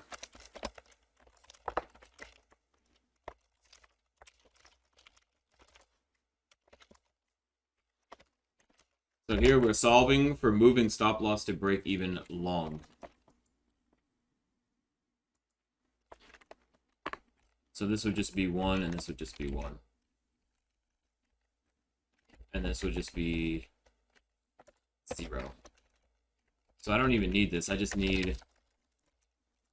Well, no. Let's just put P, and we'll put S, just to symbolize where these things go.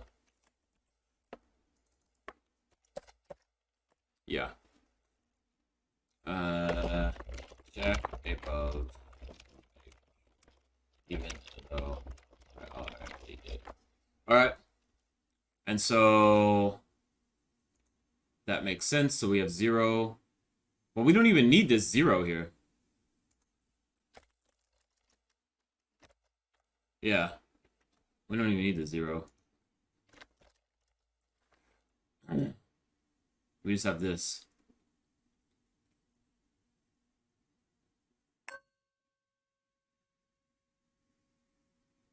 So it's actually just, if we look at it, it's just average entry. So it's FE plus E, right? So it's just F times E plus E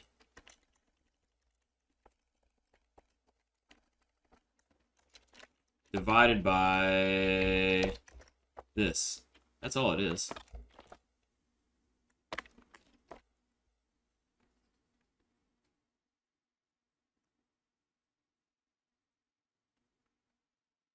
So it would be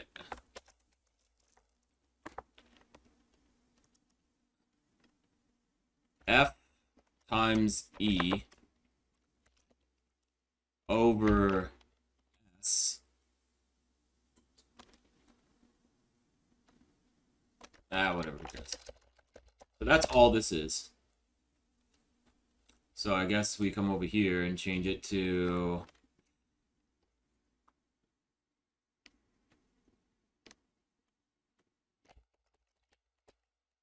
So we could say this times average entry plus average entry divided by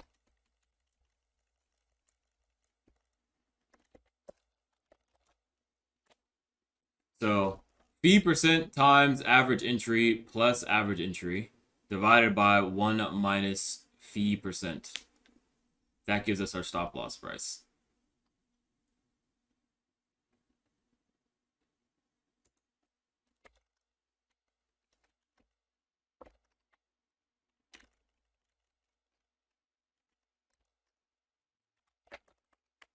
There we go. So we have fee times average entry plus your average entry over 1 minus this. And that's what we have over here.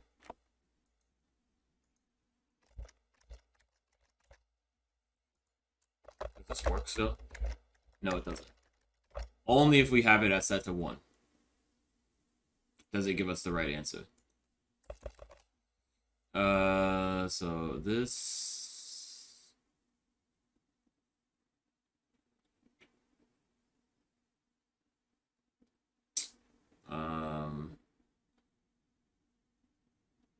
and we have that over here. We have fee times this average entry. This. Okay. So that works. So now when we come back from the walk, this is what we test. I don't know how the hell I'm going to test this. Oh, I guess I know. If we get to this point, then what I'll do is I'll just come over here and I'll look at the math that it says. Wait a minute. So what I'll do is I'll look at the math when we get here and see if the stop loss price.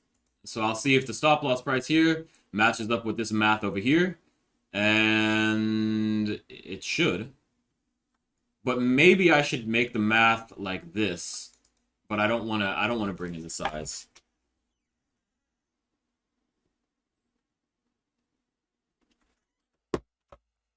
Okay. All right, so oh, la, la, la, la, la, la, la, la.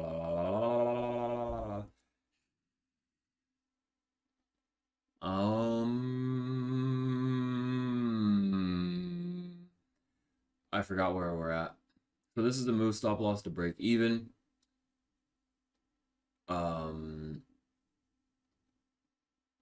Okay. So I need this to be passed as well. Wait, what? Check stop loss.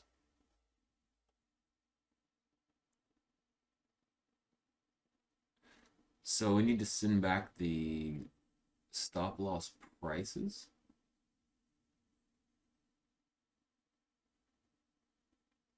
I guess since we're only doing the break even for the stop loss. Okay.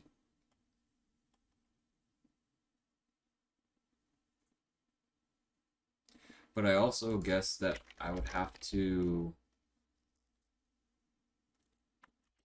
send back this same information here.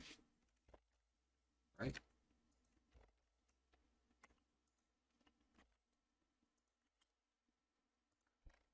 Right? Is that right?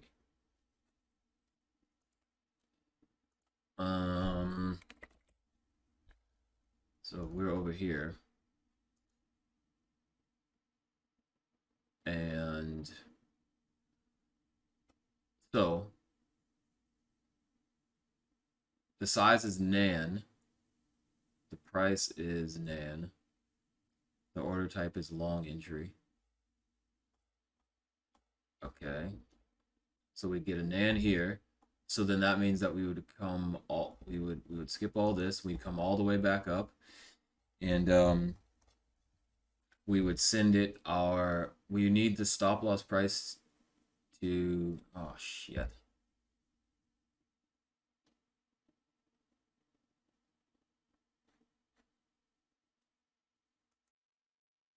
because the problem here is that we need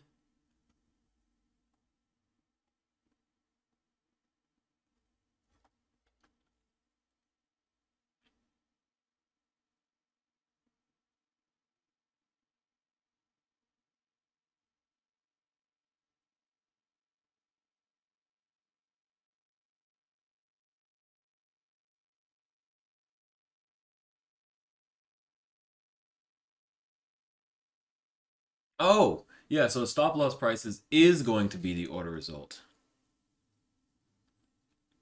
So when we return this, we will get the stop loss price because the only other time that this would change is if we are in here.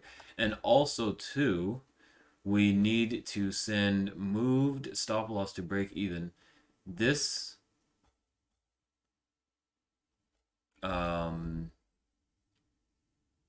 if it's filled, so inside of here, we need to we need to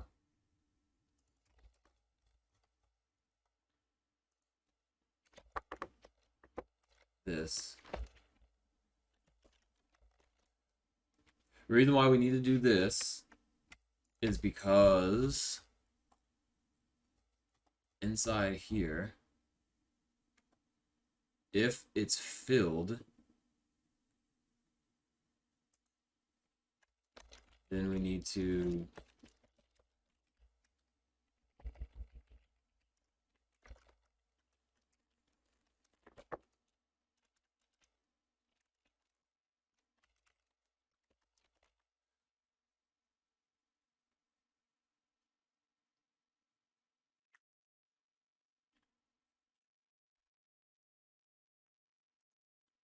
set this to, oh wait,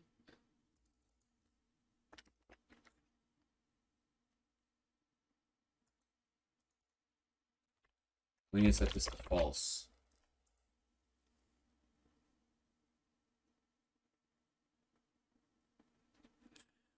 All right, and then I guess we need to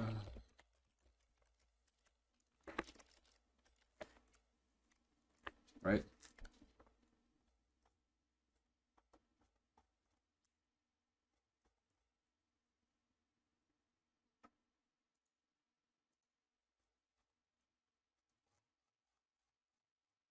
So that way here, oh shit.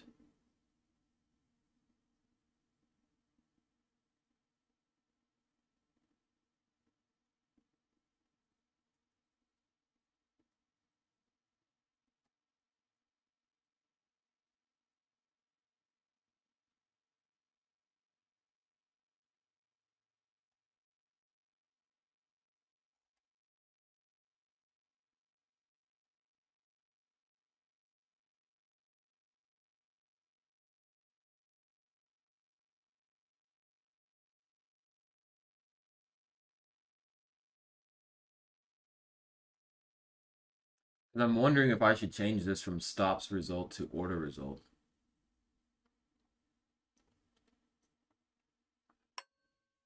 Because that's where things are going to get a little bit confusing because I need this. Anyways, I'll figure all this stuff out. All right, so I deleted the moved stop loss to break even. This, I deleted this because that gets created here. So if there's no way that we would be in a position without returning this as false.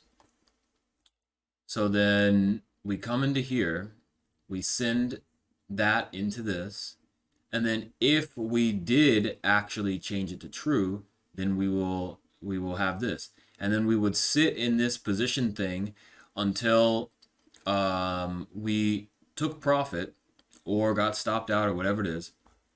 And then here, if we did go and get ourselves back into another trade, we would reset this to false. because we have that here. So if the order status was filled, then we set this to false, and then we return it.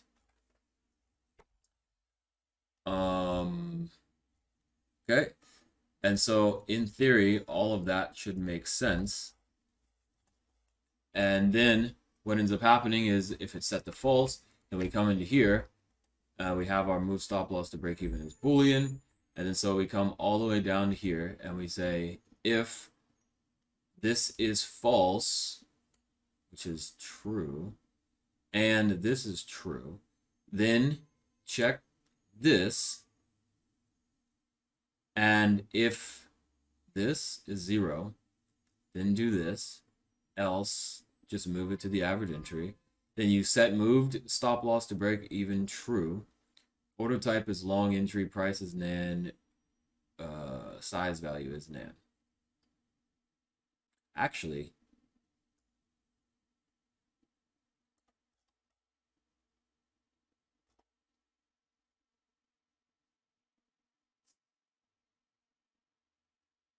price is nan could just be up here. Well, no.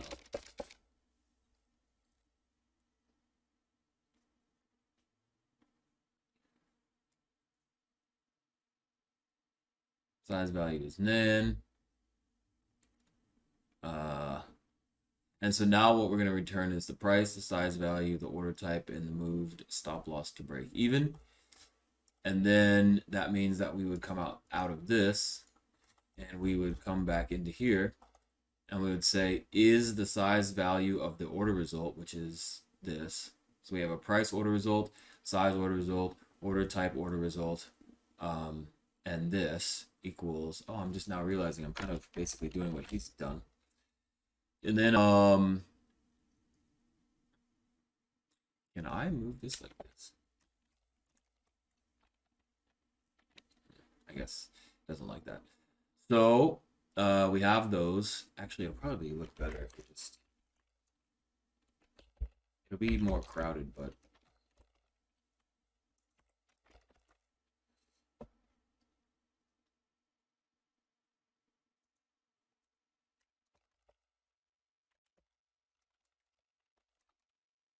There we go. That looks a lot better.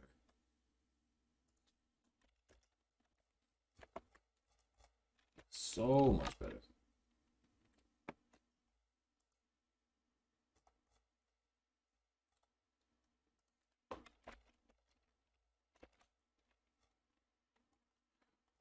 Why that looks better. Okay.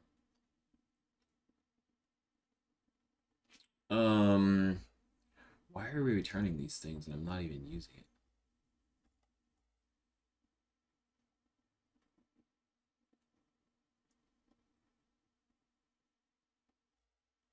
Why am I returning this stuff and I'm not even using it? Anyways, so here we got, so we get this information that we need, and then we pass it off to process the stops, which will give us our price, which is going to be our stop loss price or whatever it is. If something was hit, then we'd have a price, and oh, that's down here. So we have our price, which is our price order result. We have our size value, which is our size value order result.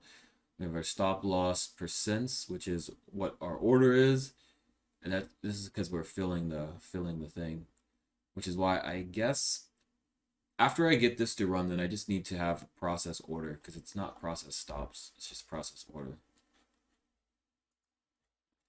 And I guess also to maybe it might be better to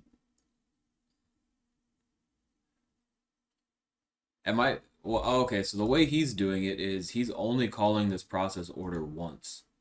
So I would call this, then, so I guess what he's doing is checking to see if the stop loss was hit. Whatever, who cares? Who cares? Okay, So we are sending this information back. Move to stop loss order result. So this is for this. And so this should, in theory, this should work. It should work.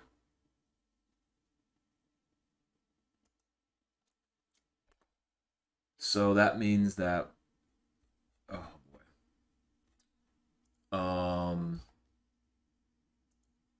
It means that here, oh boy. All right, so I need to have stop loss to break even is true. I need to have stop loss to break even based on stop loss break even trail based on dot low. Then stop loss to break even when we are 1%.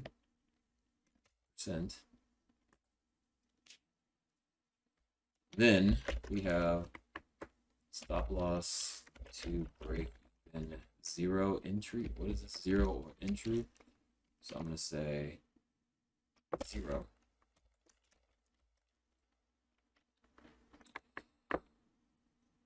I think that's it. It's actually going to work.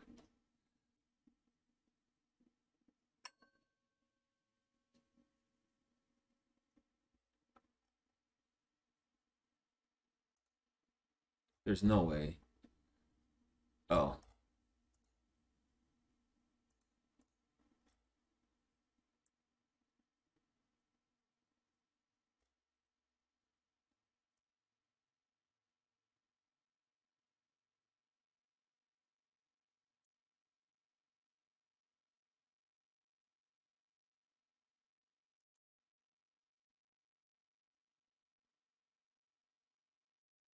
But isn't it not supported for the input types?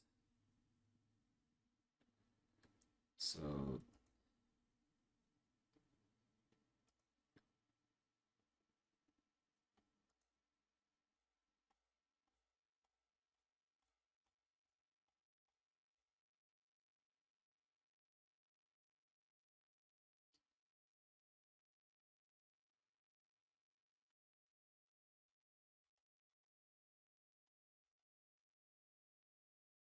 oh, I guess I would have to run it through this.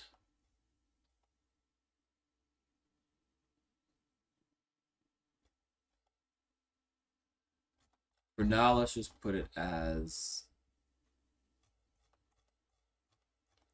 oh boy. So I guess I'd have to run this through a for loop after I get this array. I'd have to take this.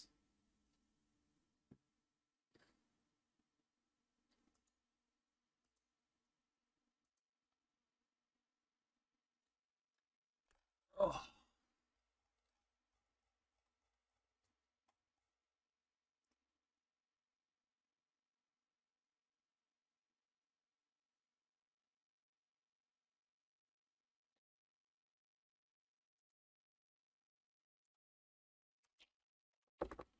I think for now, I'm gonna have to wait, array like. What?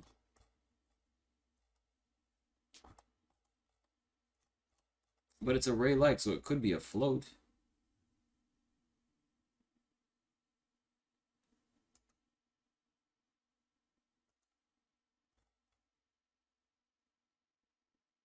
It could be a float. Why can't it do this?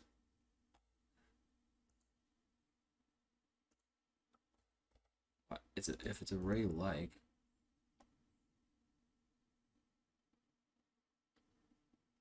What? What is this thing? Why does it not have a wait? What? Stop loss to break even based on.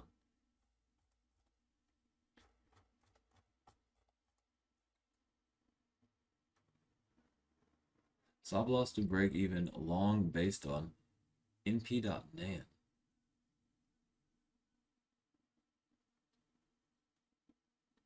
What? Long?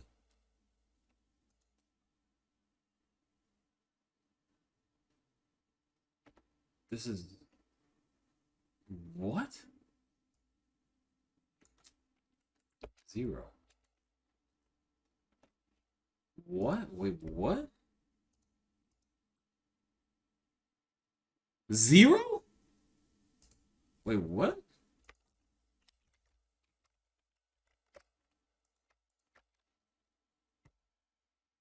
This is 2.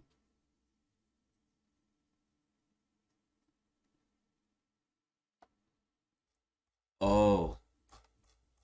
I think it's because I need to do this.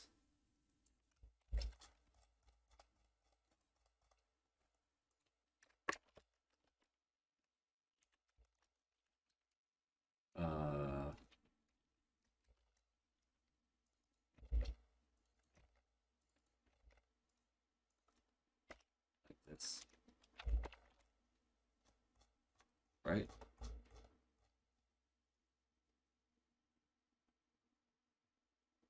Oh, I need to put it outside of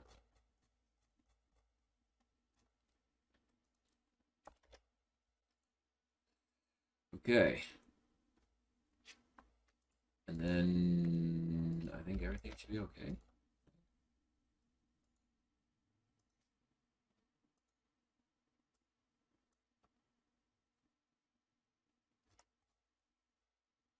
Local variable price.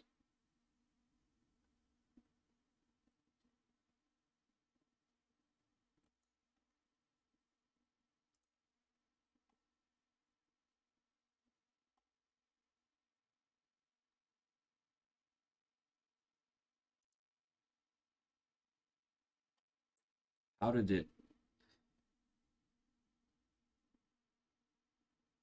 If this is false, then how did it not even get to here?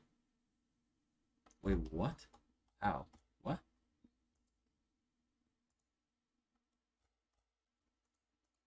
Anyways. So we're running into an issue here where this is true. Then we get to this. And then it kicks it. So this is false. So then we kick ourselves out. So I guess this needs to actually be moved out to here. So that way, if this is false, because you can see here, this, and this, and then if this is false, then we just do this. Oh, okay. Makes sense. Makes sense.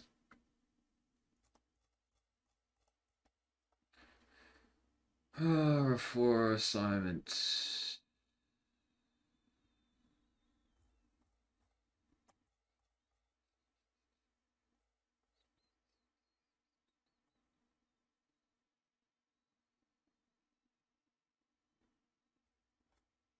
What?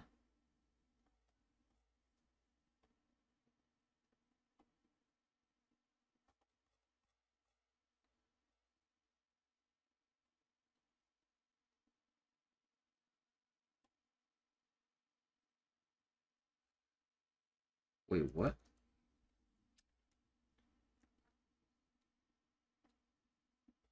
Wait a minute. Doesn't that mean that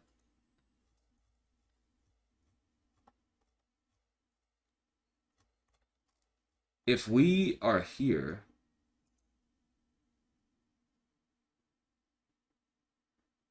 doesn't that mean that this automatically has to be false?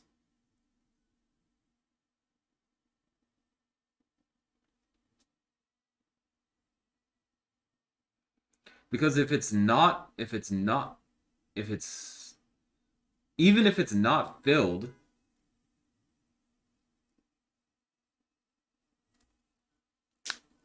wait, what? When would there ever be a scenario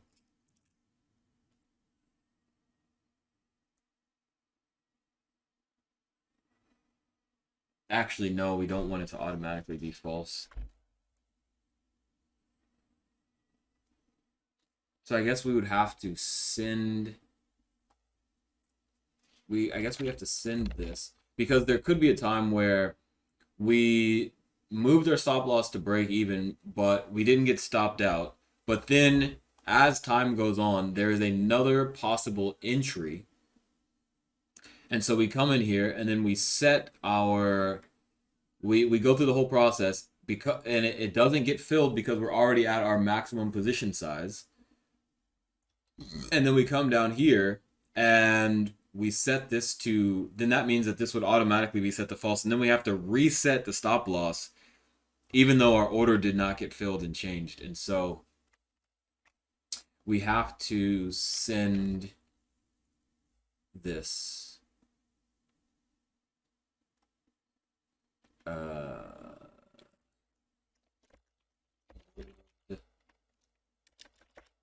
We have to send what this is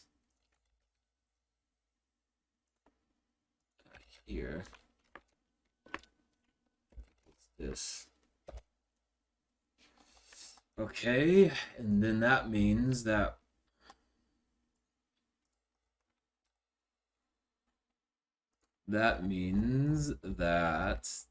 process order MB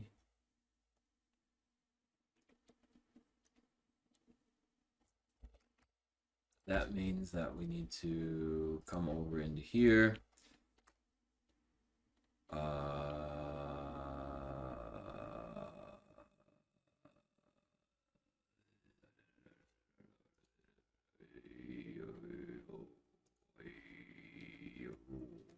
What's here? This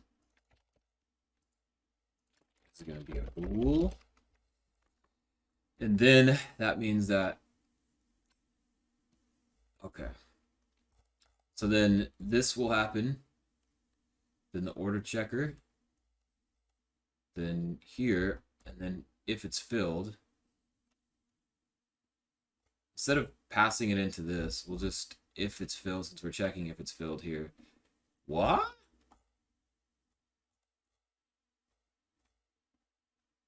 I thought what? I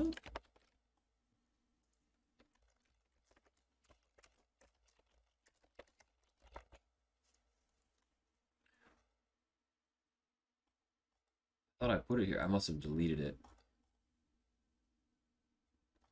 So we send move to stop loss to break even. And we send it here. And it will automatically be false because we have to stop loss. False.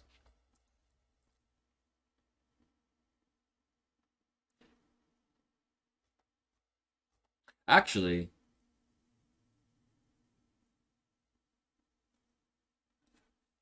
couldn't I just set this as default to be false?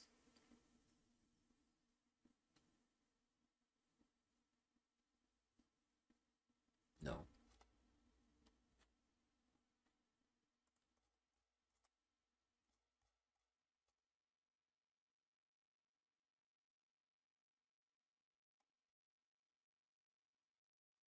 That doesn't matter.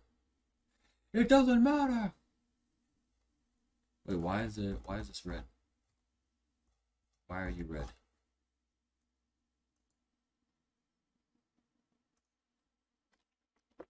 Why are you red?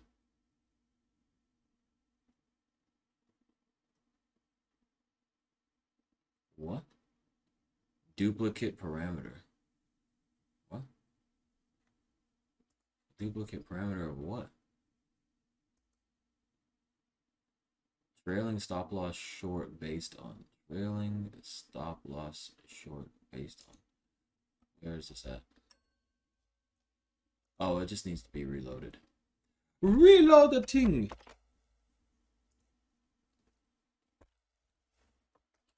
So I think everything should be fine now with that. Now we'll go on to the next error that's going to show up.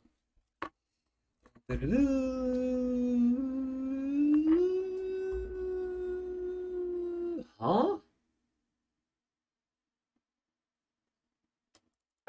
Oh. That's his why, that's his why, that's his why, that's his why, why. Why?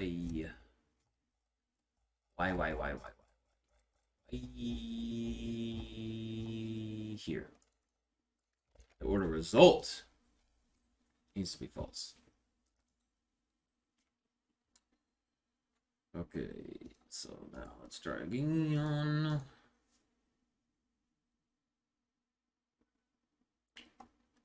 Truth value.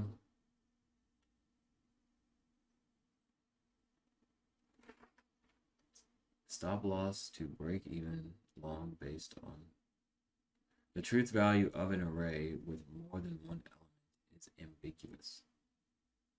How does this have more than one element? How does this have more than one element?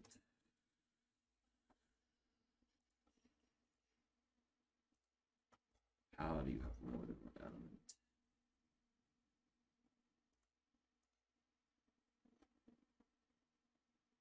It says 2.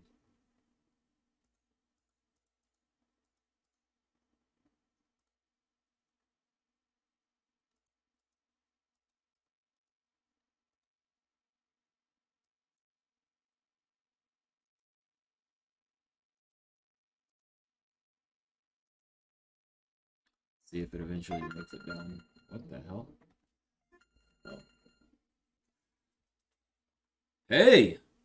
We made it!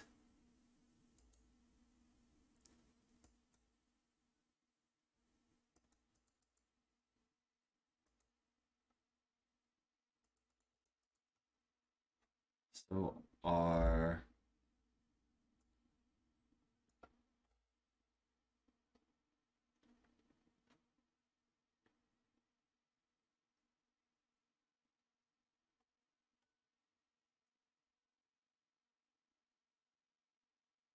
wait a minute. Our price. Wait, what? Wait, what?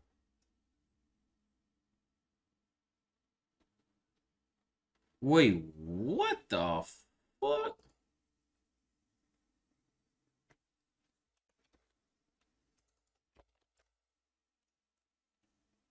Wait, our stop loss price is this. Wait, what?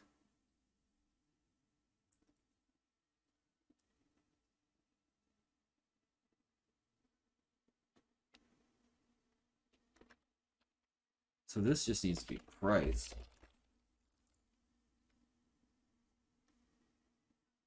This needs to be priced.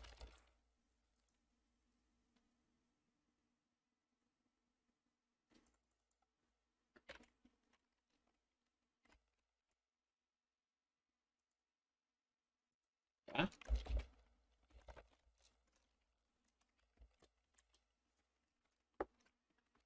Wait, what?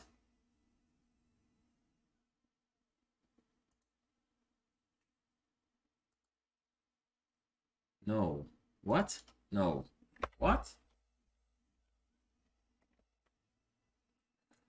So I need to return the stop loss price.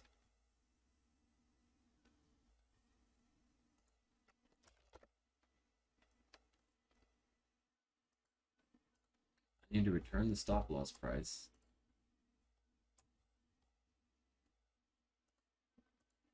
What? I need to return the stop loss price.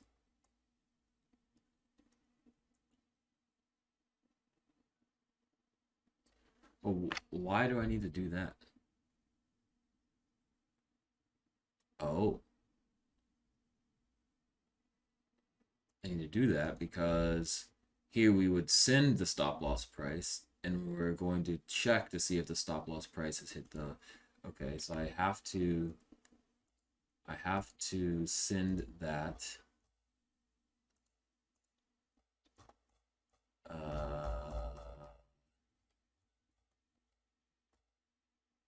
here.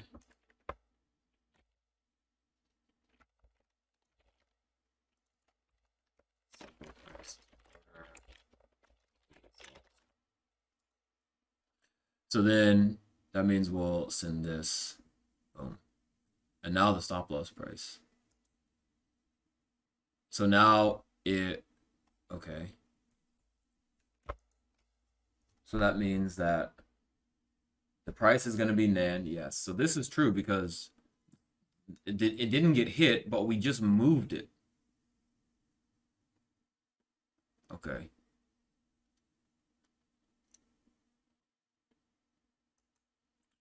Okay.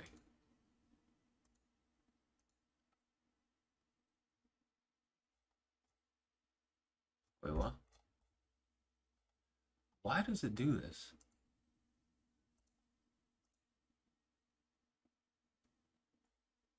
The truth value of an array with more than one element is ambiguous?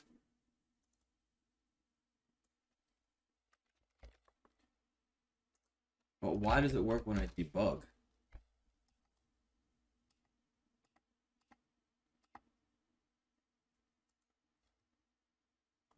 If A and B are Boolean numpy arrays and the inner operator returns an element y, that returns a Boolean array. To reduce this to a single Boolean value. Oh, okay. So I think this is basically saying here dot all. So if all of these are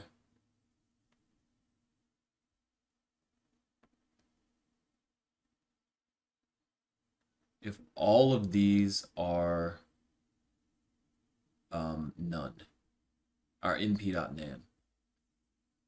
I guess that's what it's saying.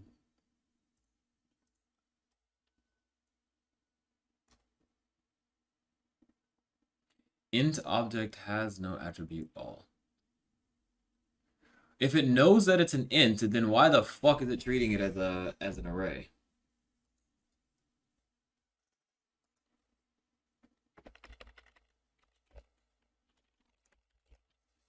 This is the most.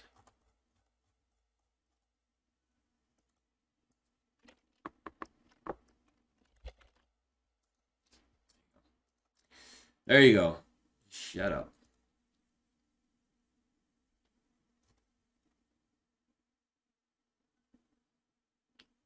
How is this still an array? How? Did I not reset? Restart.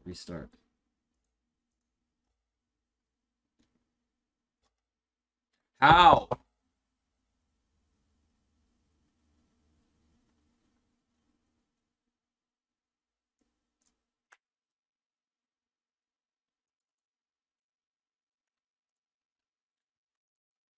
I'm not doing anything with this thing as an array.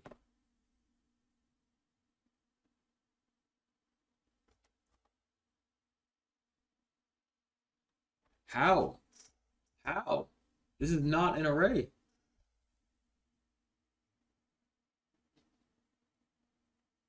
This is not an array. What the fuck is this thing talking about? This is just a number. Why does it work like that?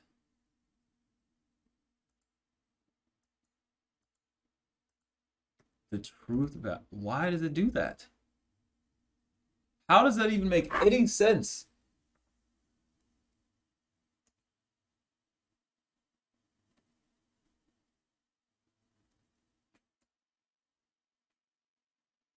If not, isn't it?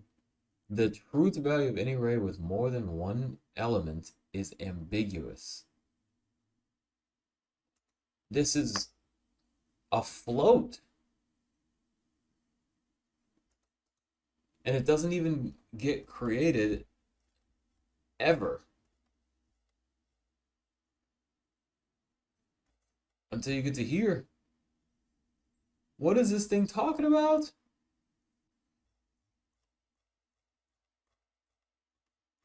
It's just a float. Holy shit. What is this thing talking about?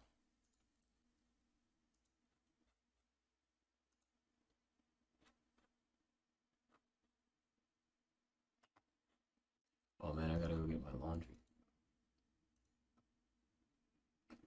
What the hell is this stupid thing talking about? How? What do you mean the truth value of an array with more than one element is ambiguous? What the fuck is this talking about?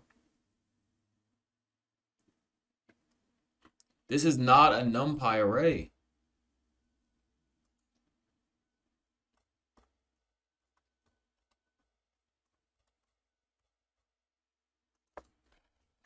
Int.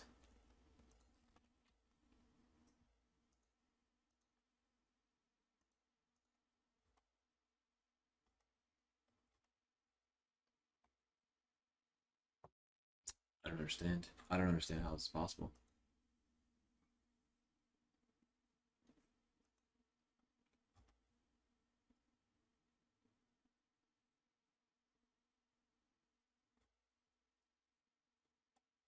I don't understand how this is possible.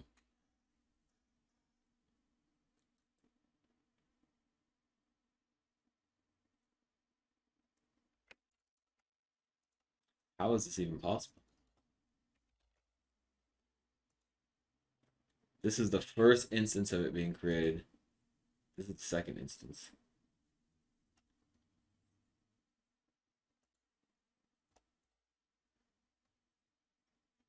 It's a name tuple. This is a fucking int.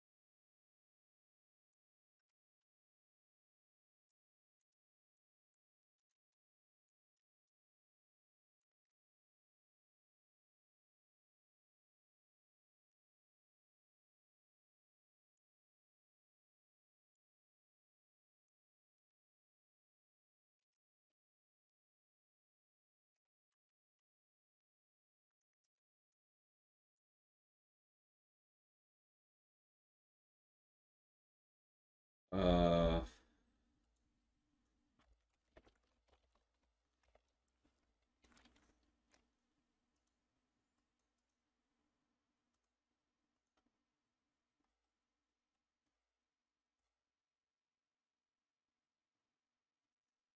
how does it recognize it as an int? But then when I take this away, it says that you can't do that.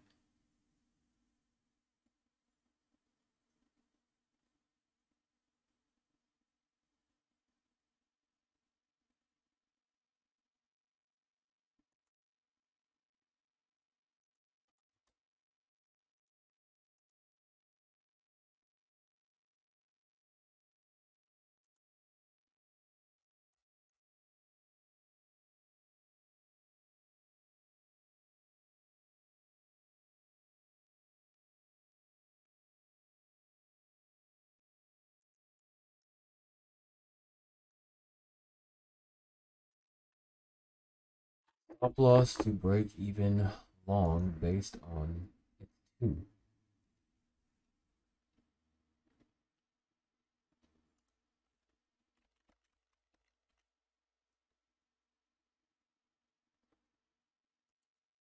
And if I move forward, it works. It doesn't work. Because now it's saying the int. This makes absolutely no fucking sense. How is this possible?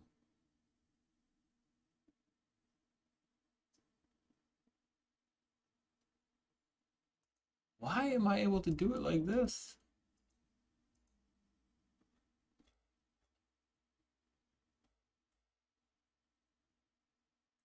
Stop loss to break even.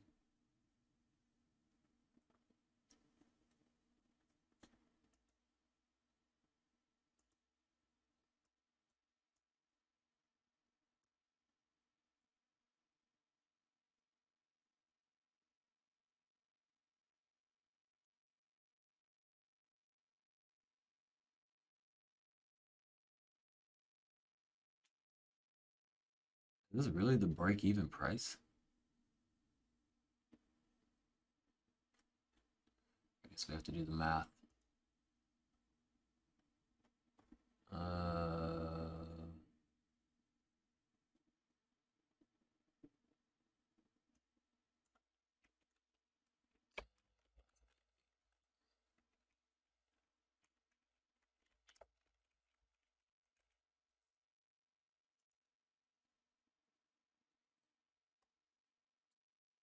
That's right. I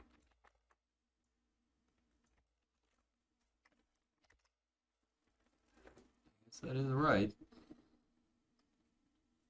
Okay.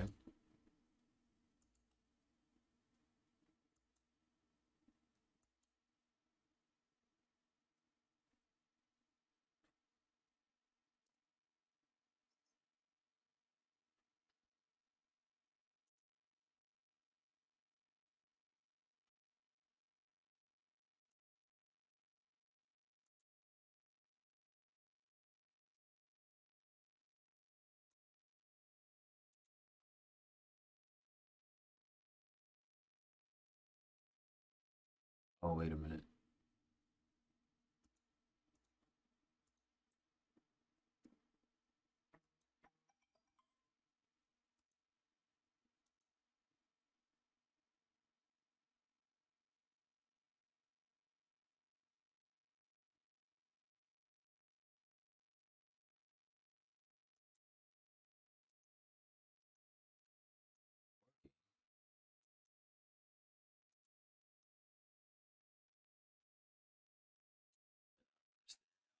Real.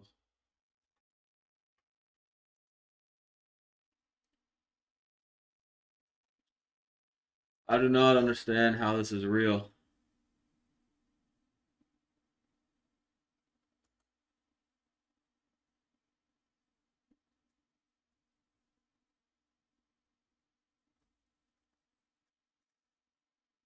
Understand how this is real. It's not even an array.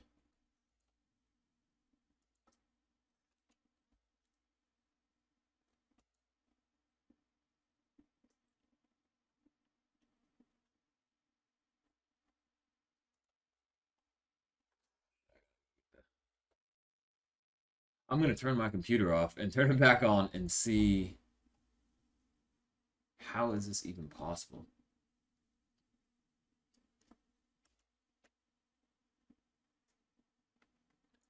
Leverage mode.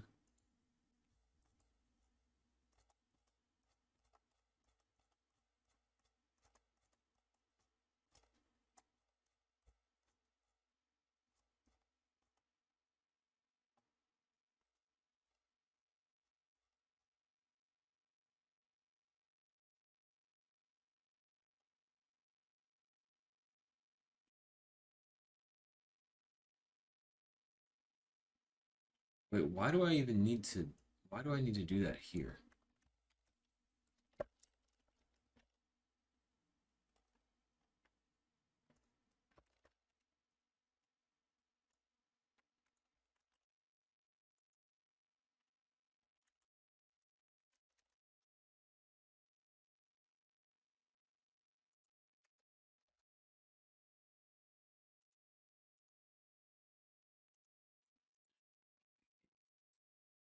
How is this possible?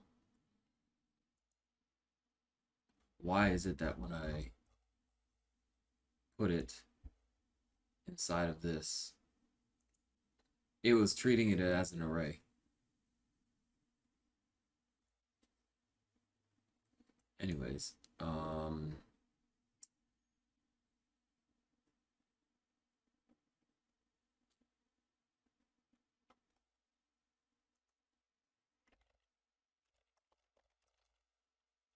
oh no, wait a minute.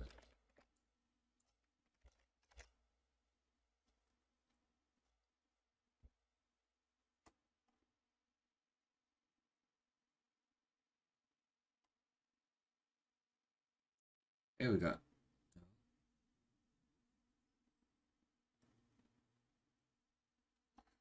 I wonder if there's any areas where we got stopped out at break even.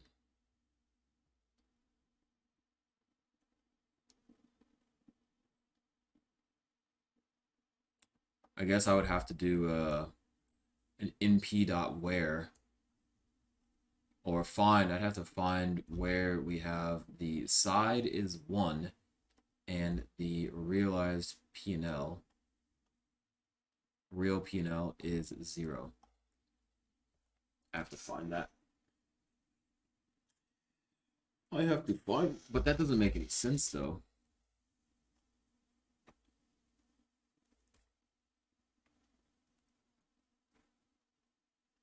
Well, I guess possibly it does. Let's see. What is this? Gains percent is here.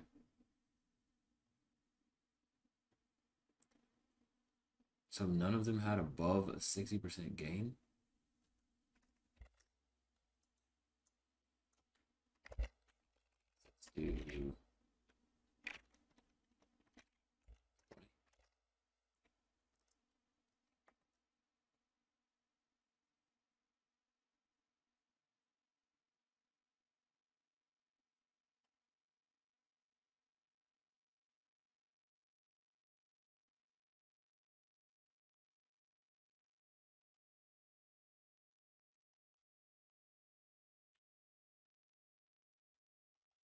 it's this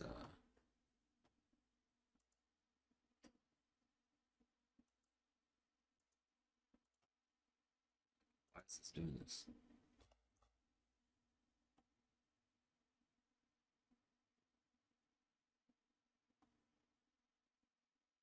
Why is this like this?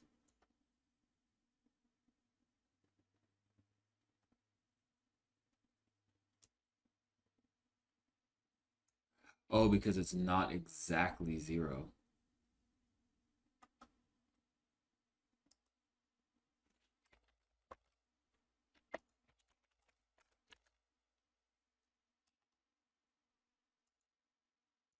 That's because it's this.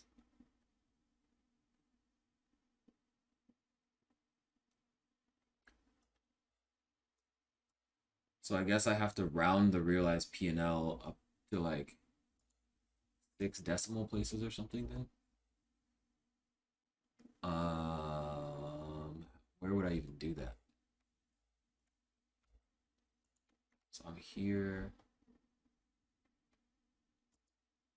Okay, so I'm here. I think it's in the fill. It has to be in the fill orders.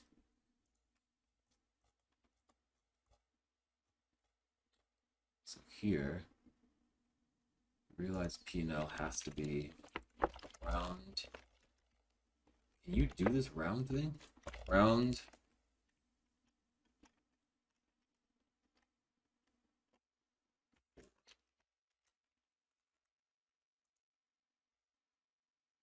I think you should be able to do that.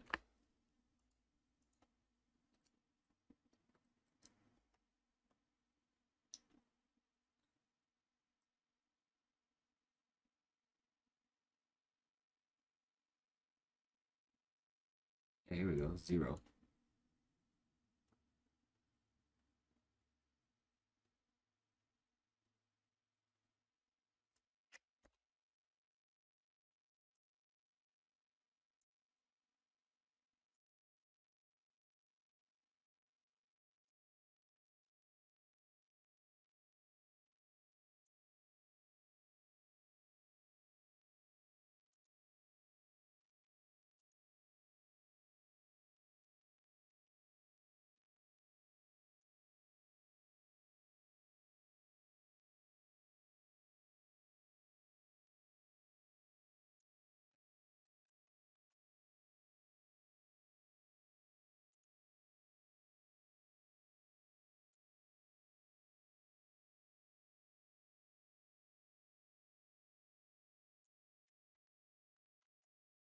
All right, so it looks like it's working.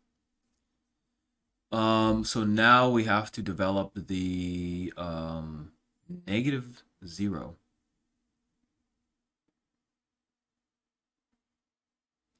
-0. Okay, so I lost a little bit of money there. Wait, what?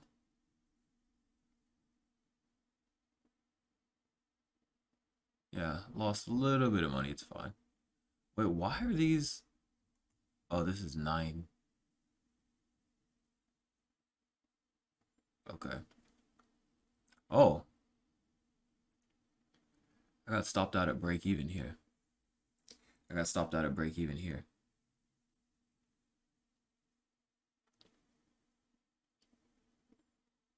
Stopped out at break even. Anyways, so now we have to do the how many bars afterwards did I get stopped out? Wow, so we did this. Then after 200 bars, we got stopped out. Wow, okay. So definitely not gonna choose that one. Jesus Christ, this one here. This one is more something where I should do the readable, the replay. Because here we have this one, this one, this one. Then less than 100 bars later, we get this. Or maybe this one actually would be better. Because we get in here, and then we get out here at break even. So this would be a good thing to look at. But anyways, I gotta go do the laundry. Alright, so yeah. I mean, I still gotta go do the laundry, but I'm just... Boy, we're so close. If I could just get this replay function to work, which I should be able to, and then we could just check. We'll check this, and then after that, we'll check this to see what happens. And then if this is actually working, then, oh God, the replay function is going to be so good. Because then we'll be able to, that way you'll be able to check to see, instead of looking at these numbers like this, we'll be able to see some type of graph that says, you know, what is actually happening. Because looking at numbers and trying to decipher what's happening is impossible. So, yeah, it'll be nice. All right, so I'm super confused right now. So I've got this plotly, the scatter here. And so if I have a list that says none, none, 10, none, 20, 30, it does this. But then if we look at my entries Y here, we have this list of none, none, 128, whatever it is, none, none, none, none, none, none, none. And if I do it as to list, we have this, which, I mean, why? I don't understand. 1, 2, 3, 4, 8. This. What the fuck is the difference?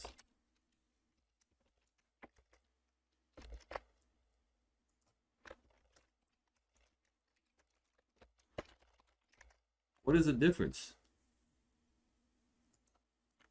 What is the fucking difference?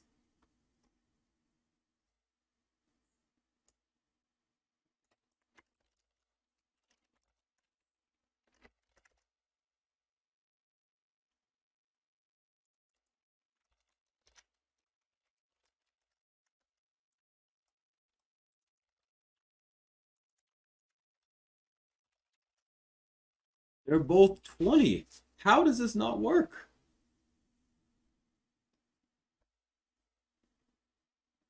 Wait, what? It does work. What? Wait, what?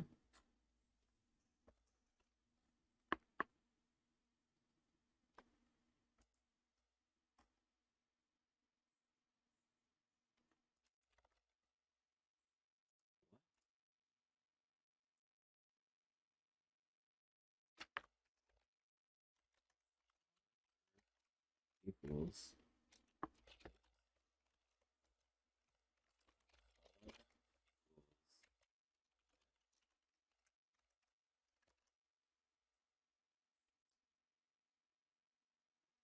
What? Size?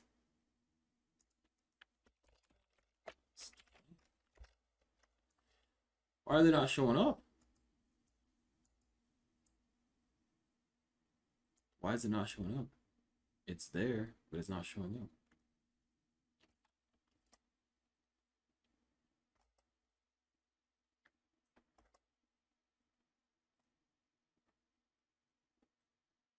Wait, what?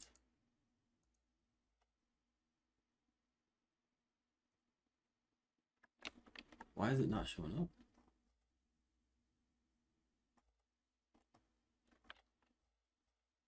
What? No matter how big I make this thing, it's not showing up.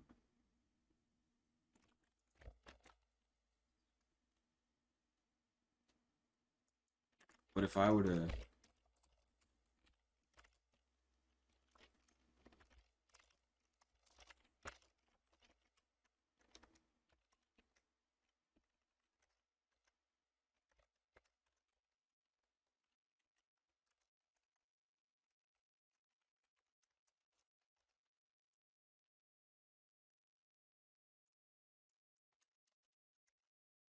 Why does it show up here?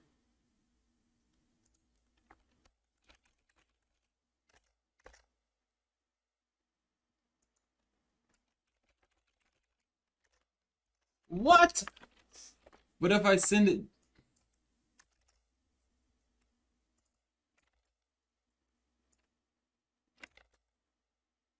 This works, I'm gonna...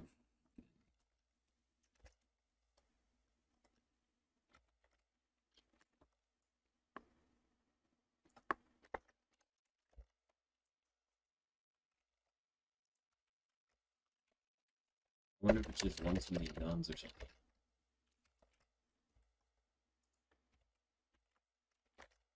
So one too many nuns?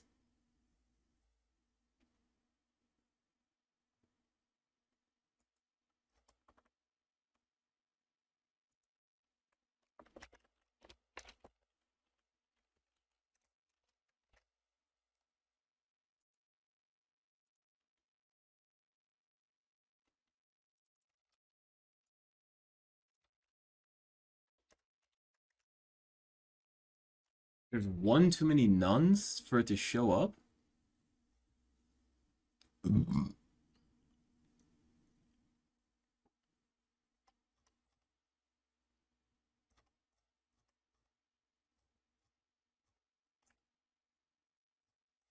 That doesn't make any sense.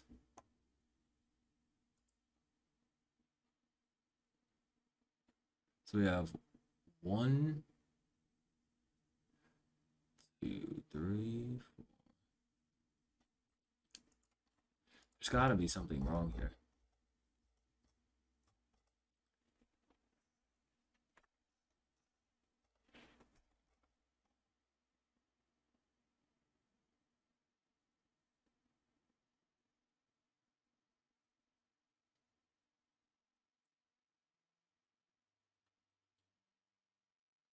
Doesn't make any sense.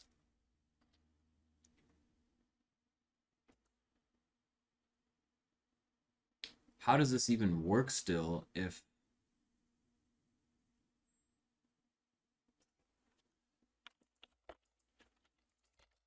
so we have this dot size, that's 20. We have this 19.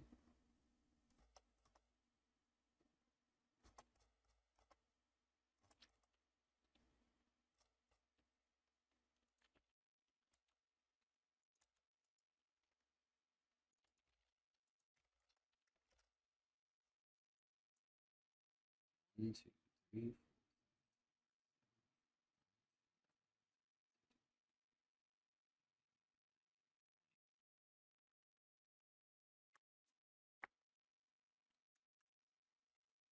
What if I did raw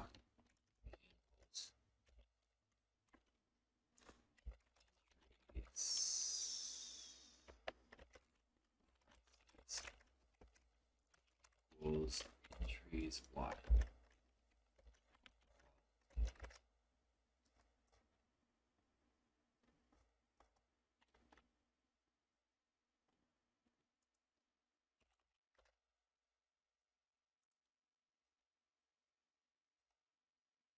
Okay. I said raw candles prices.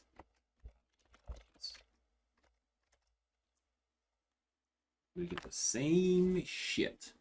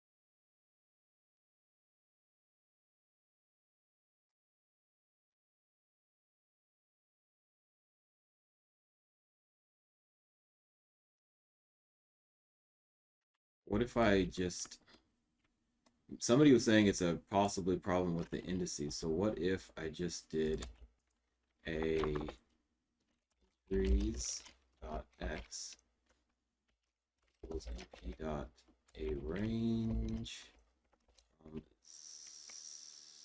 0 to candles dot shape 0.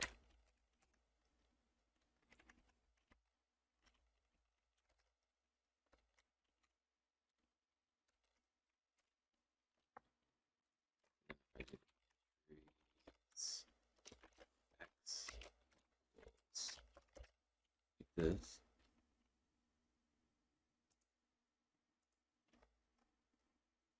They still show up. +1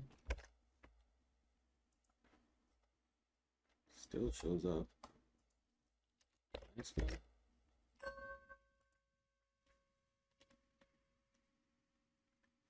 0, 1, 2, 3, 4.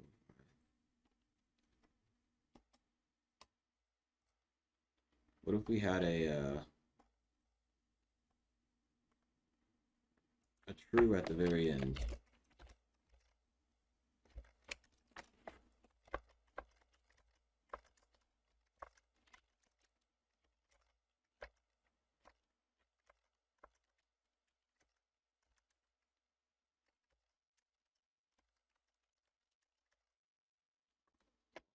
Why? Oh, I need to change this to.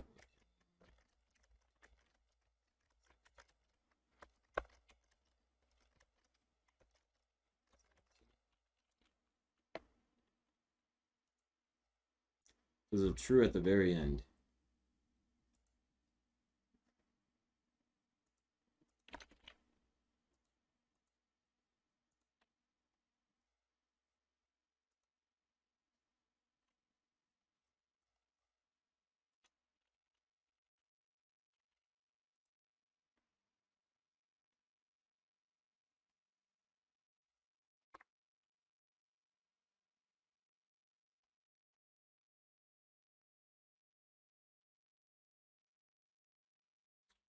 Maybe there needs to be like a +1.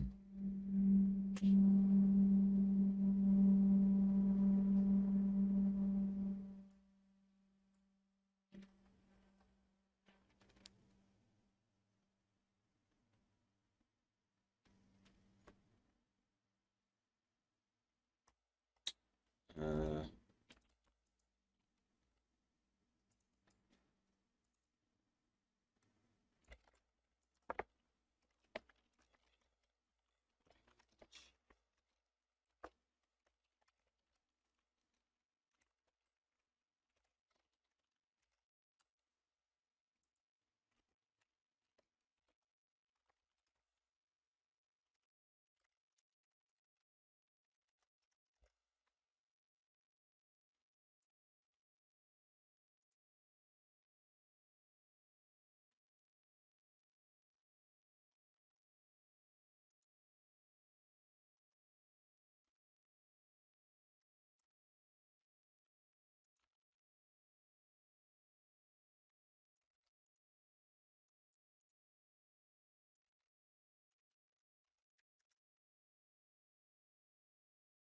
why is entries X?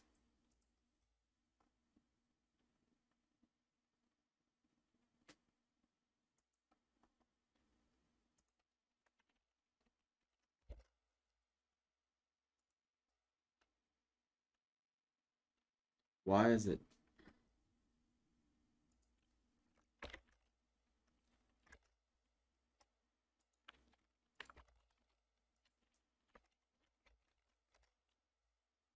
But why is it leaving that one off though?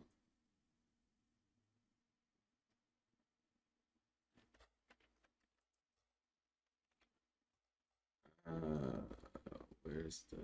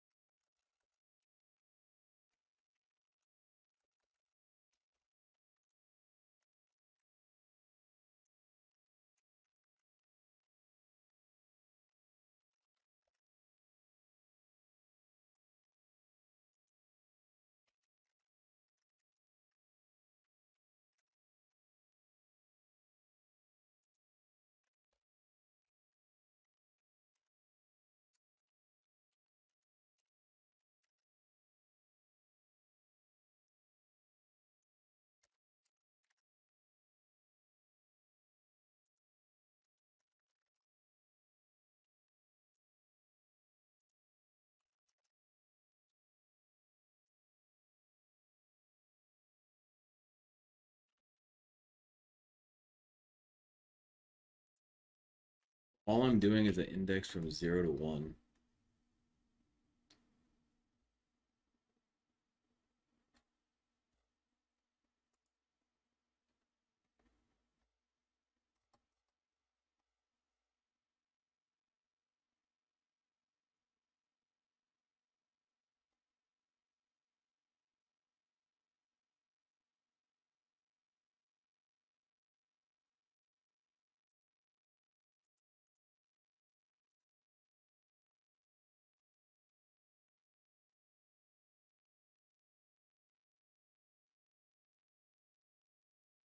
Oh, the x values are thinned out. That's what it says. So here we have to do something like this, and then we'll say take values. Is this what we can do like this?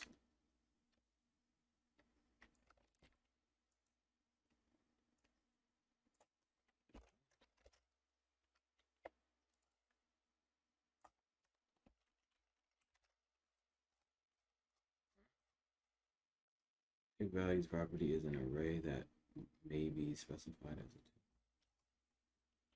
Oh, it has to be a list.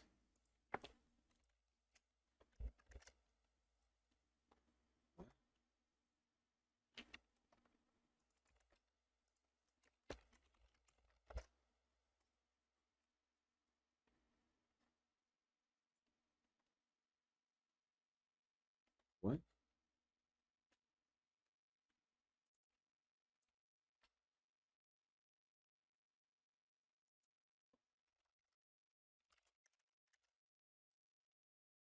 Hmm?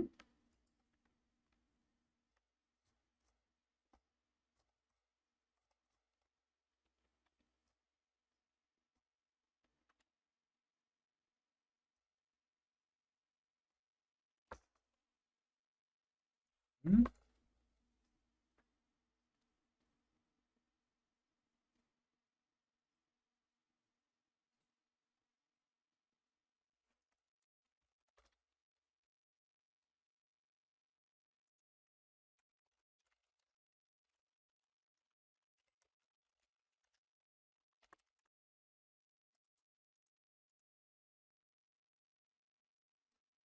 How do I connect the scatter with the line?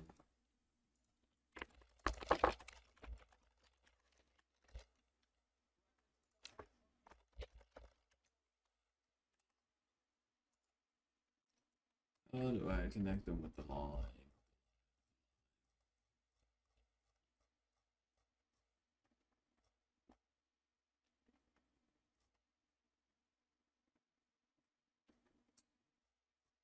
Oh, that's what it is. I have to do line.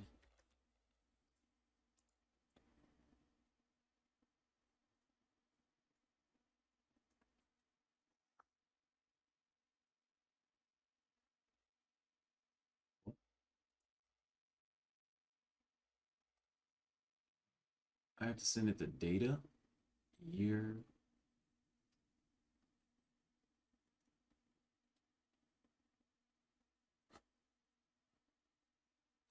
I have to send it a data frame. What? Oh, wait a minute. Uh,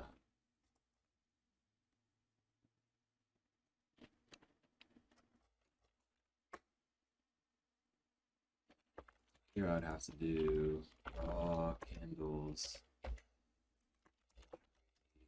prices equals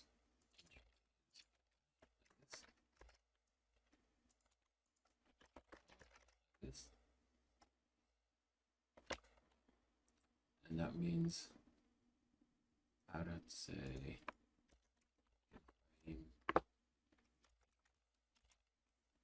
and then x equals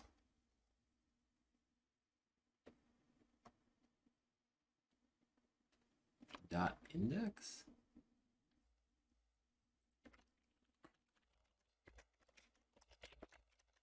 Can you do that? And this would be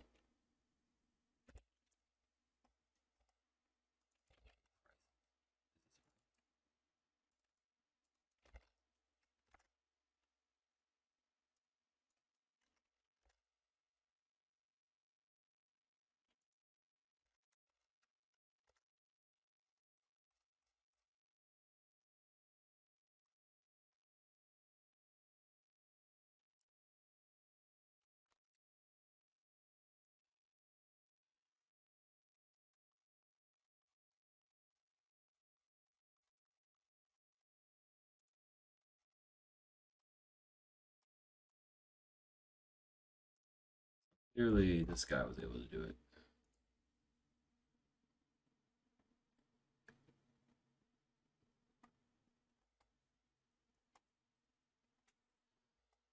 Um,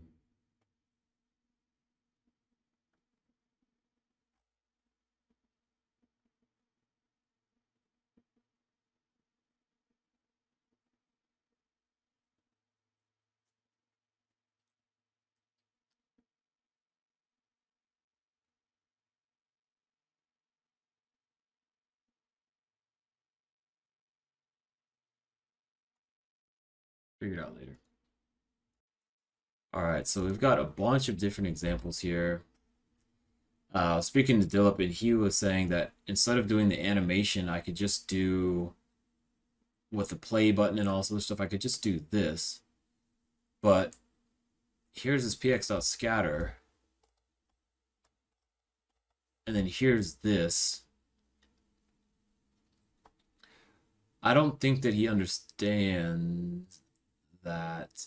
I think you have to use frames because this is just, this is always going to show the data, and it's not going to like grow it over time. This is showing how the data changes over time. So this is not going to actually work.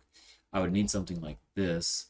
But here it's saying you have figure equals go.figure, and then add traces one for each slider step. And here he's kind of doing the same thing, go.figure. And then this data equals initial plot.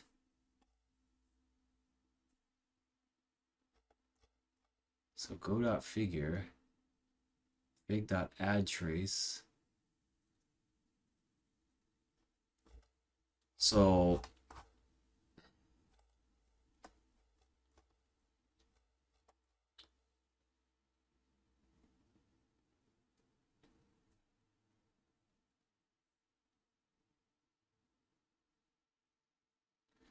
I think I need to do something with a. So we have this figure equals go.figure. And then we have another thing over here that where's the other one? Oh, it's up here. So then we also have this one, which I think I've shown multiple times here. Except the slider doesn't work. You have this thing. And so they did the same thing. Go.figure. And so they created this figure. And I guess I could maybe do this. And I'll do fig dot add trace. And I could do this. Could I do this? Oh, I guess this still works. So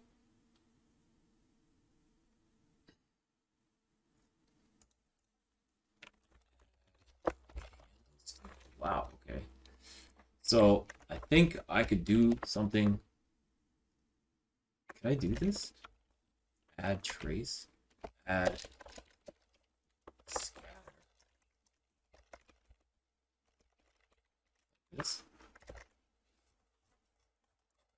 There's too many of these things.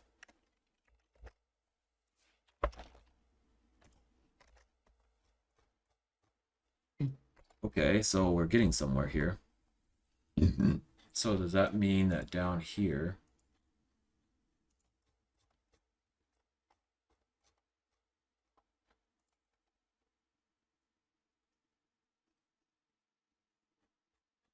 This is the part that I don't understand, is this frame right here.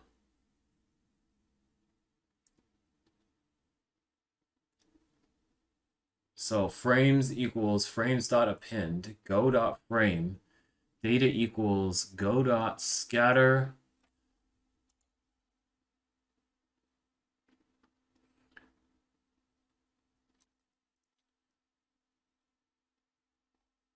But how, that's the part that I'm confused with, is like, how the fuck?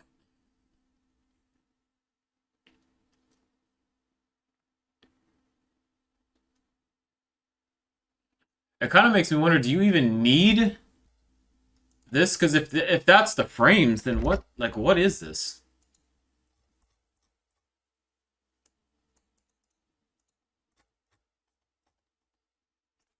I don't understand.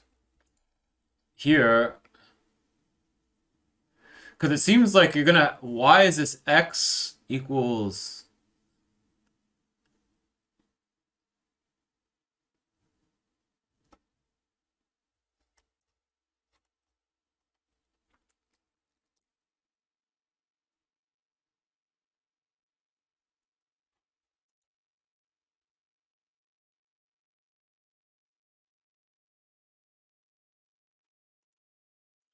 so the data is go.scatter.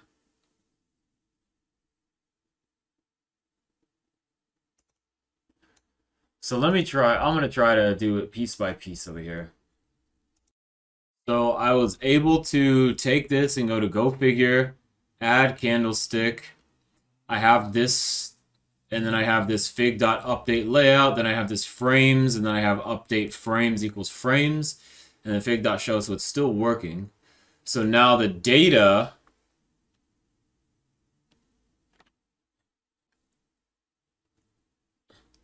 so all we have to do now is go over here to this and say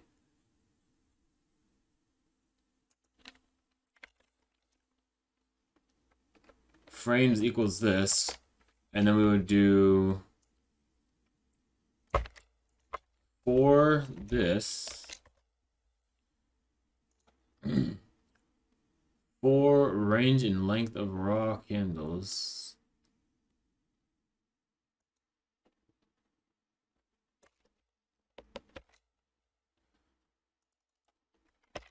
We would do frames.append.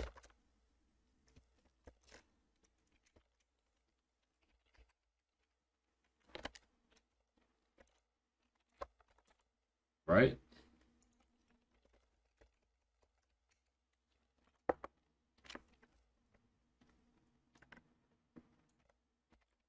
Like this.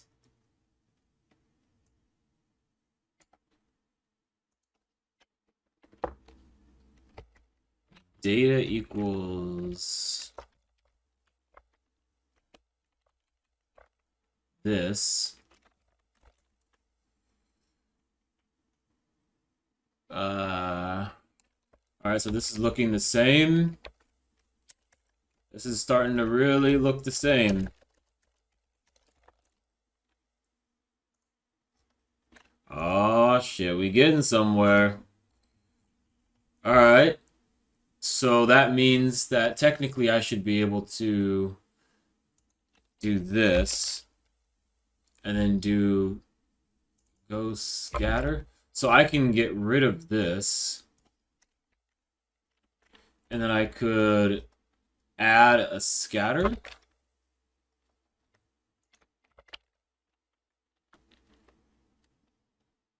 And then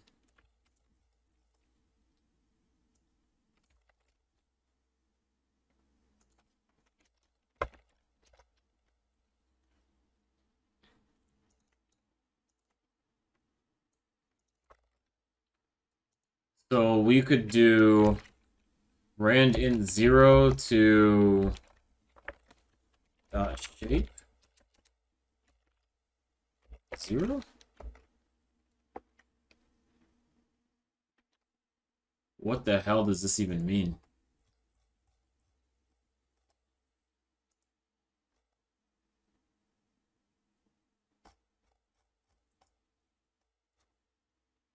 Why is this rand int low, high?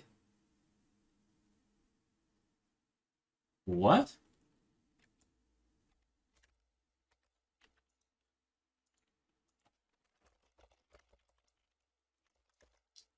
NumPy rand int. Low, high, size of the size is 10. Oh, I want 10 numbers, low to high. Okay, so that means... Okay, so that means here is going to be... This needs to be... This plus 1, right? And we'll say 0 through... Oh, shit. This is from 120 to 140. So we do 120, 140.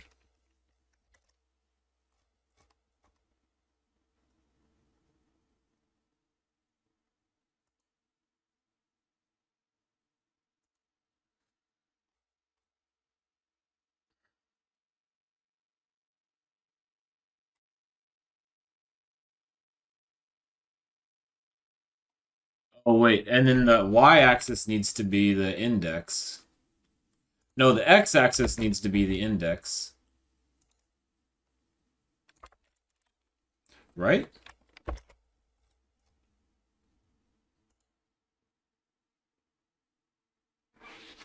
Okay. We're almost there. So we've got 1 for each one of these things. So then that means that we need to do... Oh, shit. What do I have to do here?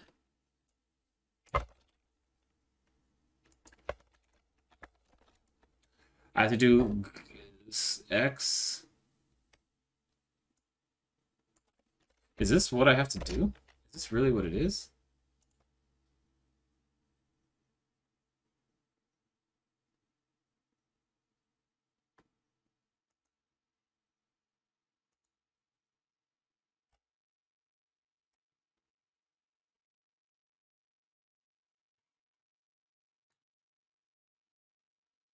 Why does this not work?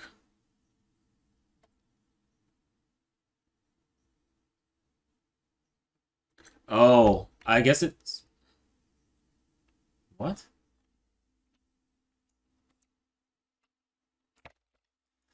So it says here, this means that the above trace updates with go.frame definition. So maybe I have to add that?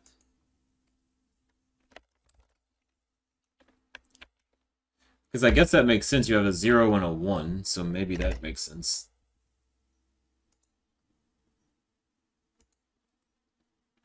No, doesn't make sense.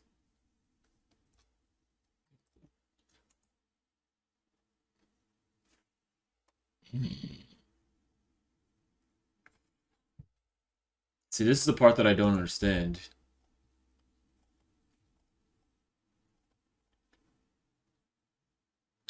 This means that the above trace updates within go.frame definition are performed for fig.data0, fig.data1. Fig.data0, fig.data1.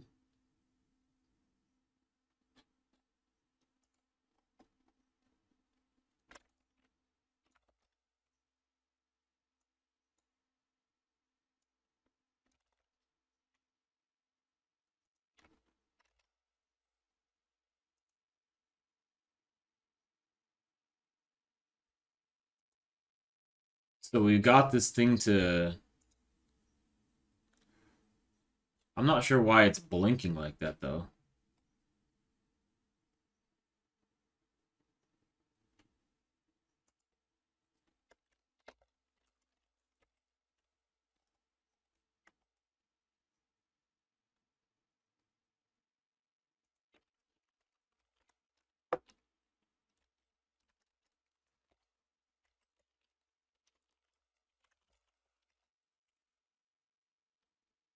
So maybe here I would do Y. So we'll do entries. Call this entries. And then we just say that this is like this.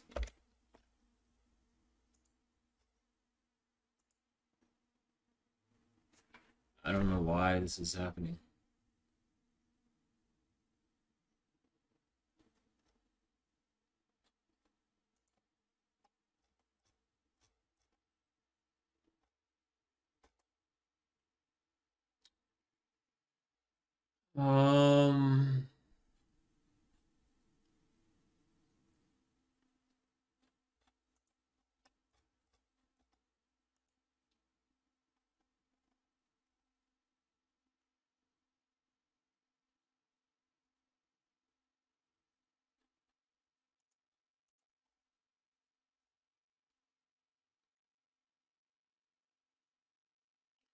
So you have this scatter, then you have this frame for K in range.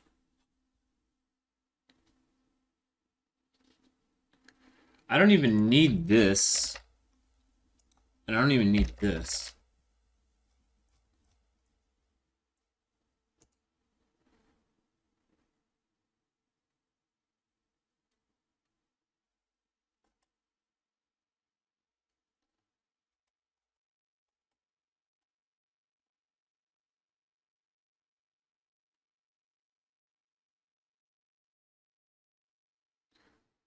Do we even need this whole frames.append shit? I guess I do.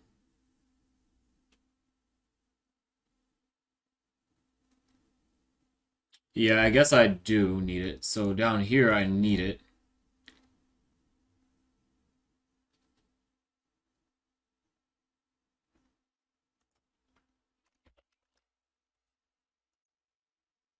Oh, maybe that's what the problem was.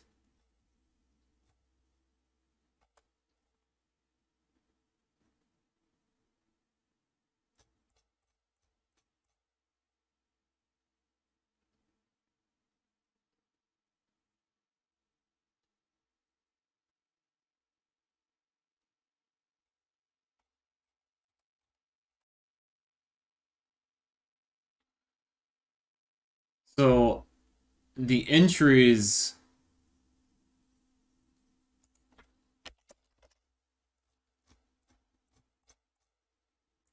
Why is this received for the Y property of scatter received a value of 134? The Y property of the array may be specified as a tuple list or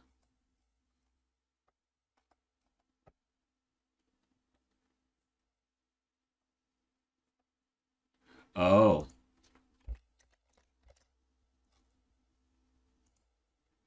Oh shit! But why is it blinking?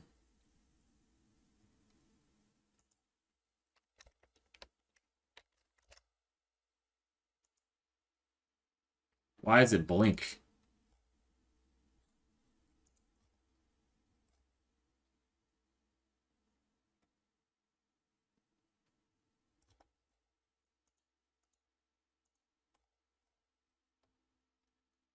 Let's try this.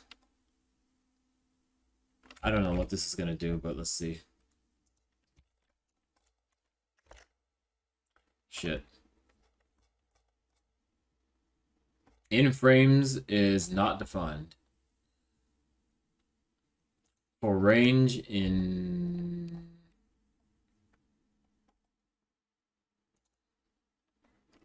length of raw candles.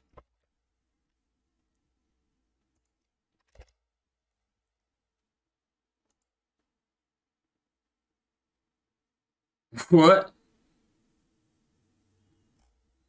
Oh, maybe it's because I removed this.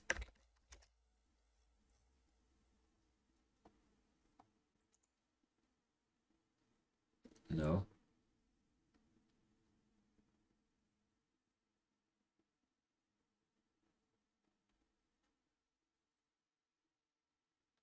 What happened here?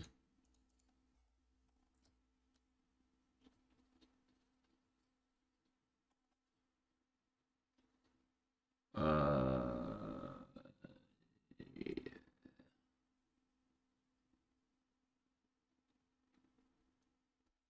Update menu buttons? What is this? Slider, dictionary, steps, dict, method, animate, args, frame K, immediate, dictionary, frame, label, F, K plus 1, for K, and let the program activate.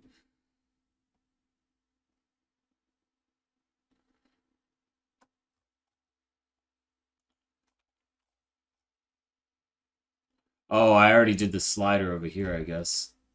I already did all this, I guess. I just don't know why it's blinking like this.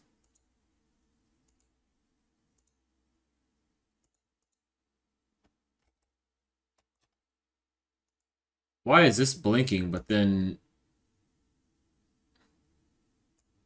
this is not blinking?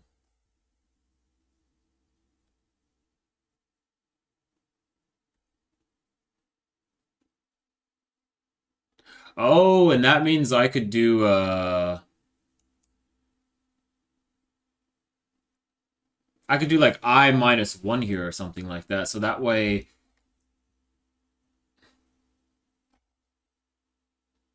But that wouldn't make any sense. So if this is 0, I would be 0. So 0. Then we'd go to 1.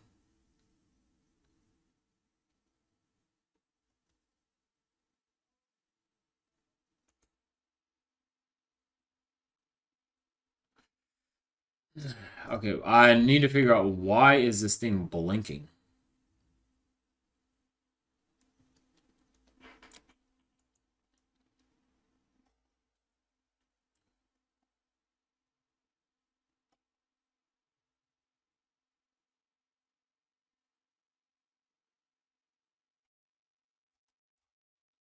Nodes to trace 0.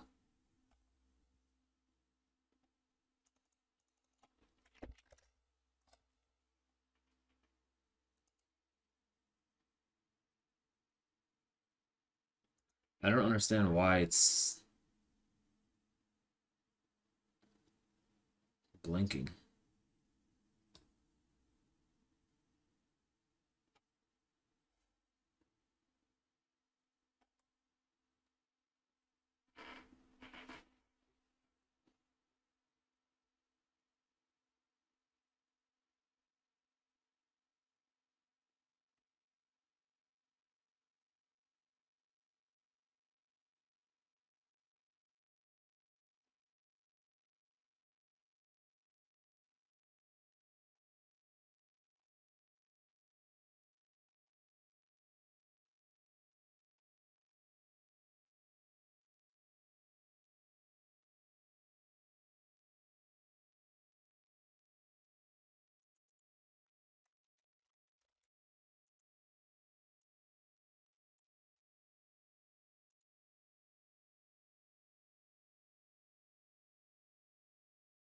Why does it do it like this?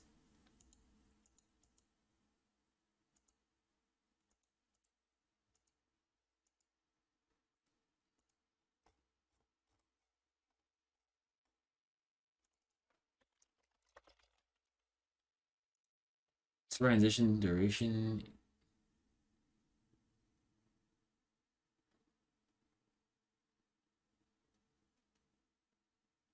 Play animate. Frame equals duration 0 from current.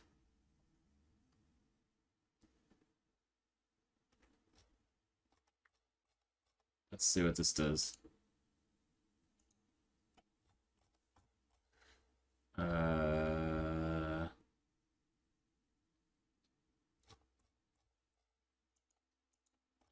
Oh, I think I need to It's back.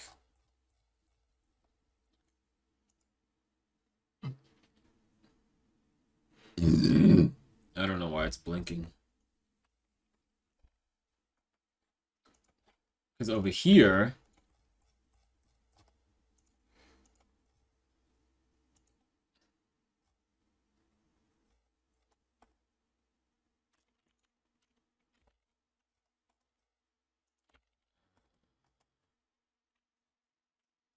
wait, what? Oh.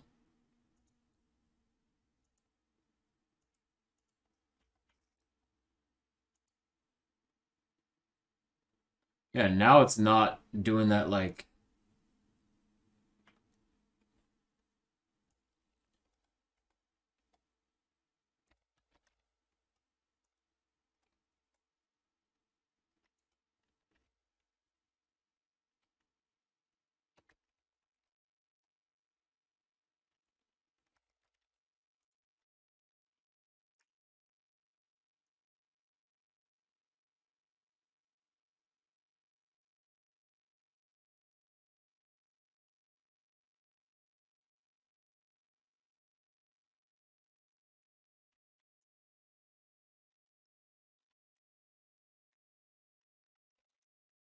let's do this.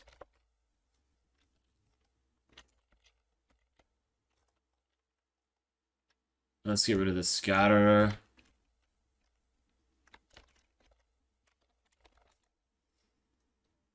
Let's get rid of this.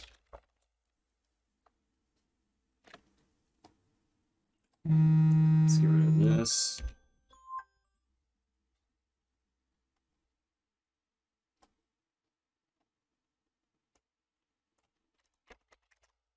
This should still work. Yeah, so it's not...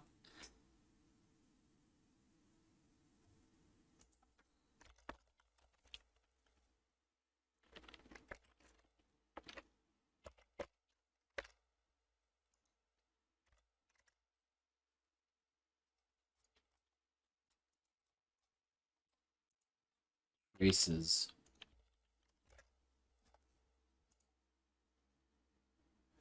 Why? Why is it doing that?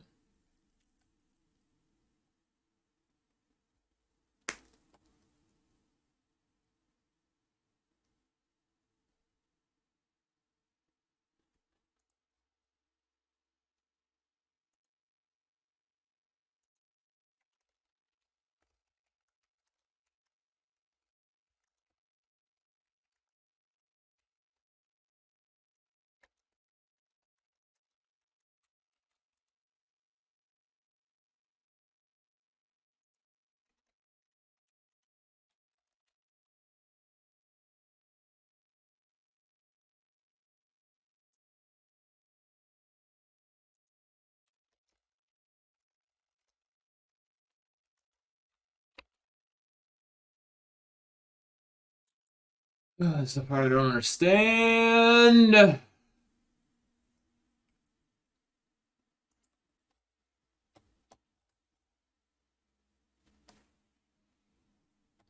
Why all of a sudden is it making it look like shit?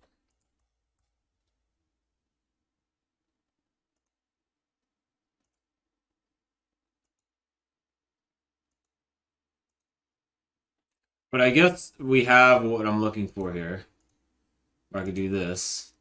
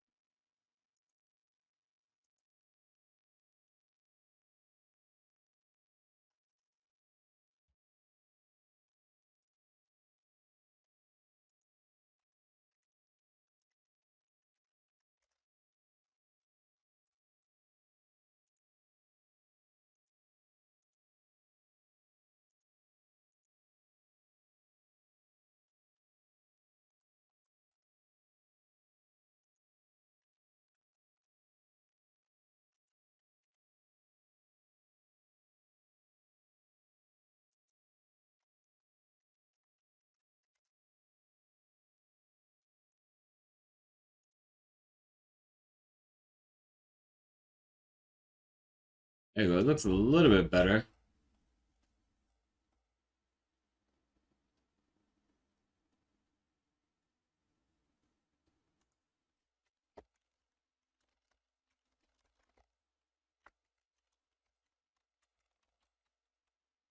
I don't even know what does this even mean?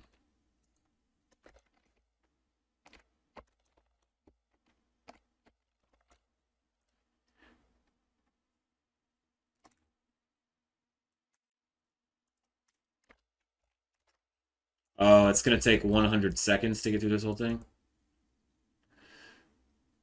Uh,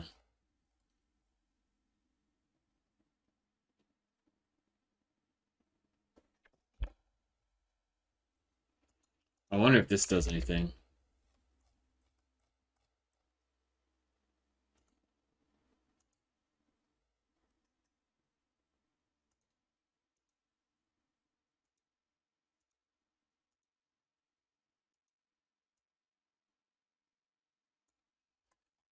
So I wonder if I just get rid of the play buttons. Where is that at? Oh, here.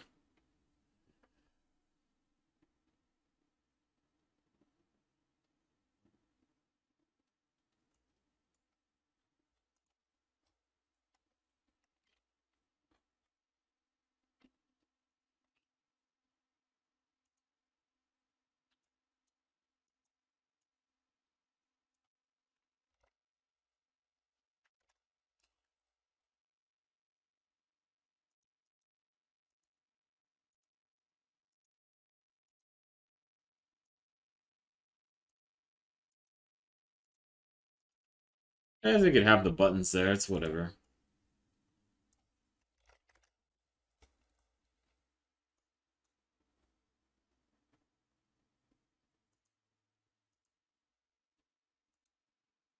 I just hate this flickering. I don't know why it's flickering.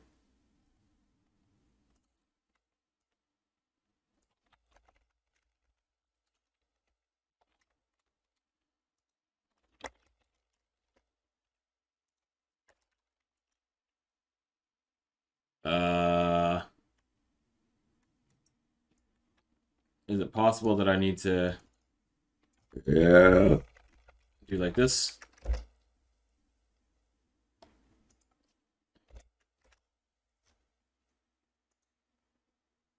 Why? Why?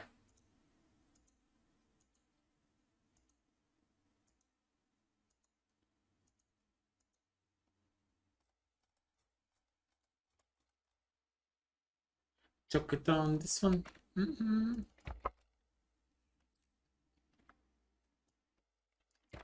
So let's see if we put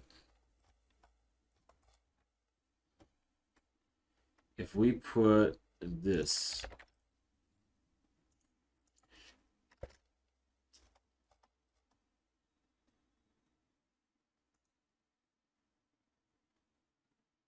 Whoa. Oh.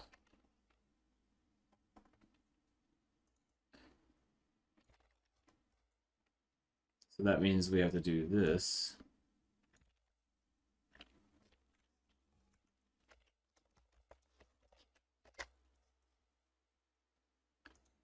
And this.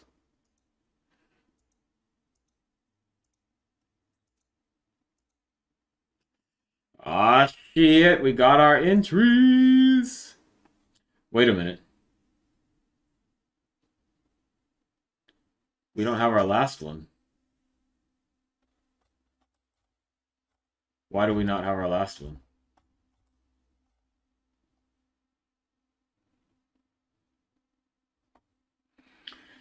Why do we not have our last one?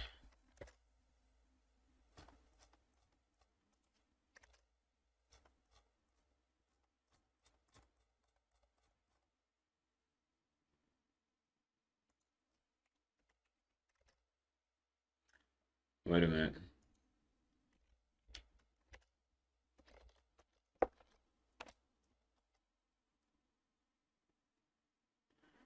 What the hell?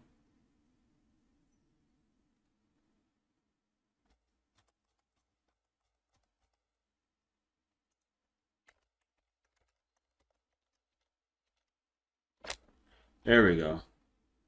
So we got 1, 2, and 3.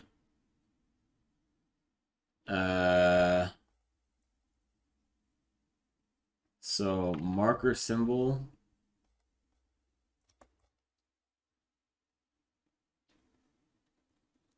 Scatter marker symbol.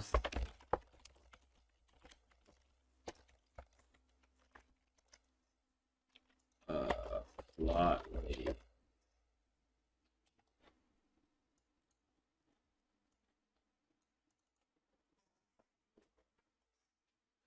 Okay, so we've got these things.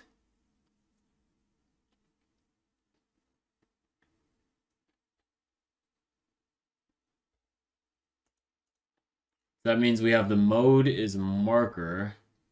Marker symbol is a... Ooh, boy. Add scatter.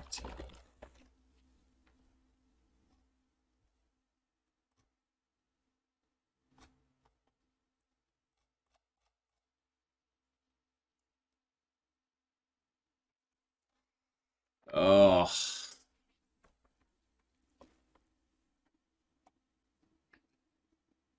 Marker. Markers. Wait, mode? Marker symbol.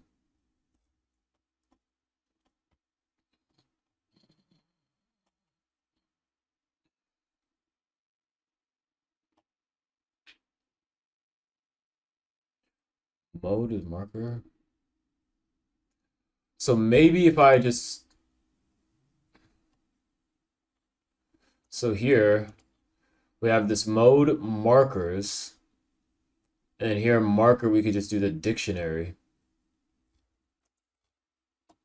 Oh my goodness.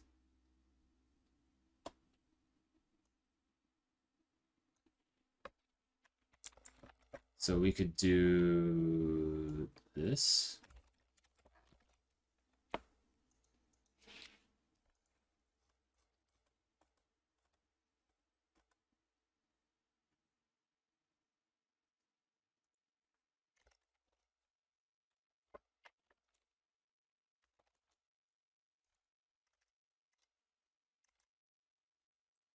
Damn, those are some big ass markers.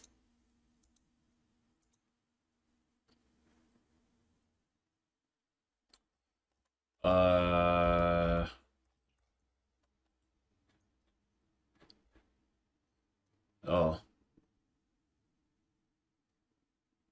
So this is the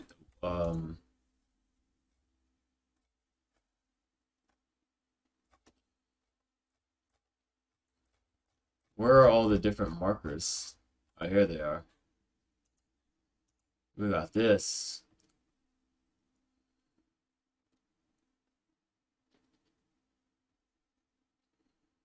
So we could say hexagram? What do we say?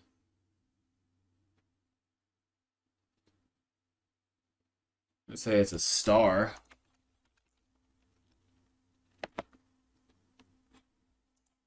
How do I determine hover over mouse for name and number? Name? Marker? Did you put name?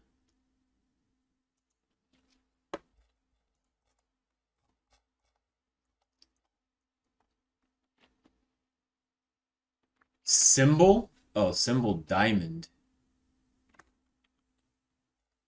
Symbol is star.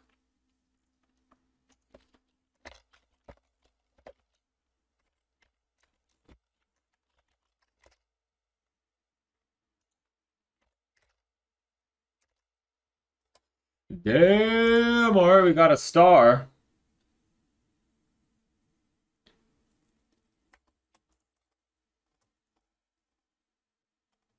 So we could say that it's green. And we'll say black.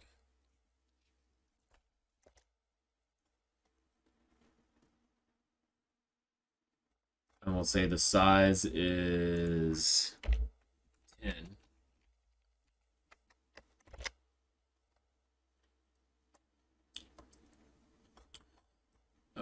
Maybe 15.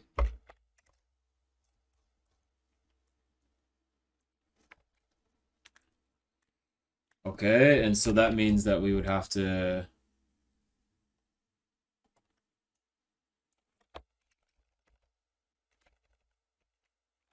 come here. This doesn't really matter.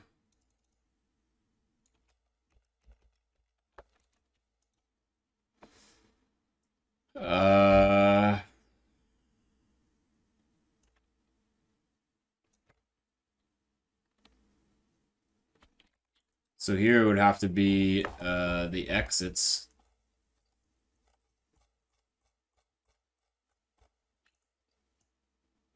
So now I have to do, oh boy, green.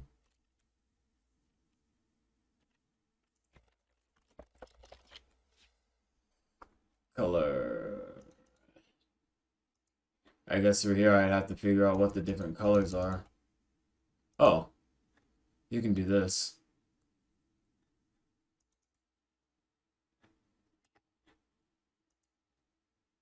Oh boy. Uh,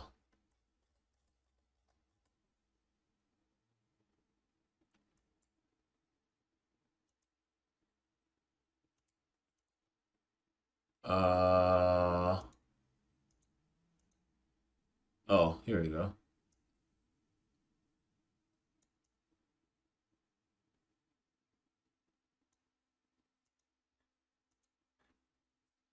Can you do hex?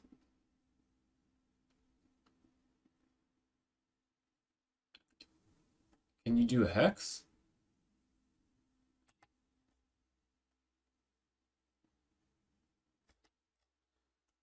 Are you allowed to do hex?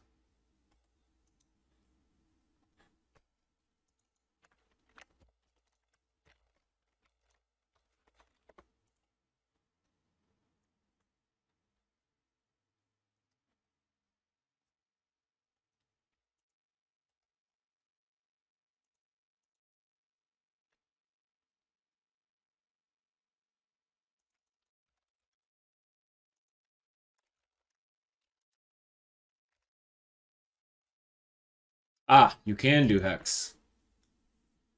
There we go. So that's our entry. And then let's say that our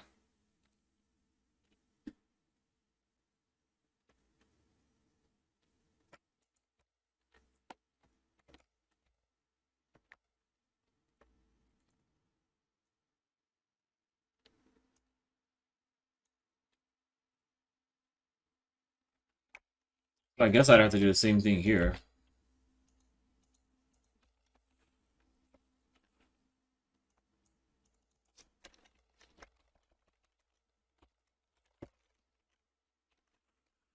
So the exits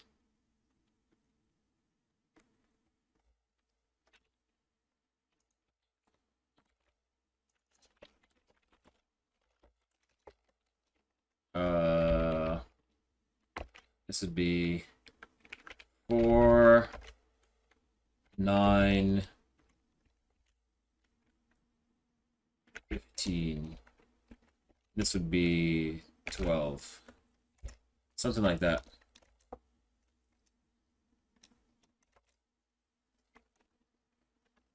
Let me say exit prices. Exits.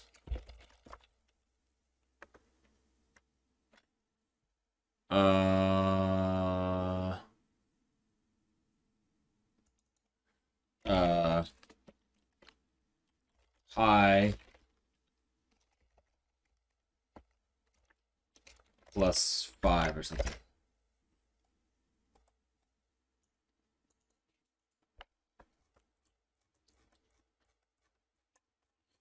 So then that means that we should be able to do this. And and say exit prices, right? Is that what we called it? Exits. Wait, exit prices. Okay. Wait. No, it's this. It's this.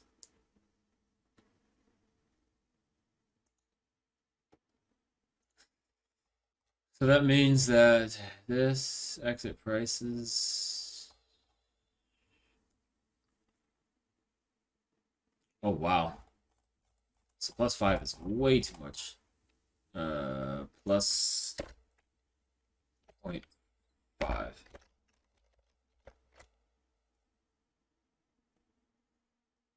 Okay, so now what are we gonna mark those as? Uh,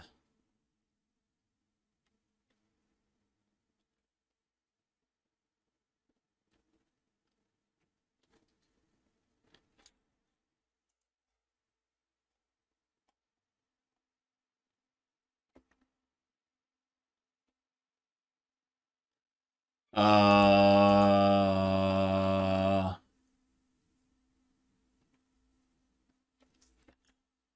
I think I want to do a circle for the entries. So this would be entries, take profit. This would be a star. This would be a circle. This would be yellow.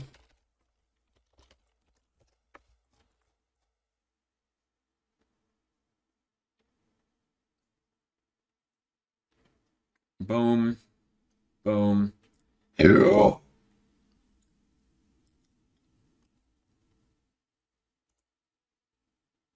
Oh, I guess I gotta add that.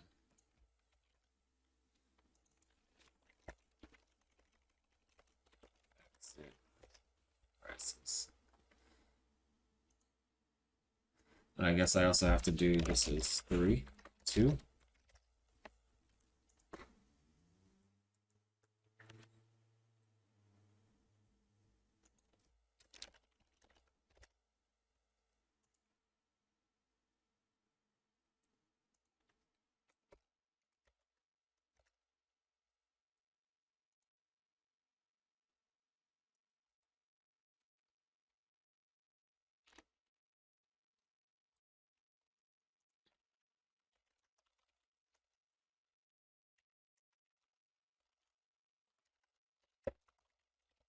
So this will be candles.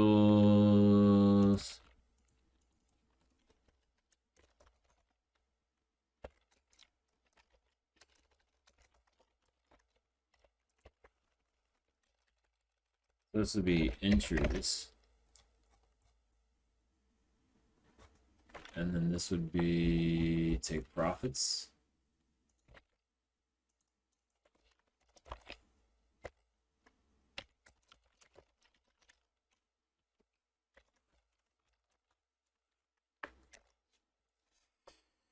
There we go. Wait, what? What?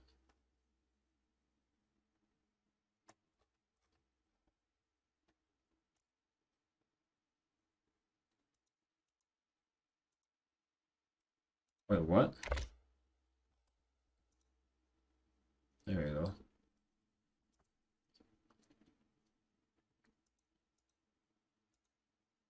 Okay, what the hell is this about?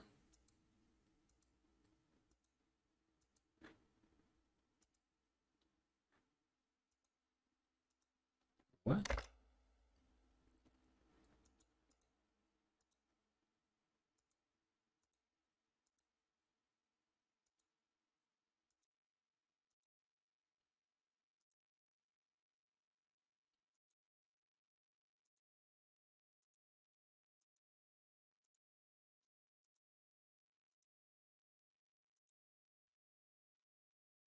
Oh wow, I am recording the wrong thing.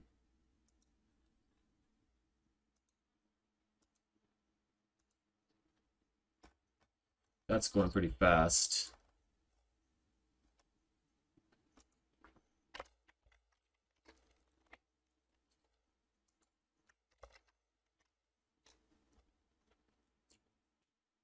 Yeah, I don't know.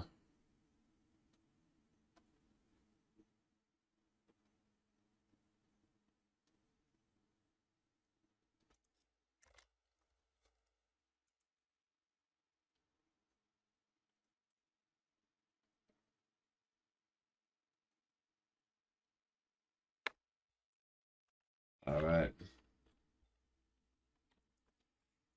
Mm-hmm.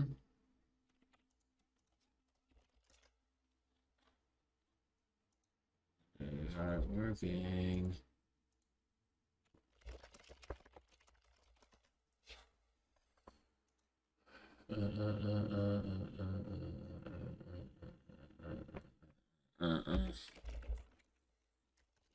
What is my GIF thing? I have a GIF thing that I do not know. Oh, screen to GIF. Screen to GIF.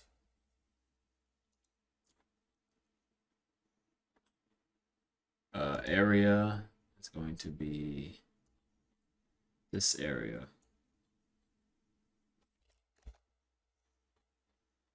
So now we will record this.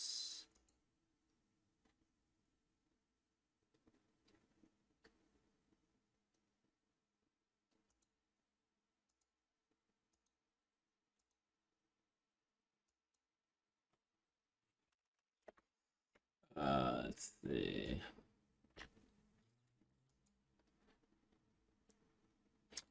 Dread.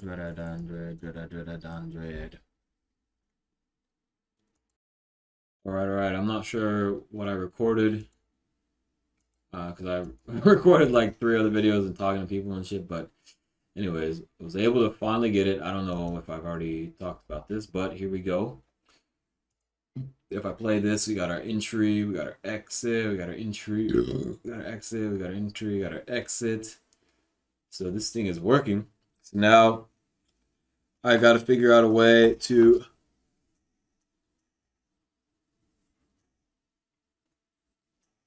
get the information from the order records and just grab like a certain section of the data. That way it's just, I don't know, a couple of candles and just making sure that it's working. Like well, as time goes on, I'll be able to make sure that the trailing stop loss is working. Yeah. I think I'm gonna have to I'm gonna have to probably use I think what I'll do is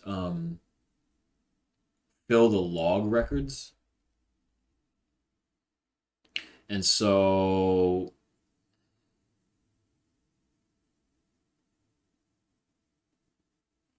yeah, it'll probably be easiest just to fill log records, and all the log record will do is just keep track of when there's an entry, when is there an exit, when does the stop loss move, all of that stuff. And so that way the array would be something like none, none, enter, none, move, none, move again, stopped out, then like none, enter, or it'd have like multiple entries, like entry here, entry here, entry here. And then it would just have like the entry here, then stop losses here, entry here, stop losses here, entry here, stop losses here. Then it would just keep going, move the stop loss up. So that way I'll just keep track of like the average entry. But then I guess the question is going to be like, if the stop loss if the stop loss doesn't change, then I have to send in like none or something like that in the log. That's going to be the hard part. It's trying to figure out how to do it like that, where it's like, if the average entry doesn't change, then instead of putting the average entry, you put none. So how in the world do I check that?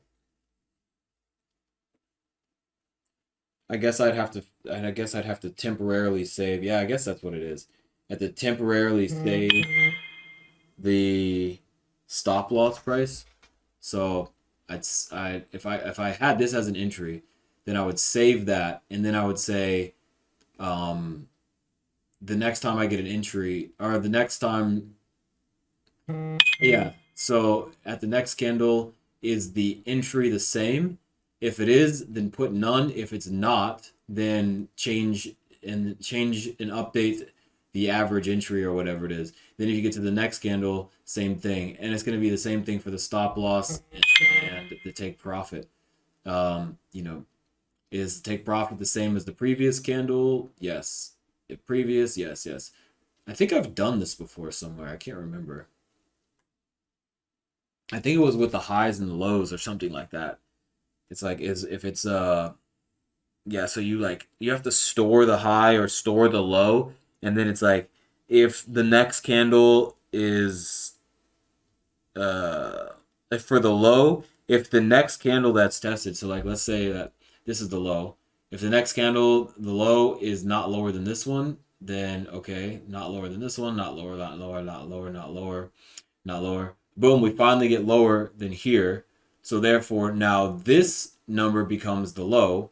And then now we're checking against this temporary low. And then da da da da da da da. So that's what we'd have to do. That's what we'd have to do. Anyways.